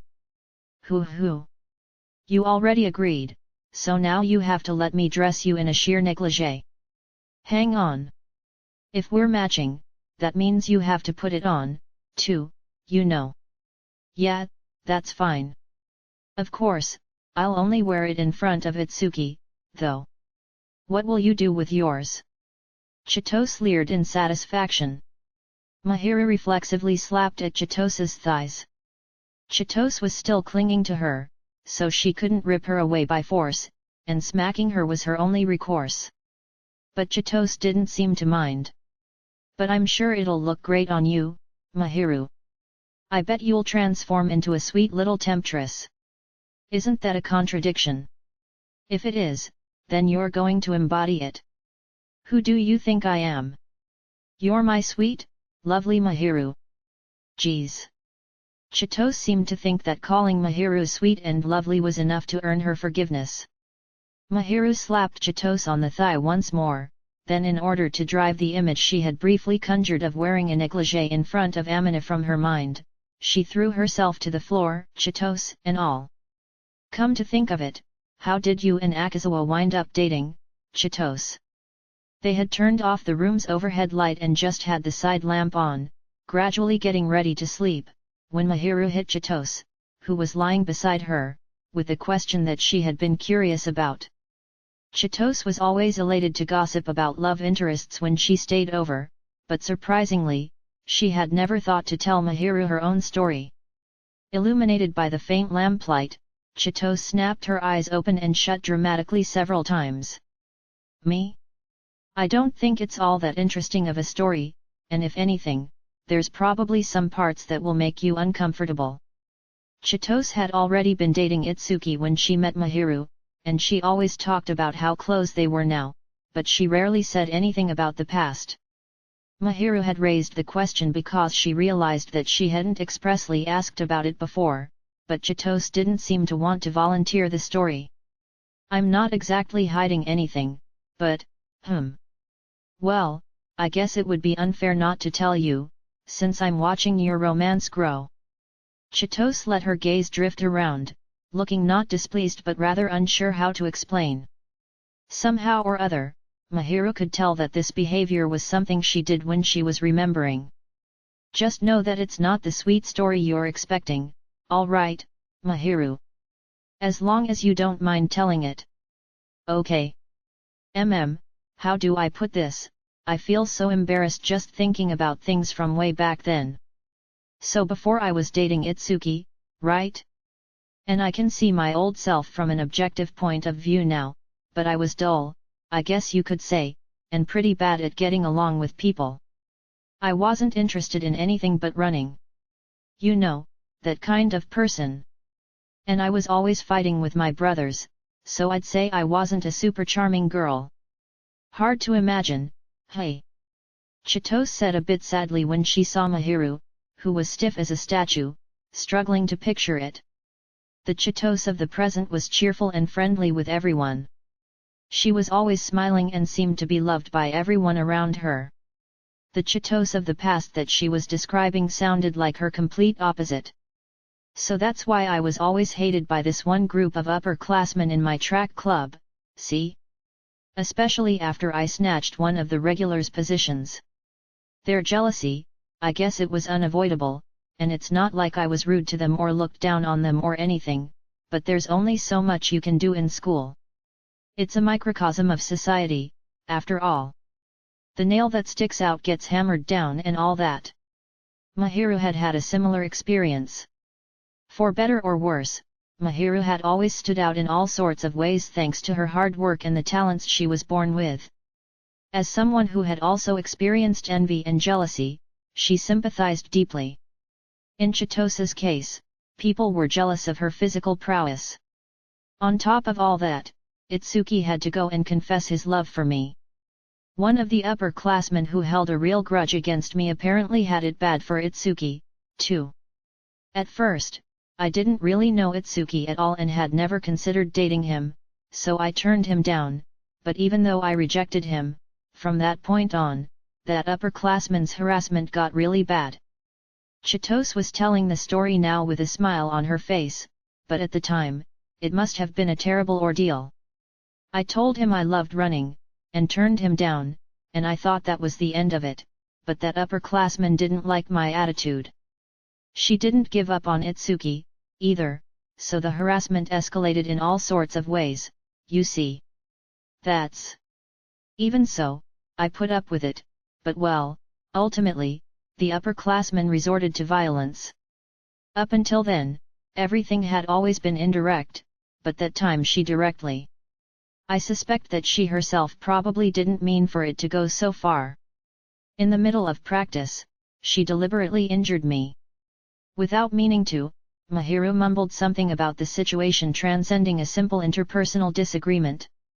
Well, without talking to an advisor, I don't think I'll ever know, Chitose answered with a bitter smile. Her reaction wrenched Mahiru's heart. I injured my leg, the most important thing for running track, and was removed from the roster right before a competition. Well, I felt like I had lost my reason for living, like I had lost the place where I belonged. I was so upset I skipped out on the hospital and was out there staring blankly at the sports field when Itsuki came up to me to apologize. It was my fault, he said. It wasn't his fault at all, of course. It was all because of that upperclassman, who was lashing out at me. I knew that, but still, in some corner of my heart, I did think it might have been because Itsuki had confessed his feelings for me.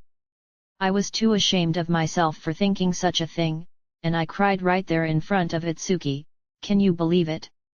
After crying for a while, I asked him, what did he see in me? He told me that he loved my form when I was running, but I knew I might never again be able to run like I had before. In sports, a serious injury can make it quite difficult to make a comeback, Chitose explained. Even supposing that she received flawless medical treatment, her muscle strength would decline due to the gap in her training. It wasn't clear whether she would be able to run like she had originally, and even if she did, it would take even more time.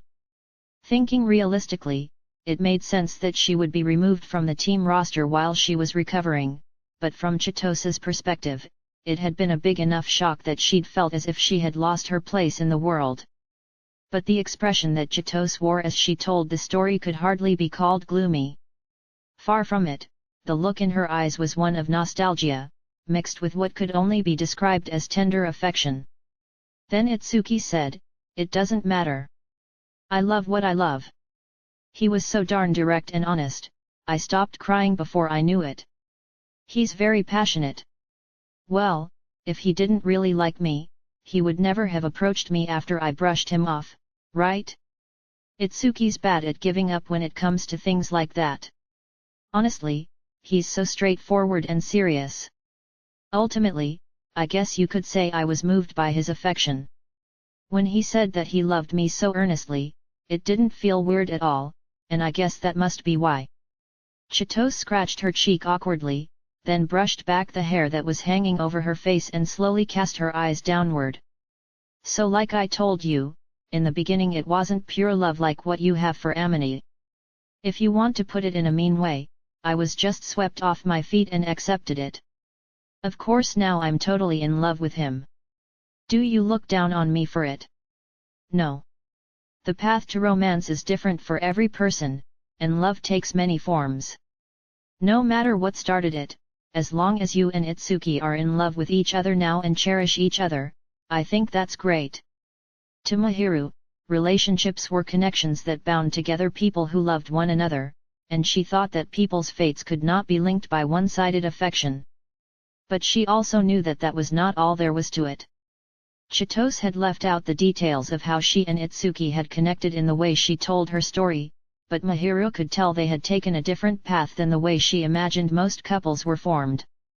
Mahiru had no intention of invalidating her friend's experience and accepted it for what it was. The most important thing to her was whether Chitose was happier now than she had been in the past. When Mahiru slowly shook her head, Chitose smiled slightly, looking relieved, then casually turned over to face the ceiling and extended her arms. She slowly clasped her palms together in the air, as if there were something between them. After I quit the track club, I tried to change myself. I decided to learn more about the big wide world, not just running. I gained worldly wisdom. It was out of self-interest, but people have a better impression of you if you're smiling, and they're kinder, so that's how I made friends. I had been paying the price for neglecting my relationships with other people, so I tried extra hard. She turned a touching gaze on Mahiru, a gaze that seemed to say, I'm sure you understand perfectly well what that's like, Mahiru. Well, anyway, that's the story of how me and Itsuki got to where we are today. Not really the nicest story, right? Setting aside the question of whether or not it was pleasant, I'm a little surprised to hear that Akazawa was so persistent. Hehehe. I may have changed a lot, but Itsuki's also changed, you know? Thanks to his family's education plan, he used to be way too serious, if anything a real model student. Though you've seen what he's become, now that he's mixed up with someone like me. You shouldn't put yourself down like that. This is one point I won't budge on. It's only natural that Daiki would hate me, you know, considering how the serious son he raised so carefully ended up changing after meeting me, Chitose mumbled quietly, her words probably not meant for Mahiru to hear. Her voice had a faint, sad tremble to it. Mahiru had picked up on the fact that there was a gulf between Chitose and Itsuki's father, but it seemed to be deeper than she had assumed. As an outsider, Mahiru couldn't readily fill in that gulf or build a bridge across it. But what she could do was snuggle up to her friend. Mahiru gently brought her body closer, until she could no longer see Chitose's face, and put her forehead against the other girl's arm. Well, I like you, Chitose, she whispered quietly. The body she was holding on to shook just a little. Thanks. I like you, too, Mahiru. In a sort of embrace, Chitose curled up against Mahiru's chest, but just this once, Mahiru didn't prevent it and let Chitose do as she pleased. Oh ho ho, I'm the first person to enjoy Mahiru's softness. Not necessarily. Hey. What's that mean? Gimme details. That's a secret. Oh, come on, that's not fair. They horsed around for a bit, and as she felt Chitose's warmth seeping into her arms, Mahiru slowly closed her eyes. Chapter 15, Former Regrets and Hopes for the Future. These should do nicely. Since his father always had something to say when Itsuki was home on days he didn't work his part-time job, Itsuki had decided to save himself the stress and go out, under the pretense of returning a comic book he had borrowed from Amine. After getting some cream puffs from one of Chitose's favorite patisseries wrapped up to go as a present, he headed down the familiar road that took him to Amine's apartment building. He'd made sure to tell Amine that morning that he was coming to return the book, so he assumed that his friend would be at home. He entered the atrium and called up to Amine's unit with practiced motions, idly wondering what he should get Amine to loan him next, when he heard an unexpected voice on the intercom, and his body automatically straightened up. Is that Akazawa? I guess it is lunchtime on a weekend? I know she's been making them dinner in the evenings, so it's not so strange that she'd be there on a weekend afternoon. He had heard directly from Amine that he sometimes spent his weekends with Mahiru, but the idea that she was actually there in Amine's apartment gave rise to some complicated, restless feelings. Oh, Miss Sheena, hello. Is Amine in? Hello. Amine's gone out to run some errands and won't be back for about another hour. He said he needed to send something at the post office, then drop by the ATM and the stationery store. I see. All things he could have taken care of on a weekday. What a thoughtless guy. You're quite right. I heard from Amine that you would be coming by, and he gave me permission to let you in, so please come on up. Amine had been aware that Itsuki was going to visit, but he must have really wanted to get those errands done no matter what.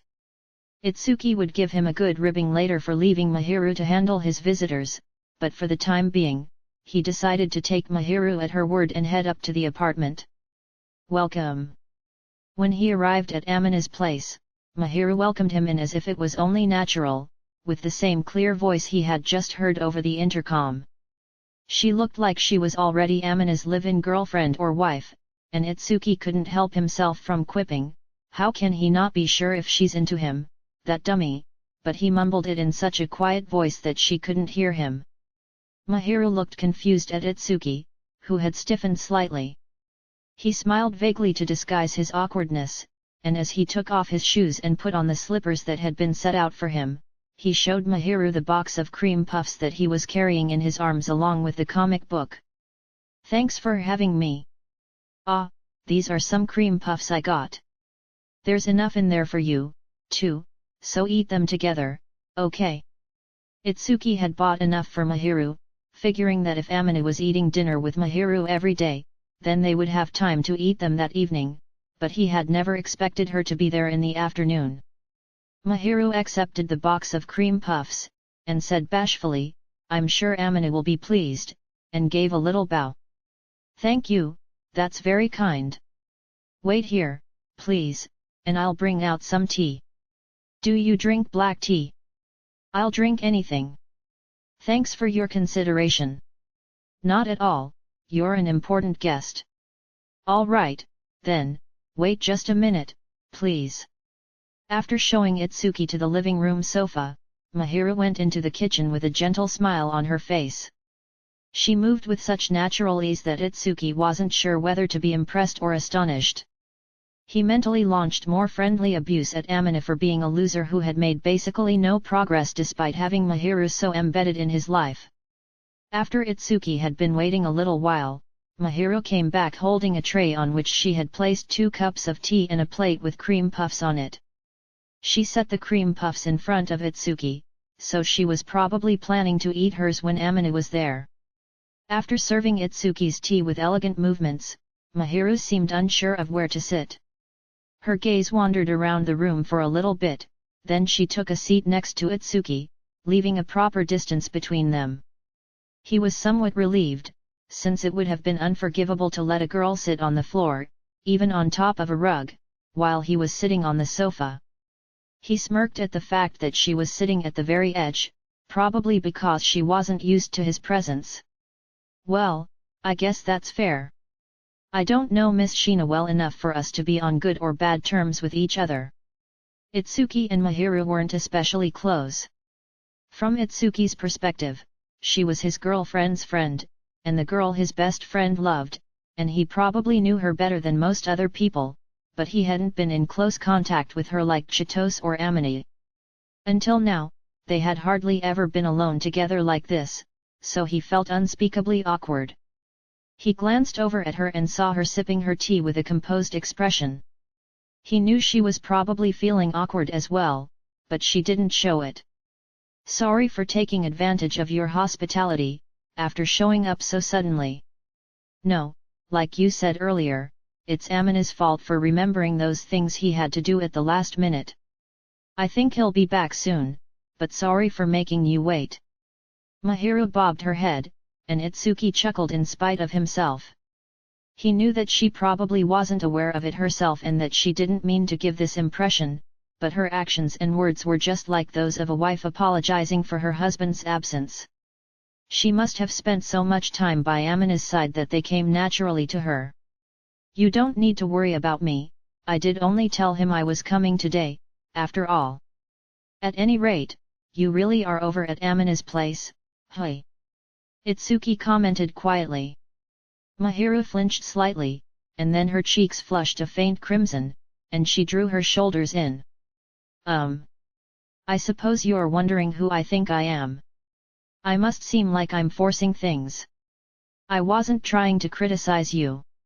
I just think it's nice that the two of you have gotten to the point where it's normal. It's very charming." He got the sense that both Amina and Mahiru felt like it was natural to be together, and as someone who was watching their romance develop, he thought that it was sweet. There had been no major developments after several months of these two high schoolers spending time alone together, but now he could glimpse an opening in their caution and trepidation, which was all the more charming. Though he did feel that the reason why they hadn't progressed was mainly because Amina hadn't pushed for it. "Amina has really mellowed out since he started spending time with you, and I think that must be thanks to your influence." Is that so? That's wonderful. I mean, when you met, Amina was cold and kind of a downer, honestly, he was pretty unfriendly. He seemed really distant and gloomy, so I think it's a mark of progress that he's expressing his feelings more and showing people his mellow smile. When Itsuki thought about the fact that it had been Mahiru who brought that out in Amine, instead of him, he felt a lump of discomfort form in his chest. But it soon disappeared when he reminded himself that as long as Amine was happy, that was what mattered. Itsuki earnestly felt that the change had done his friend good. Mahiru, who had been listening quietly, glanced up at him with a serious look in her eyes. "Can I ask you something that I've been curious about?" "As long as it's something I can answer, ask away." "Well, I've been wondering how you and Amina came to be friends," she said falteringly, after some hesitation. Itsuki responded with a gentle smile. "You're curious?" "Well, yes, I am. I feel like Amina is the type who is very wary of others, so I was thinking that there might have been some impetus that brought you together. Is this because you want to know everything about the guy you like? I mean, if I thought that asking would make Amini uncomfortable, I would refrain, but, before, when I asked him, he told me that you were already friends before he realized it, so I was curious. Because Amina himself said he didn't know why you became friends with him." "Ah, I guess that means Amina doesn't remember. Actually, I think it's more like he doesn't realize that he knows."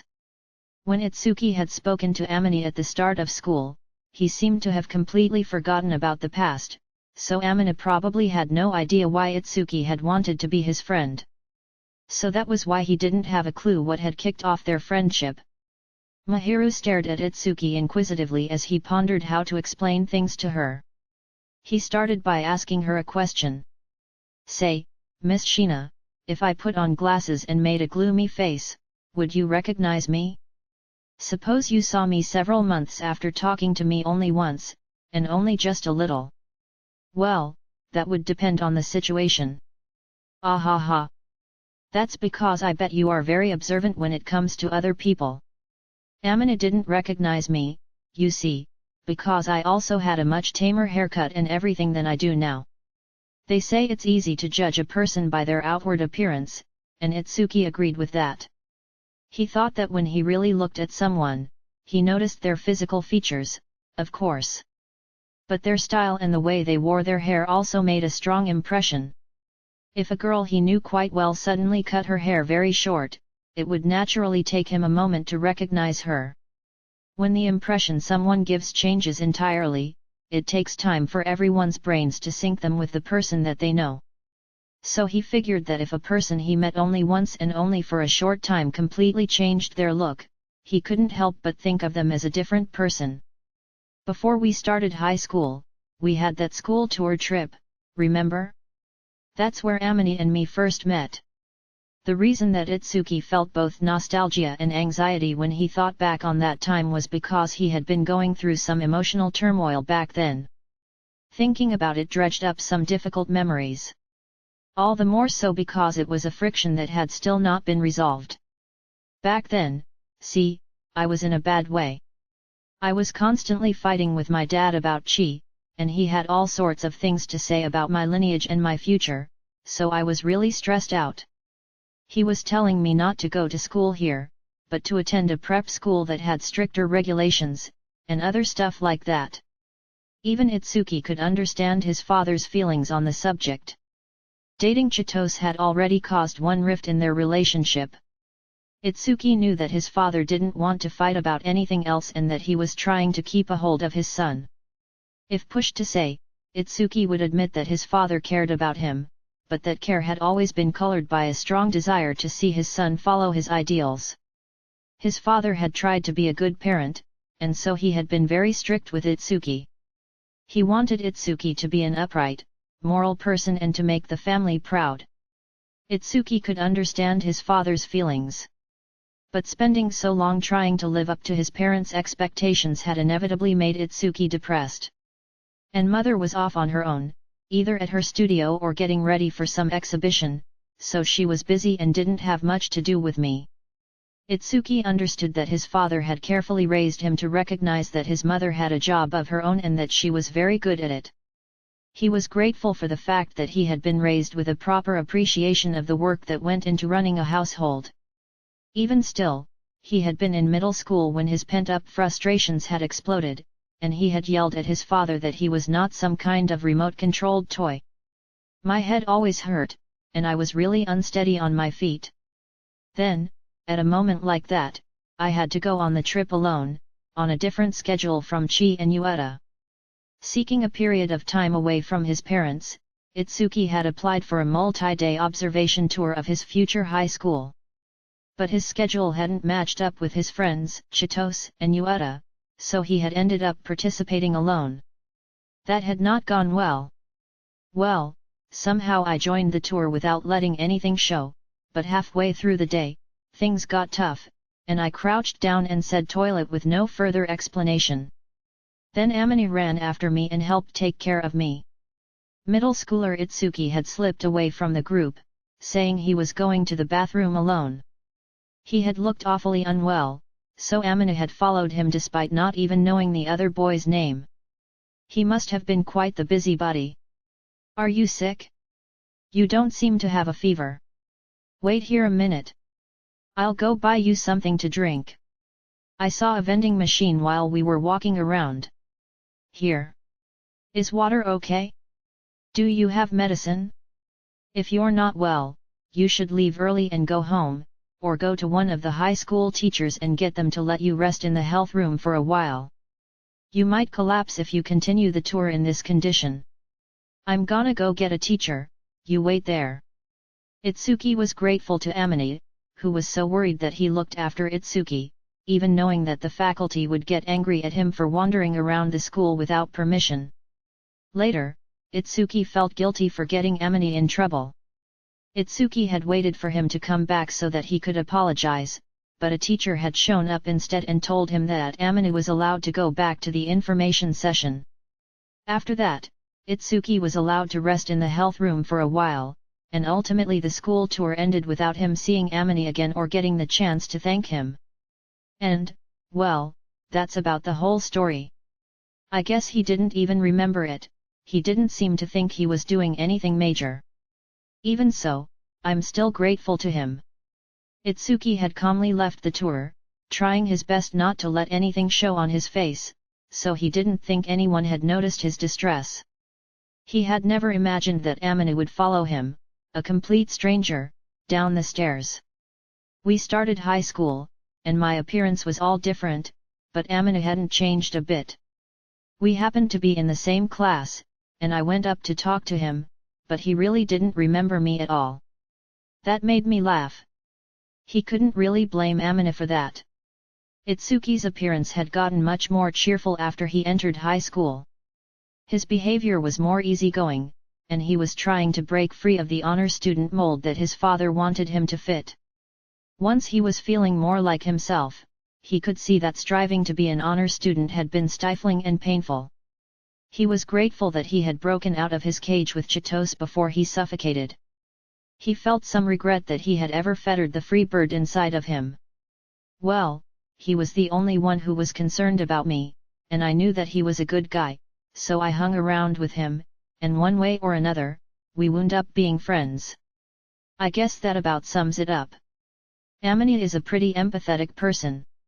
I agree. That's why, you see, I've been sort of vigilant when it comes to you. To make sure I'm not tricking or manipulating or hurting the kind-hearted Amine, you mean. Mahiru seemed to immediately understand what Itsuki was trying to say. She didn't seem surprised, she just stared at him with calm eyes. Glad that the matter was settled quickly, Itsuki smiled, deliberately not answering her question, then shrugged a little. Well, normally, I think people would be worried about you instead, but from where I'm standing, I was more worried about my often misunderstood friend than about a popular person I hardly knew. To Itsuki, up until the day of their Christmas Eve party, he had seen the person known as Mahiru Ashina as a flawless superwoman, a graceful beauty beyond reproach. Nothing more, and nothing less. In other words, to Itsuki, who had never had anything to do with her, Mahiru's personality was an unknown factor, and she was a stranger who wielded a lot of influence. What if, behind that beautiful smile, she was playing some sort of cruel game? Itsuki, who had been tormented by malicious rumors before, was skeptical of any hearsay that spread among the student body. Even Mahiru, who seemed to be such a beautiful and virtuous person that people called her an angel, was just someone else to be suspicious of. The revelation of his mistrust did not seem to upset Mahiru. I think that was a sensible conclusion to reach. Honestly, if I had been a friend in Amina's corner, I probably also would have thought it was a little suspicious and wondered if I had some kind of ulterior motive. I mean, if you think about it, it's hard to imagine what you would gain by associating with Amina, you know? If anything, I would think it would be more trouble than it was worth. So I just had to determine whether you were looking to get anything out of talking to him. As well you should have. Anyway, it didn't take long for me to find out that you were just some girl who liked Amina, so now I don't have any worries about that, and actually, I'm hoping that you might spur him on. At this stage, Itsuki knew that Mahiru was just a girl who appreciated Amina's personality and had fallen in love with him, so there was nothing for him to worry about. Instead, he was worried about Mahiru, worried she might be getting impatient because Amina was such a good-for-nothing. Mahiru looked embarrassed when he said that she was a girl who liked Amina. She pressed her lips together and hugged a pillow, so even as he smiled modestly, thinking he had teased her too much, Itsuki resolved to go ahead and tell her all sorts of things while Amina wasn't around. It's like this, Amina's an extreme pushover. And he's ridiculously vulnerable to pressure from you, Miss Sheena, so you should just go for it, don't hesitate. Why you say that, but, I'm already trying my best on a daily basis. I believe I can see that even as a third party, but, well. So listen, Amina's, how do I put this, he's a huge wuss, the type of person who can't really accept affection from other people. He sure is, Mahiru agreed with a somewhat faraway look. Itsuki hoped that was a good sign. Must be difficult. But even these hardships are part of the pleasure of love, no? I guess you're right. I suffered too when I was young, and you know, now, I wouldn't say it was a good thing, but it's something I can look back and laugh about. It was less of a laugh and more of a bitter smile, but even so, Itsuki and Chitose had made it through those days together, and he wouldn't throw away those memories. He had them tucked deep in his heart as nostalgic reminiscences. He was waiting for Mahiru to laugh and tell him he was still young, but she seemed sort of unsure how to answer and put on a vague smile. From her complicated response, he guessed that she might have heard something from Chitose. You heard from Chi? When Itsuki dropped his smile and quietly asked the question, Mahiru nodded. Just a little, she replied, also quietly. About Chitose quitting the track club and how you started dating. Is that so? Well, what did you think of me? What does she think about me confessing directly to Chitose's face without understanding the situation I was creating and how as a result Chitose was harassed by an upperclassman in her club? Strictly speaking, the envy that the other girl had toward Chitose had just flared up because of Itsuki's confession of love, but even so, he had been the one who added fuel to the fire. If only he had played his cards a little better, maybe Chitose could have dated Itsuki without getting attacked by the upperclassman, and she could have continued to be part of the track club.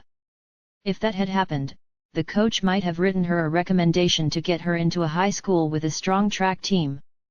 Her whole life path would have been different. It's not my place to say anything. If I take one wrong step, I'll wind up bearing the same regrets as you do. You don't have to worry about that. You're many times more careful than I am, and you know how to play your cards well. Mahiru seemed better able to pick up on things like that and more proficient at laying the groundwork as she was slowly, bit by bit, closing the distance between her and Amina at school so that she didn't upset anyone. If Itsuki had been considerate like her, Chitose might not have been injured, and Yuta, who had witnessed the whole ordeal, might not have become so cautious around girls. It was too late for all that, there was no way to change it. But know that I'll probably hate you if this situation ends up hurting Amina deeply. Though I know I don't have room to talk, as the person who ruined Kai's future opportunities. In that case, I would expect to be hated. No one would be happy if their dear friend got hurt. I would hate you, too, if you ever did something that caused Amini or Chitose pain. Haha, glad to hear it. I guess there would be no avoiding it. He was relieved to hear that she would hate him for that, probably because he'd had so many friends who'd tried to make excuses for his actions. The people around him had told him that the incident he had caused was not his fault, that he wasn't to blame, they'd been kind, but he had always regretted his actions. He had always secretly worried about whether he was really at fault and whether Chitose actually resented him for it on some level.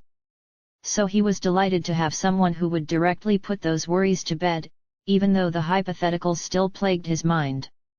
And he thought it was great to have someone around who would tell him off properly, someone who had Chitose's and Amina's best interests in mind. I know this is forward of me, and it's only my personal opinion, but Chitose chooses to be with you, and I don't think she has any regrets.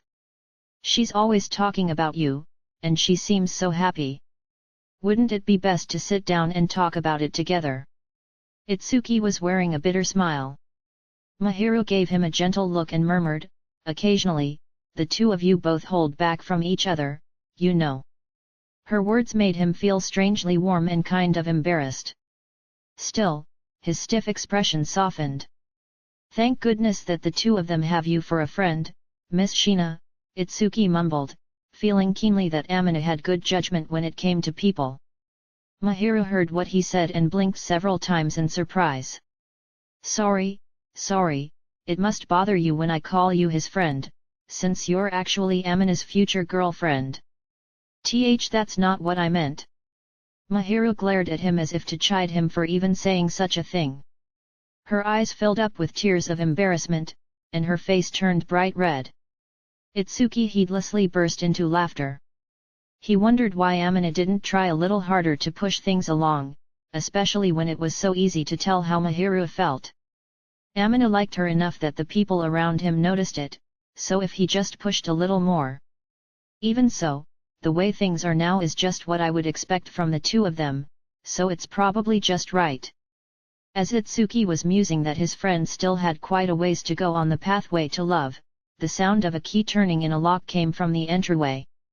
Speak of the devil, and he appears. Maybe because she couldn't bear to sit there any longer, Mahiru immediately stood up and trotted to the front door, as if to escape from Itsuki. I'm back. Did Itsuki show up? Welcome home. He's been here quite a while already. Their voices got closer as they moved in from the entryway. Amini appeared, holding a paper bag from a stationery store where he had apparently stopped off along the way, and frowned apologetically. Crap, sorry, Itsuki. It's fine, I was able to have a nice leisurely conversation with Miss Shina. Ain't that right, Miss Shina? That's right. We never could have had that kind of conversation with Amini around. Thinking about it that way, Amina's sudden errands weren't a bad thing. What did you talk about? Oh, are you jealous, Mr. Idiot, as if. Amini answered with a little irritation in his voice, and Mahiru frowned ever so slightly, but Itsuki was probably the only one who noticed. I bet Miss Shina would be happy if he honestly admitted he was jealous. Itsuki realized that it was unreasonable to expect any more, knowing as he did that Amina was bashful and never upfront about his feelings, but he always got irritated watching his friend, who seemed unable to take even a single step forward. Seriously, what did you talk about? Now, what was it? That's our secret. Either because of Amina's reaction or because he had never planned to tell him from the start, Itsuki declared their conversation a secret in a lively, somewhat mischievous voice, placing his index finger against his mouth. His expression made Amina look all the more suspicious, but Mahiru deliberately pretended not to know anything. Oh ho, don't get sulky, please. Let's just say it was interesting stories about you. How's that? She said. That's a total lie, and even if it wasn't, Itsuki's the last guy I want telling you stories. I wonder. Oh, and Akazawa brought us some cream puffs. I won't let you dodge the question. You don't want any cream puffs? Of course I do. Amina seemed hungry for cream puffs. He fixed Mahiru with a stare, but she maintained her beautiful smile the whole time as she gave Amina a little shove and sent him off toward the sink. If you want to eat cream puffs, then hurry up and go wash your hands, please. I'll get you to tell me later. You can go right ahead and try. Now, would you rather have coffee or tea? Coffee, please. Got it. Okay, off you go. Itsuki met Mahiru's eyes after she deftly chased Amina off to the sink with a beaming bright smile. You two are meant each other, for real, he mumbled in spite of himself. Mahiru's eyes went wide, as if she had only just remembered that he was there, then she visibly withdrew and pleaded quietly, please forget that you saw that. Wearing his biggest smile yet that day, Itsuki shrugged. Chapter 16, That Voice is Against the Rules. Mahiru had fallen in love with a guy who was cautious, shy, and meek. She couldn't say he was all that friendly, and he did adopt a curt attitude toward unfamiliar people, but he wasn't exactly what she would call cold. He could be considerate, and his disposition was naturally gentle. Once he got to know someone, he listened to them with a calm expression on his face and showed them his soft smile. Once someone formed a deep friendship with him, it became clear that although he was not very good at making conversation, he was considerate and very thoughtful, a gentlemanly sort of person. Too gentlemanly. Whenever Mahiru physically closed the distance between them, he opened it back up, and before she could get his attention, he moved away. It was causing Mahiru some consternation. What can I do to get Amina to be more aware of me?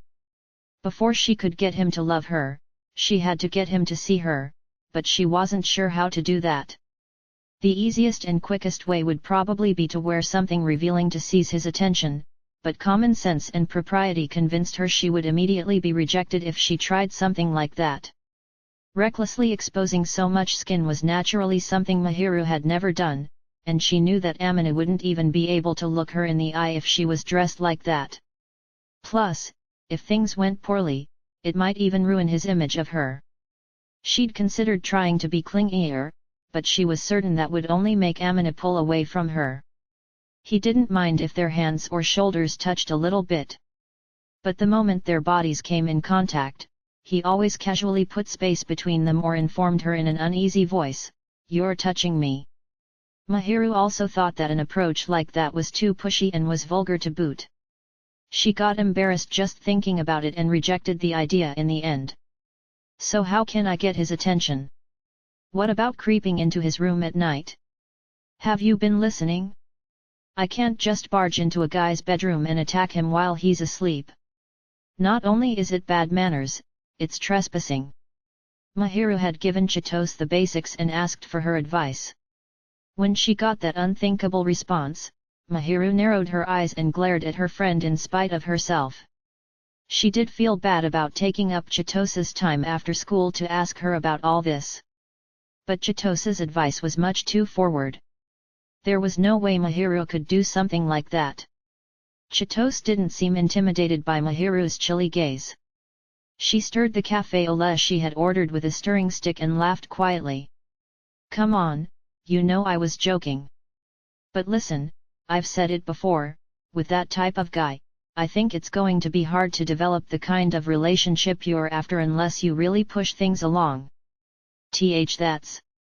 I mean, he hasn't done a thing, has he?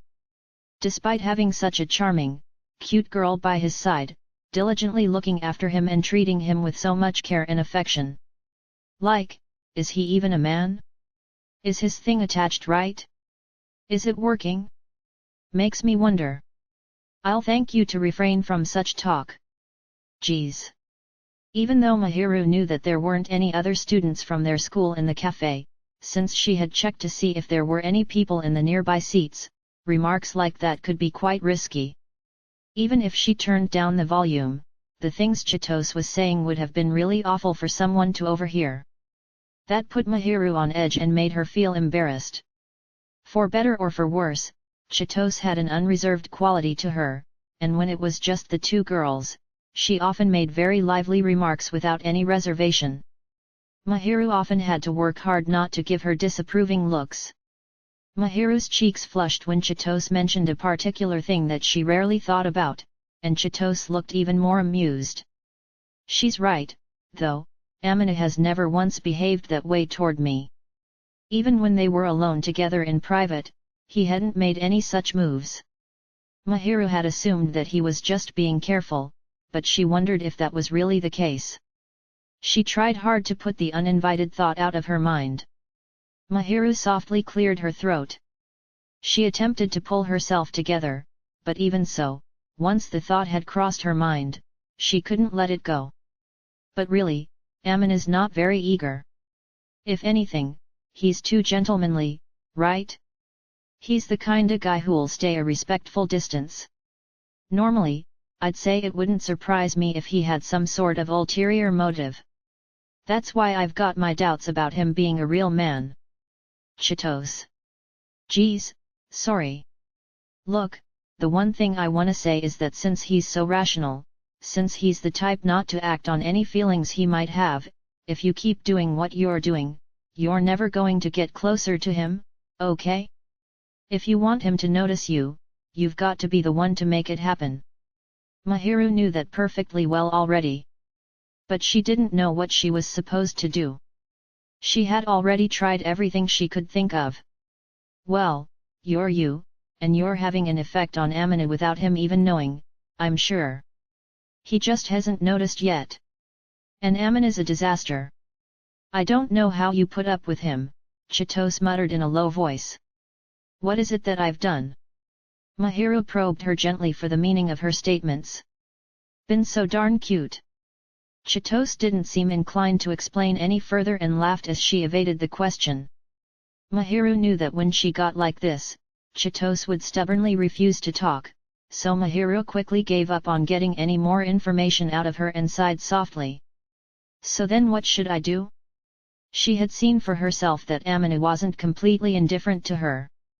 She got to see the kind, sweet expressions that he never showed to anyone else, and she knew that he was always courteous and honorable toward her. She also knew that he thought she was something special, more than anyone else did. At the very least, he liked her as a person, and it was a bit of wishful thinking on Mahiru's part, but she thought that he liked her as a member of the opposite sex as well. If not, he probably wouldn't have opened up to her, and surely he wouldn't be spoiling Mahiru and letting her spoil him. How do I put this? Mahiru, you and Amina are both cruel people in your own ways. Anyway, I think you should keep trying and really pour on the pressure. Pressure. So for example, Chitose, when you're with Akazawa, how do you spend your time together? Hey? I don't think knowing that will help you. If Chitose was going to be that forward, then Mahiru wanted to hear how she spent time with her boyfriend, as an example. But Chitose waved her hand a few times with a loose smile on her face. With Ikun, you know, we make out and stuff. Make out. When we get some time together, well, we either go out or we have a stay-at-home date. But in your case, you're limited to staying at home, I guess. When we're at home, we do stuff like snuggle up and watch a DVD, or read comics, or play a game, or have rambling conversations. You know, that sort of thing. And also, if no one else is in the house, well, you know. Gee, got it, okay. You don't need to give me all the details. What? I haven't even really said what it is we do yet, but what were you imagining, I wonder? Sorry. Well, we cuddle and kiss, and all sorts of things on top of that, but there's no way you can do that, right, Mahiru? Of course, if you did, I would applaud your courage. I won't. I can't. If they even tried to kiss, they wouldn't be able to so much as look each other in the eye. After all, kissing, and everything that came after it, was usually something people did once they were already dating, not a method for catching someone's attention. Mahiru glared daggers at Chitose, wondering how she could even suggest such a thing, but Chitose brushed it off with a smile, completely unbothered. Right, that's why my experience won't be of any use to you. The wholesome kind of appeal that you want to make is best done with the things you're already always doing, you see. Hey! Boys get excited if you so much as smile at them, and you're already so close to Amini, I bet you touch a lot. You're holding hands like it's nothing, and you sit next to each other to read books together or play games, so you're already making your move. That's. And you eat dinner together almost every day, and smile at each other while you talk, and spend time snuggled up together like it's the most natural thing in the world, so I'd say your efforts to attract him have already been quite well. From the sidelines, you already look like a pair of newlyweds. You're close enough to make people wonder. Chitose grinned as she watched Mahiru's reaction, and Mahiru opened and closed her mouth wordlessly several times, her bottom lip trembling. She tried to object, but what emerged from the back of her throat was just a soft groan that did not amount to any words. Newlyweds, she said. Mahiru had certainly not been thinking about that when she spent time with Amini. She had been sure that the two of them had a normal relationship. Helping to look after someone was in Mahiru's nature, and she sat beside Amina because the sofa was the only place to sit. She was at his place until later in the evening because they were finishing their homework together or having lively conversations. Of course, the strongest reason for her to spend time with Amina was that she wanted to be close to him. But now she was being forced to think about how their conduct must look to anyone else. A groan escaped her lips. You're telling me it was unintentional? Chitose asked. Well, all the people who already know that you two are hanging out together probably figured as much, so it's fine, don't worry. That's not fine at all. Mahiru, you're shouting. Chitose was laughing, her eyes squinted up as if to rebuke Mahiru for raising her voice in response to the uncalled for additional information.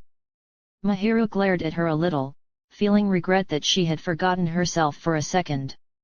Chitose gave her a satisfied smile and reassured her, relax, all we can tell from the sidelines is that you have good chemistry. From the encouraging way she said it, Mahiru couldn't tell whether she should or shouldn't relax.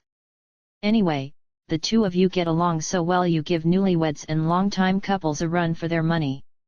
But at this point, I wonder if maybe you should consider giving indirect contact a try. Indirect?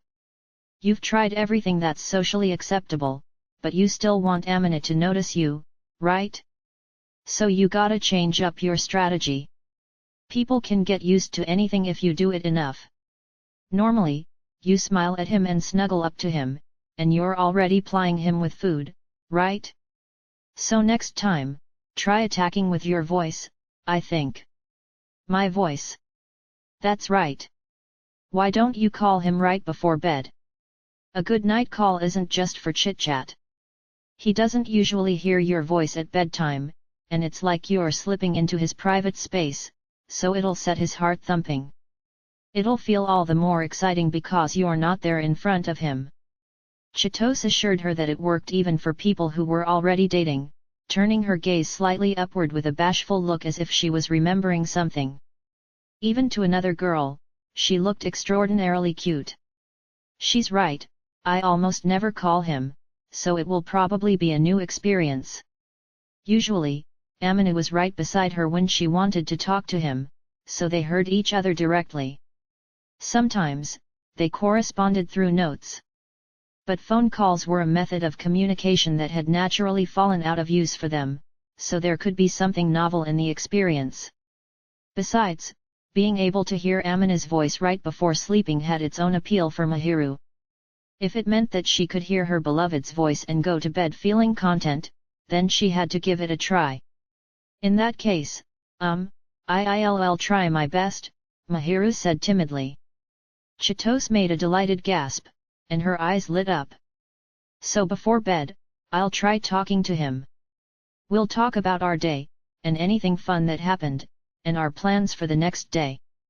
Sharing a conversation will be good, I think. That sounds so like you, Mahiru. Mahiru announced her decision with grave earnestness, but Chitosa's smile transformed into something softer.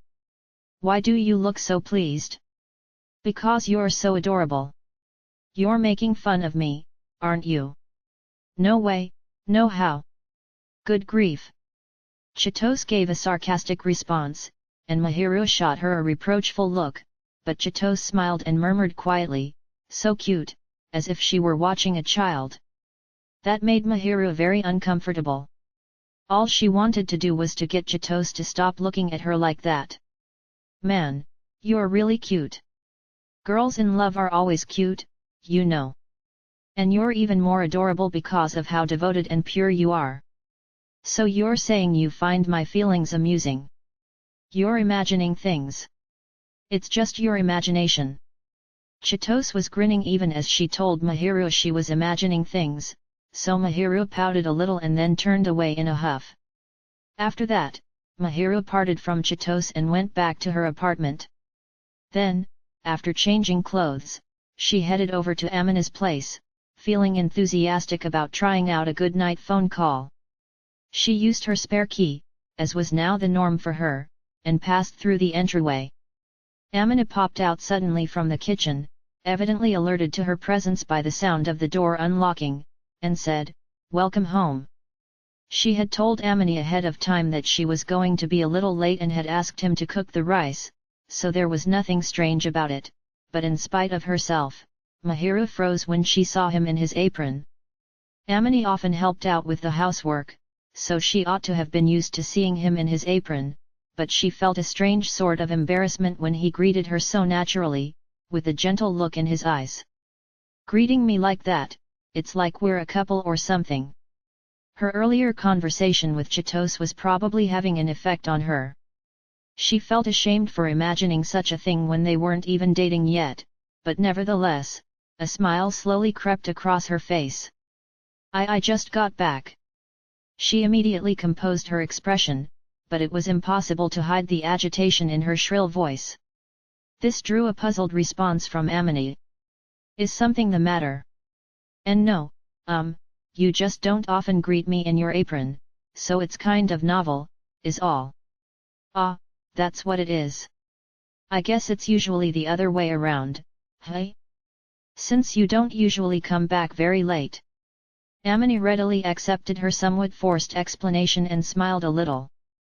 "Well, as you can see, I went ahead and started the dinner preparations, but I was just thinking I should have gone out to meet you after all." "I'm sure it was kind of dark on the walk back," Amina said, then glanced at the living room clock for a moment and frowned. Mahiru shook her head slowly. Sure, the sun had already set by the time she headed home at 6 o'clock, but it wasn't as though the curtain of night had completely fallen. It was a perfectly normal time for a high school student to be returning home. There was still plenty of foot traffic, and it was still relatively light outside. Plus, I would have taken a taxi if the sun had completely set and the road looked dangerous. "That's all very good, but you know I would come meet you if you called me, right? You can count on me. Taking advantage of you like that. Come on, stop. If I'm around, I want you to take advantage of me. Although I may not be the most reliable. You are very reliable." "Oh, really?" Amina was smiling just a little awkwardly, perhaps because he thought of himself as unreliable. But from Mahiru's perspective, he was more than dependable. More than anyone else, out of all the people she knew. Maybe the results of all his training were starting to show, because it was clear that his physique was shaping up bit by bit. Once he had had a bit of a tendency to hunch over, but now his posture had improved, almost as a manifestation of his newfound confidence. He was stooping forward a bit at the moment to meet Mahiru's gaze, but his eyes were earnestly kind and full of concern for her well-being. She felt her chest gradually growing warm. I always rely on you. I'm the one who's always relying on you, so you should at least lean on me in cases like this." Amina put on a faint smile, extended an arm that looked a little more muscular than before, and gently patted her on the head. Normally, he didn't touch her without a good reason, and yet at times like this, he did so quite naturally. Mahiru had slightly complicated feelings about it.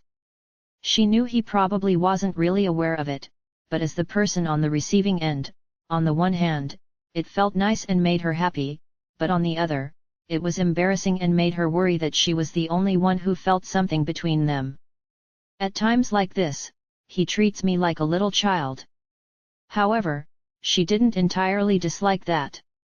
Actually, far from disliking it, she wanted him to do it more, but that wasn't something that she could just ask for, so all she could do was appreciate it when Amina did touch her. As she tried to hold her inexpressible emotions in check, Mahiru gave Amina a look that was ever so slightly reproachful, and he blinked dramatically in surprise. I washed my hands earlier, and I'll do it again before we start cooking, okay? I'm not worried about something like that, geez. It was probably impossible for Mahiru to tell him precisely how she was feeling, and she didn't necessarily want him to know anyway. But since it would have been unfair for her to be the only one with a pounding heart, she rubbed her head against Amina's chest for a moment. She could hear him getting flustered, but Mahiru pretended not to notice and made the most of the situation. Amina's sounds of agitation gradually transformed into gentle, permissive noises of resignation. Mahiru knew that those sounds were for her ears only, and her mouth automatically curled into a gentle smile. But since there was no way she could possibly let Amina see her sappy grin, after enjoying the feeling of his fingers in her hair for a little longer, she put on a relaxed expression and raised her head. Leaving his hand on her head, Amina looked down at her with a slight flush on his face. His clear, dark eyes were wavering slightly, revealing his unrest.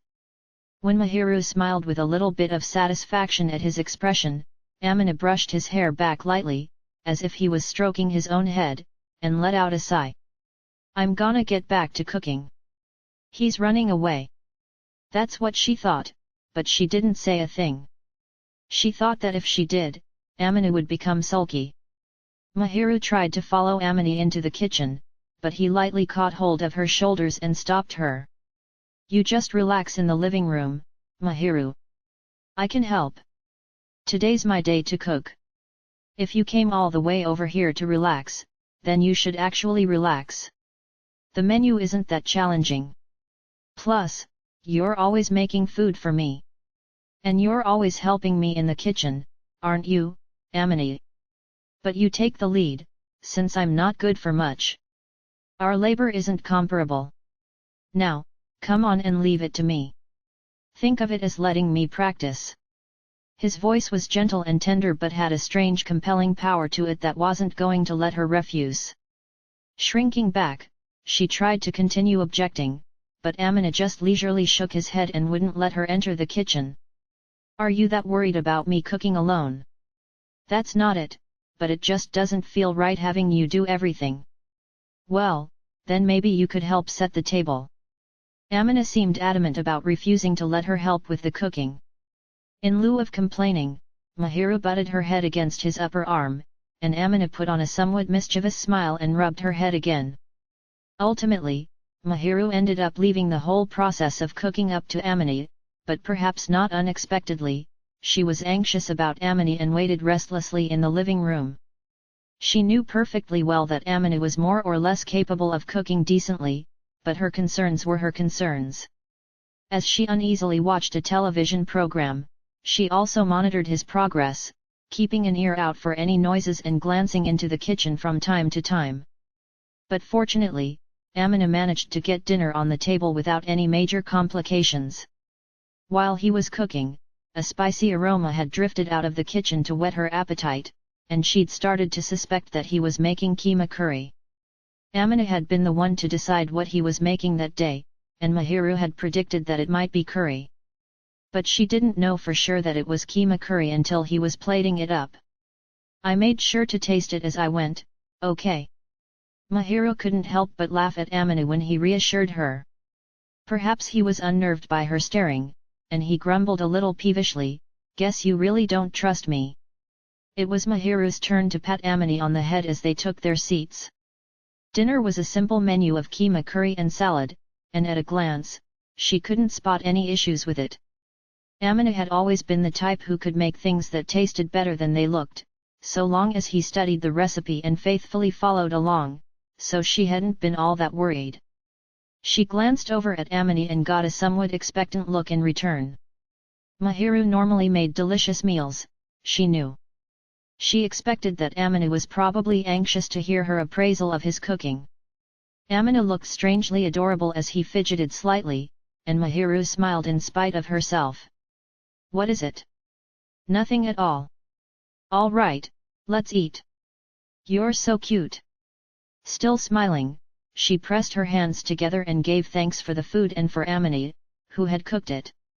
Then she picked up her spoon. Feeling his eyes on her, Mahiru brought Amina's homemade keema curry to her mouth. It had a gentle sort of flavor. He had probably used restraint when adding the spices, since neither of them was a particularly big fan of spicy food.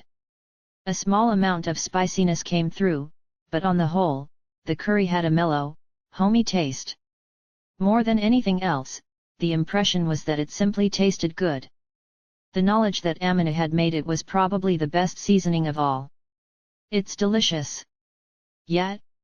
I'm glad." She gave her honest impression, and Amina must have been relieved, because his mouth spread into a soft smile, and he seemed to relax.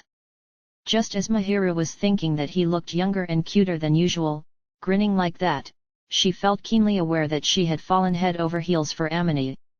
Amina looked delighted as he also took a bite of his keema curry.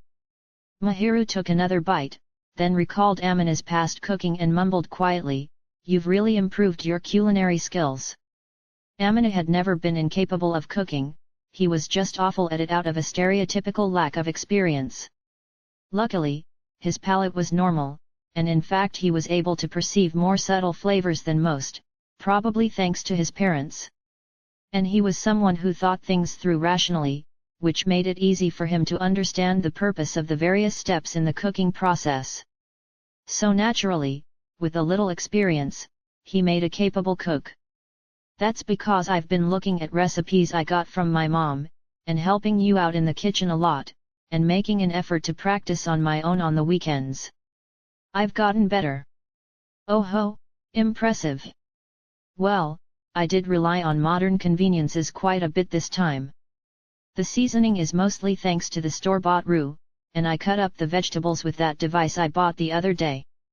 Amina looked slightly apologetic as he poked at the finely cut vegetables in his keema curry with his spoon.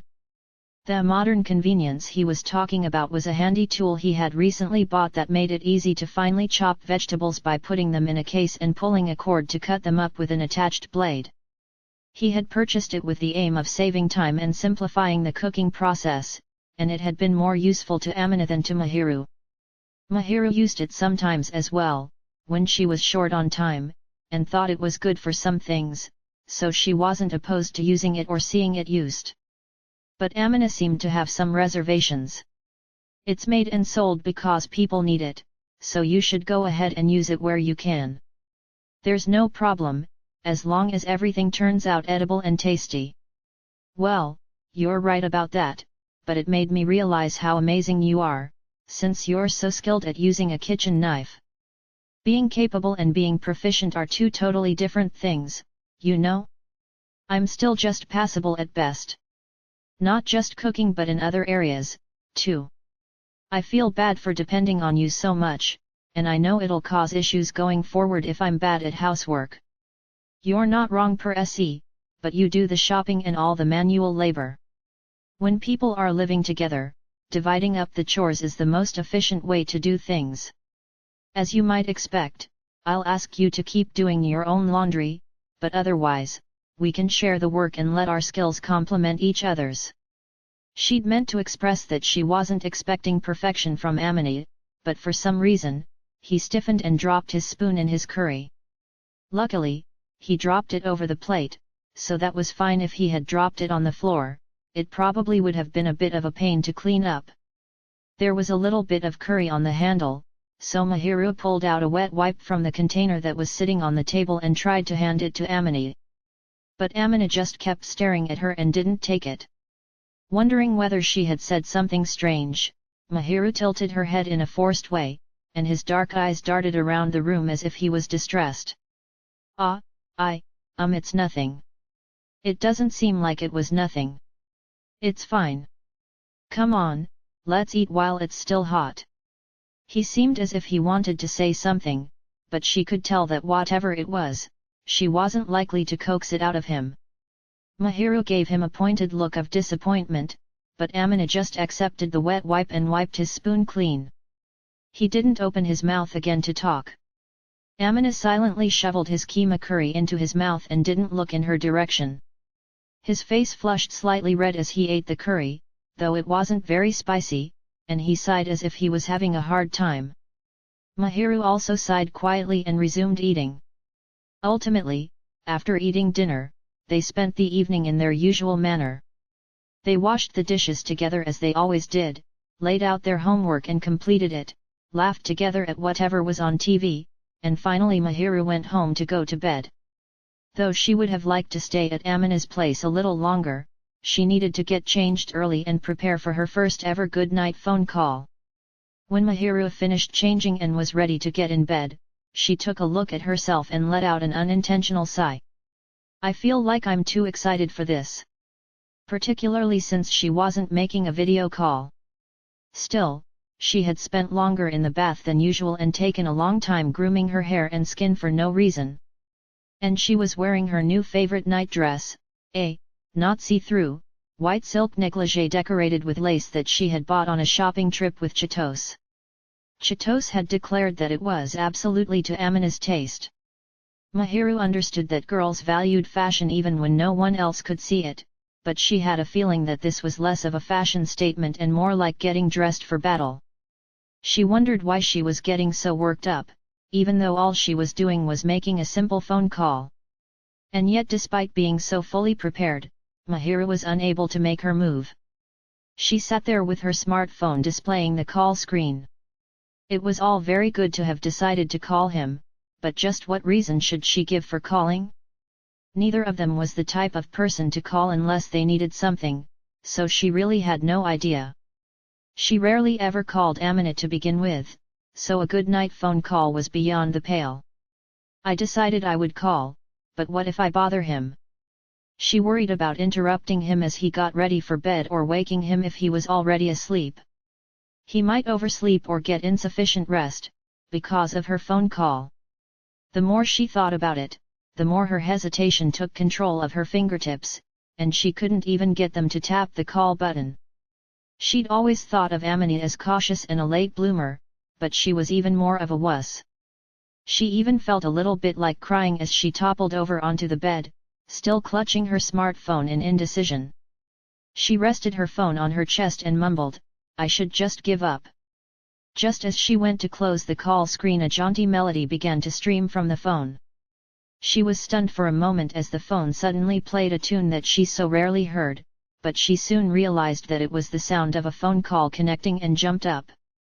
Apparently, she had accidentally made the call. Before she could cancel the call in a panic, she heard her own name whispered through the smartphone speaker in a curious tone of voice. Mahiru. His voice was somewhat lower and hoarser than it had been when she'd heard it several hours earlier, perhaps because he had been sleeping. Still unprepared for what she had done, Mahiru looked timidly at the screen, on which was displayed the icon for a familiar chat application, conspicuously showing that there was a call in progress. Did something happen? You don't usually call this late. And no, it's nothing, I just, sorry, did I wake you? If she had woken him up, that would mean she had interrupted his sleep for her own amusement. Surely, it was much too selfish of her to continue presuming upon Amina's kindness, no matter how nice he was to her. Mahiru bit her lip, ready for him to be angry with her, when she heard a small chuckle from the other end of the line. Nah, I already got ready for bed, but I wasn't sleeping. It's fine if you want to give me a call for no particular reason. It was just sudden, so it surprised me. I guess it was. Sorry to call so suddenly. Surely, it must have been a nuisance for her to call right before bed without arranging it beforehand. She had been so eager before, but now she just felt embarrassed, and her voice trailed off. But Amina maintained the same gentle tone and kindly murmured, "You really don't have to apologize. I'm happy to hear your voice." Mahiru bit her lip even harder. "That's just not fair." He spoke in a caring, apologetic tone, so as not to cause Mahiru any more anxiety than necessary, and whether he was aware of it himself or not, his words and voice were indulgent. Mahiru found the whole thing utterly endearing, and her heart began to ache in a different way than it ever had before. She imagined Amina laughing at her slightly as she sat there silenced by shame and embarrassment at the loud, rhythmic pounding of her heart. "You couldn't sleep?" There was no criticism, just a question in a gentle voice. But Mahiru was unable to summon up an answer. She just stayed silent. Not only had her reason for calling been selfish, but it was also the type of objective that she couldn't come out and explain. There was just no way she could admit it to Amina. But it would have felt dishonest not to give a reason for phoning at night, so she was greatly perplexed over how to explain it to him. "I can't sleep, either, so could we stay on the line a little longer?" An easy, smooth, gentle voice came through the speaker. It freed Mahiru from the paralysis caused by the overwhelming embarrassment of the thought of honestly confiding in him. His persistently kind voice wasn't asking for any kind of explanation. She could simply sense his earnestly peaceful and considerate heart. Sure. She understood that she was being very dishonest, but she didn't say anything about it and just took advantage of Amina's kindness. Most likely, Amina really did think that Mahiru had been having trouble sleeping and had called him out of anxiety. Maybe he understood that she would sometimes have nightmares and cry out in her sleep. Amina let out a relieved sigh when Mahiru quietly agreed to stay on the phone, then chuckled quietly. "Great. You know, we hardly ever talk on the phone like this, so it's kind of fresh and new." "It sure is.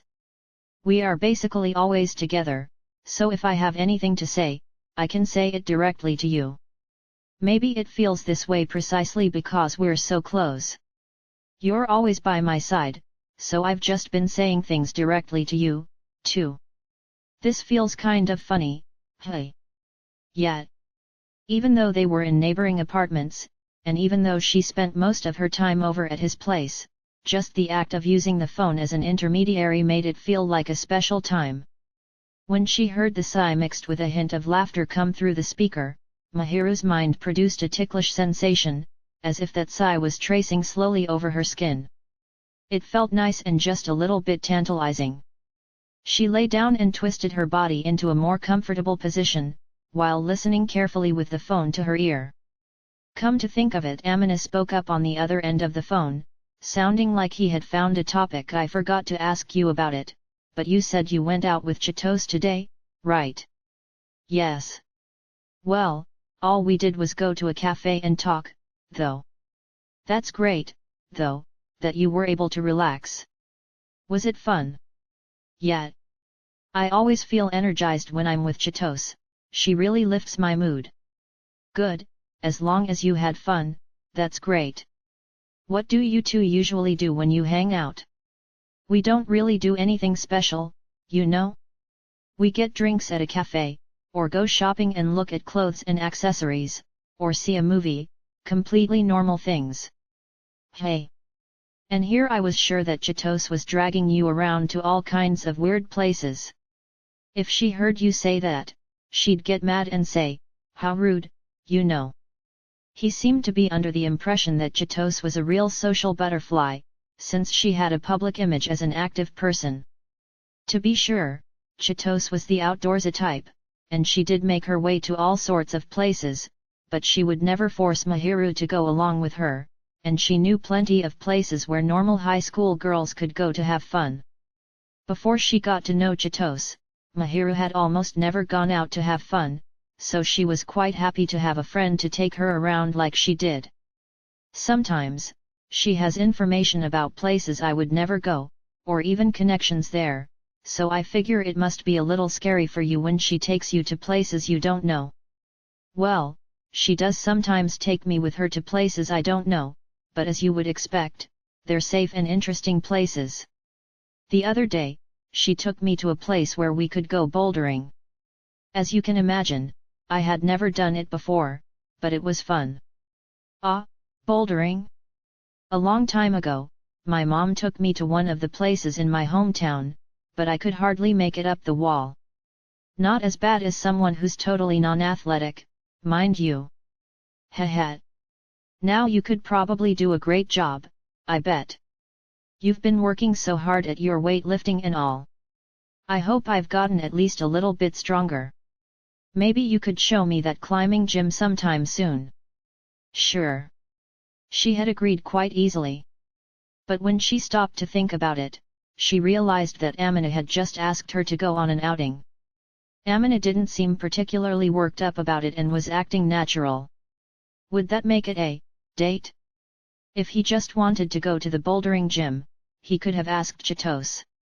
So if he was asking Mahiru to show it to him, she could probably take that to mean that he was asking because he wanted to go with Mahiru. She had a feeling Chitos would have something to say about how unsexy the destination was, but at Amina's invitation, Mahiru's lips spontaneously curled into the arch of a smile. I'd be happy to go on an outing with you, Amina. She was grinning from ear to ear from the thrill of actually honestly expressing her feelings out loud, and no matter how she tried, there was no dampening her excitement. She was glad from the bottom of her heart that Amina was not in the room with her. Surely, such an unguarded expression was not something fit for him to see. Mahiru rolled back and forth on top of her bed, delighted at the prospect of an outing with the person she loved. This alone made it worth calling. It was probably her naivete that made her go weak with joy. The slight nervousness that had remained even after she started the phone call disappeared, and instead she felt relief and a sudden drowsiness. She was in a happy mood, and the onset of sleepiness made her want to bask in that feeling all the more. Mahiru was laughing silently to herself, noticing how difficult it was getting to hold her eyelids open, when she heard a quiet voice from the other end of the line. So listen, could I ask you about something that's been on my mind? Something that's been on your mind? She quickly responded by asking him what it was, resisting the growing urge to doze off. The somewhat hesitant voice on the other side of the phone continued, so today you said something, and I'm not sure what you meant by it. Something about us complementing each other. Mahiru considered his question, which was less articulate than usual, and then answered slowly. You and I are always together, right? As long as we're together like this, helping each other with our difficulties is the most efficient way to live, I think. It almost went without saying, but it was more efficient for the person who was skilled at a task to be the one to handle it.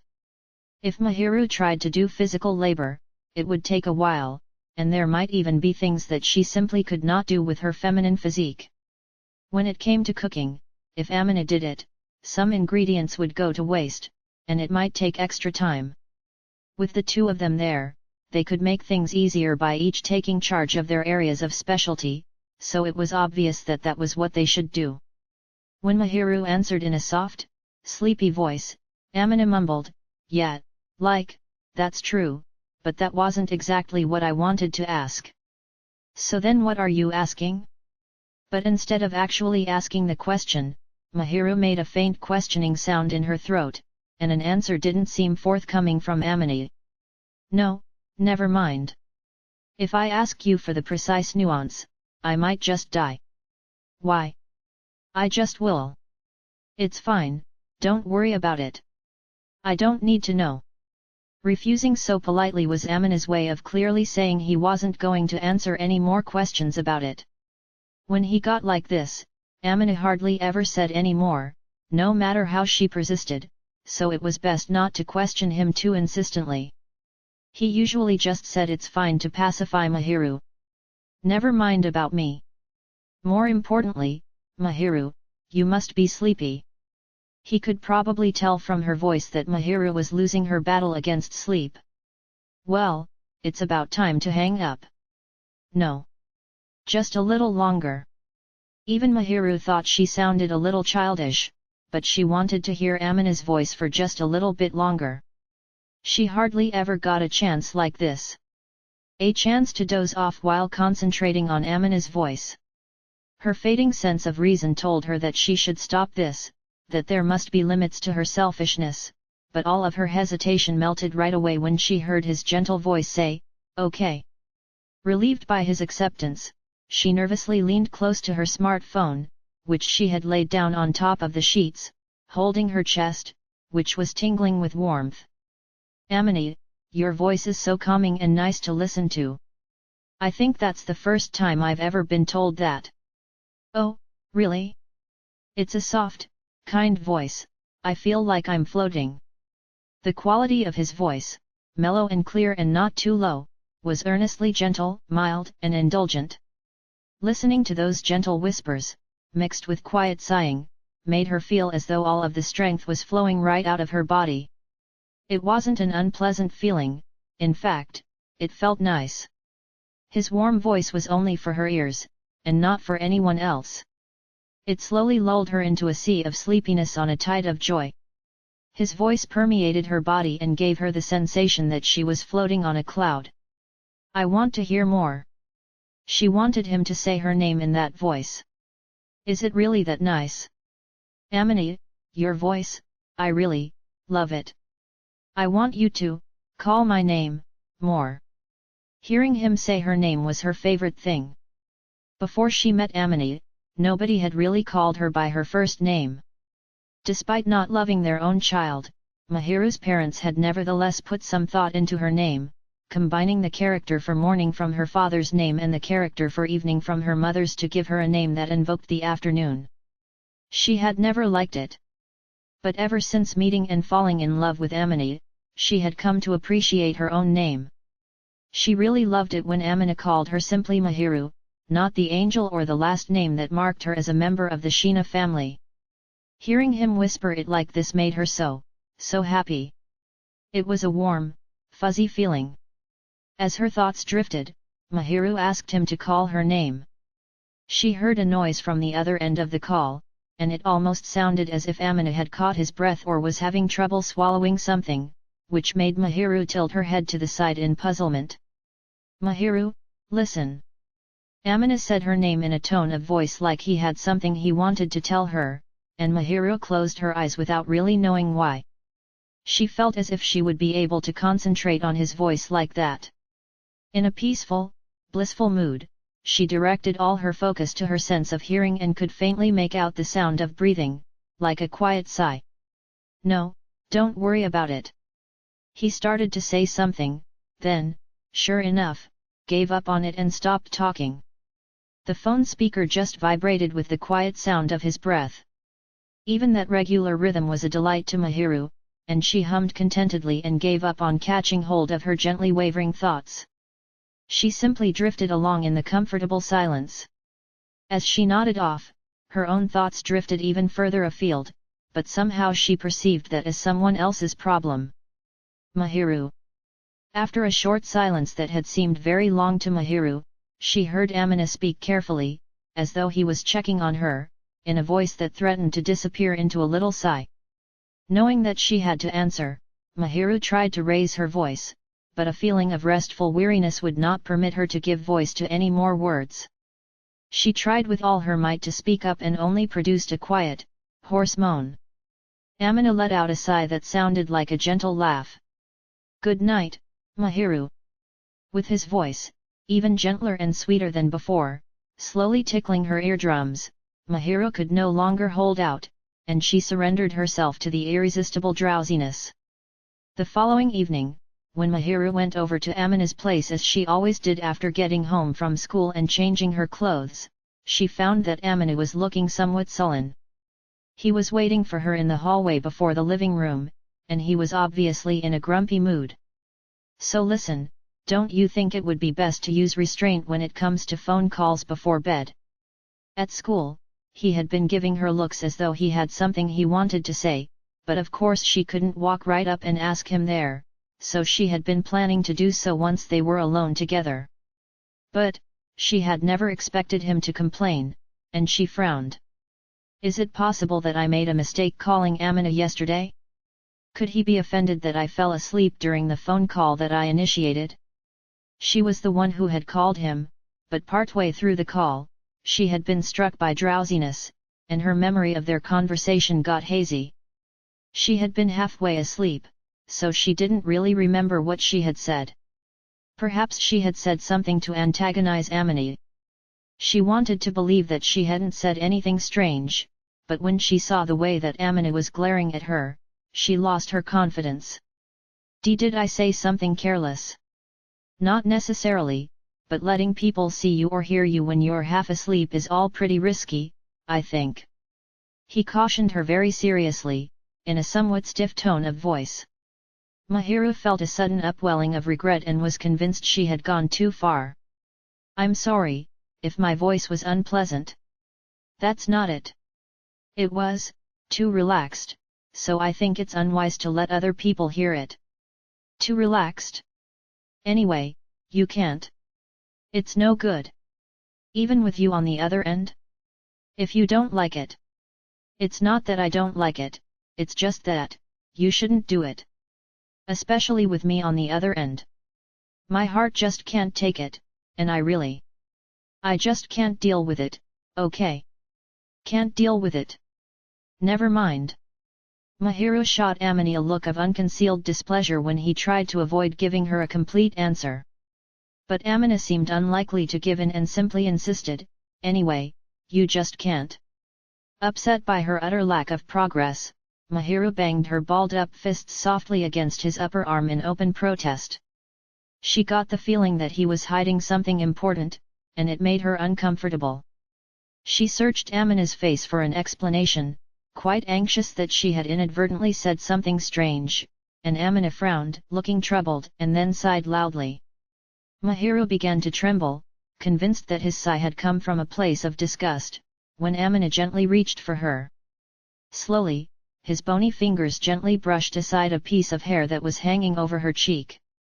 She could feel the cool air on her exposed ear as Amina bent forward a little and slowly brought his face close to hers. Mahiru, enough. You just shouldn't, okay?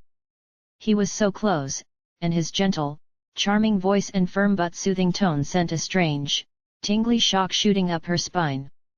Wah! An awkward squeak escaped Mahiru's mouth. The sensation running through her body was less of a chill and more like an enticing sort of electricity she had never felt before. His voice snatched away all the strength from her body and made her weak in the knees, as if she was melting from the inside out. She nearly fell on her rump right then and there, whereupon Amini immediately put an arm around her back and pulled her toward him, and she plunged into his chest. She moved her mouth, but her voice didn't come out right. What a voice! Both she and Amina made noises that they could never let other people hear. Mahiru's because it was terribly pathetic. And Amina's because. Are you all right? Amina asked in a concerned tone as Mahiru's body went limp. He picked her up in his arms and carried her to the sofa in her weakened state. He moved more easily than before, and in a small corner of her heart, she was impressed by how much he had changed, while at the same time, his line from earlier played repeatedly in her mind, and the admiration she felt all transformed into a violently throbbing ache in her chest. Amina looked at Mahiru, who was in a rough state, her heart still thumping loudly, and mumbled quietly, Mahiru, your ears are super sensitive, hey. In a panic, Mahiru grabbed onto the hem of Amina's clothes, after he took a seat next to her. And no, this is, because your voice. My voice. It's extremely, not good. Very not okay at all. She stared up at Amina beside her, wondering when he had learned to produce a voice with so much allure. Amina's eyes widened in a look of amazement, and then he sighed dramatically. I also got the feeling that our conversation yesterday was a different type of thing, so I think that goes for both of us, but... Anyway, we shouldn't do it again. Okay. Before she could ask for details, he grabbed her gently by the shoulders, and this time he spoke to her in a voice that was simply kind, looking her directly in the eyes as if he were trying to persuade a child of something, so Mahiru nodded meekly. If she had disagreed, he probably would have taken advantage of their proximity to whisper in her ear again until she acquiesced. Mahiru was also having a hard time grappling with feelings she didn't quite understand, so she figured that it was best to withdraw gracefully. And when she gave Amini a dissatisfied look, he gently but sternly raised his hand up to Mahiru's ear to discourage her. She understood that he was telling her that for her own good, that she shouldn't bring up this topic again, and she held her tongue. Somehow, I feel like I'm the one who's become more aware of him and not the other way around. She had tried calling Amini on the phone in order to get him to notice her, but ultimately, she was the one who ended up noticing new things about him. All she had managed to do was to show him that her heart throbbed for him and she couldn't calm down, so it was probably safe to say that her scheme was a failure.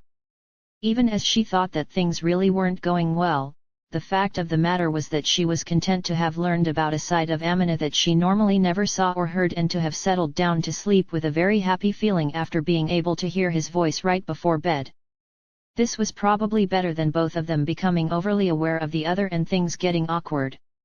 That's just a little bit disappointing, she mumbled quietly, then swallowed any last wisps of shame and shut her mouth tight.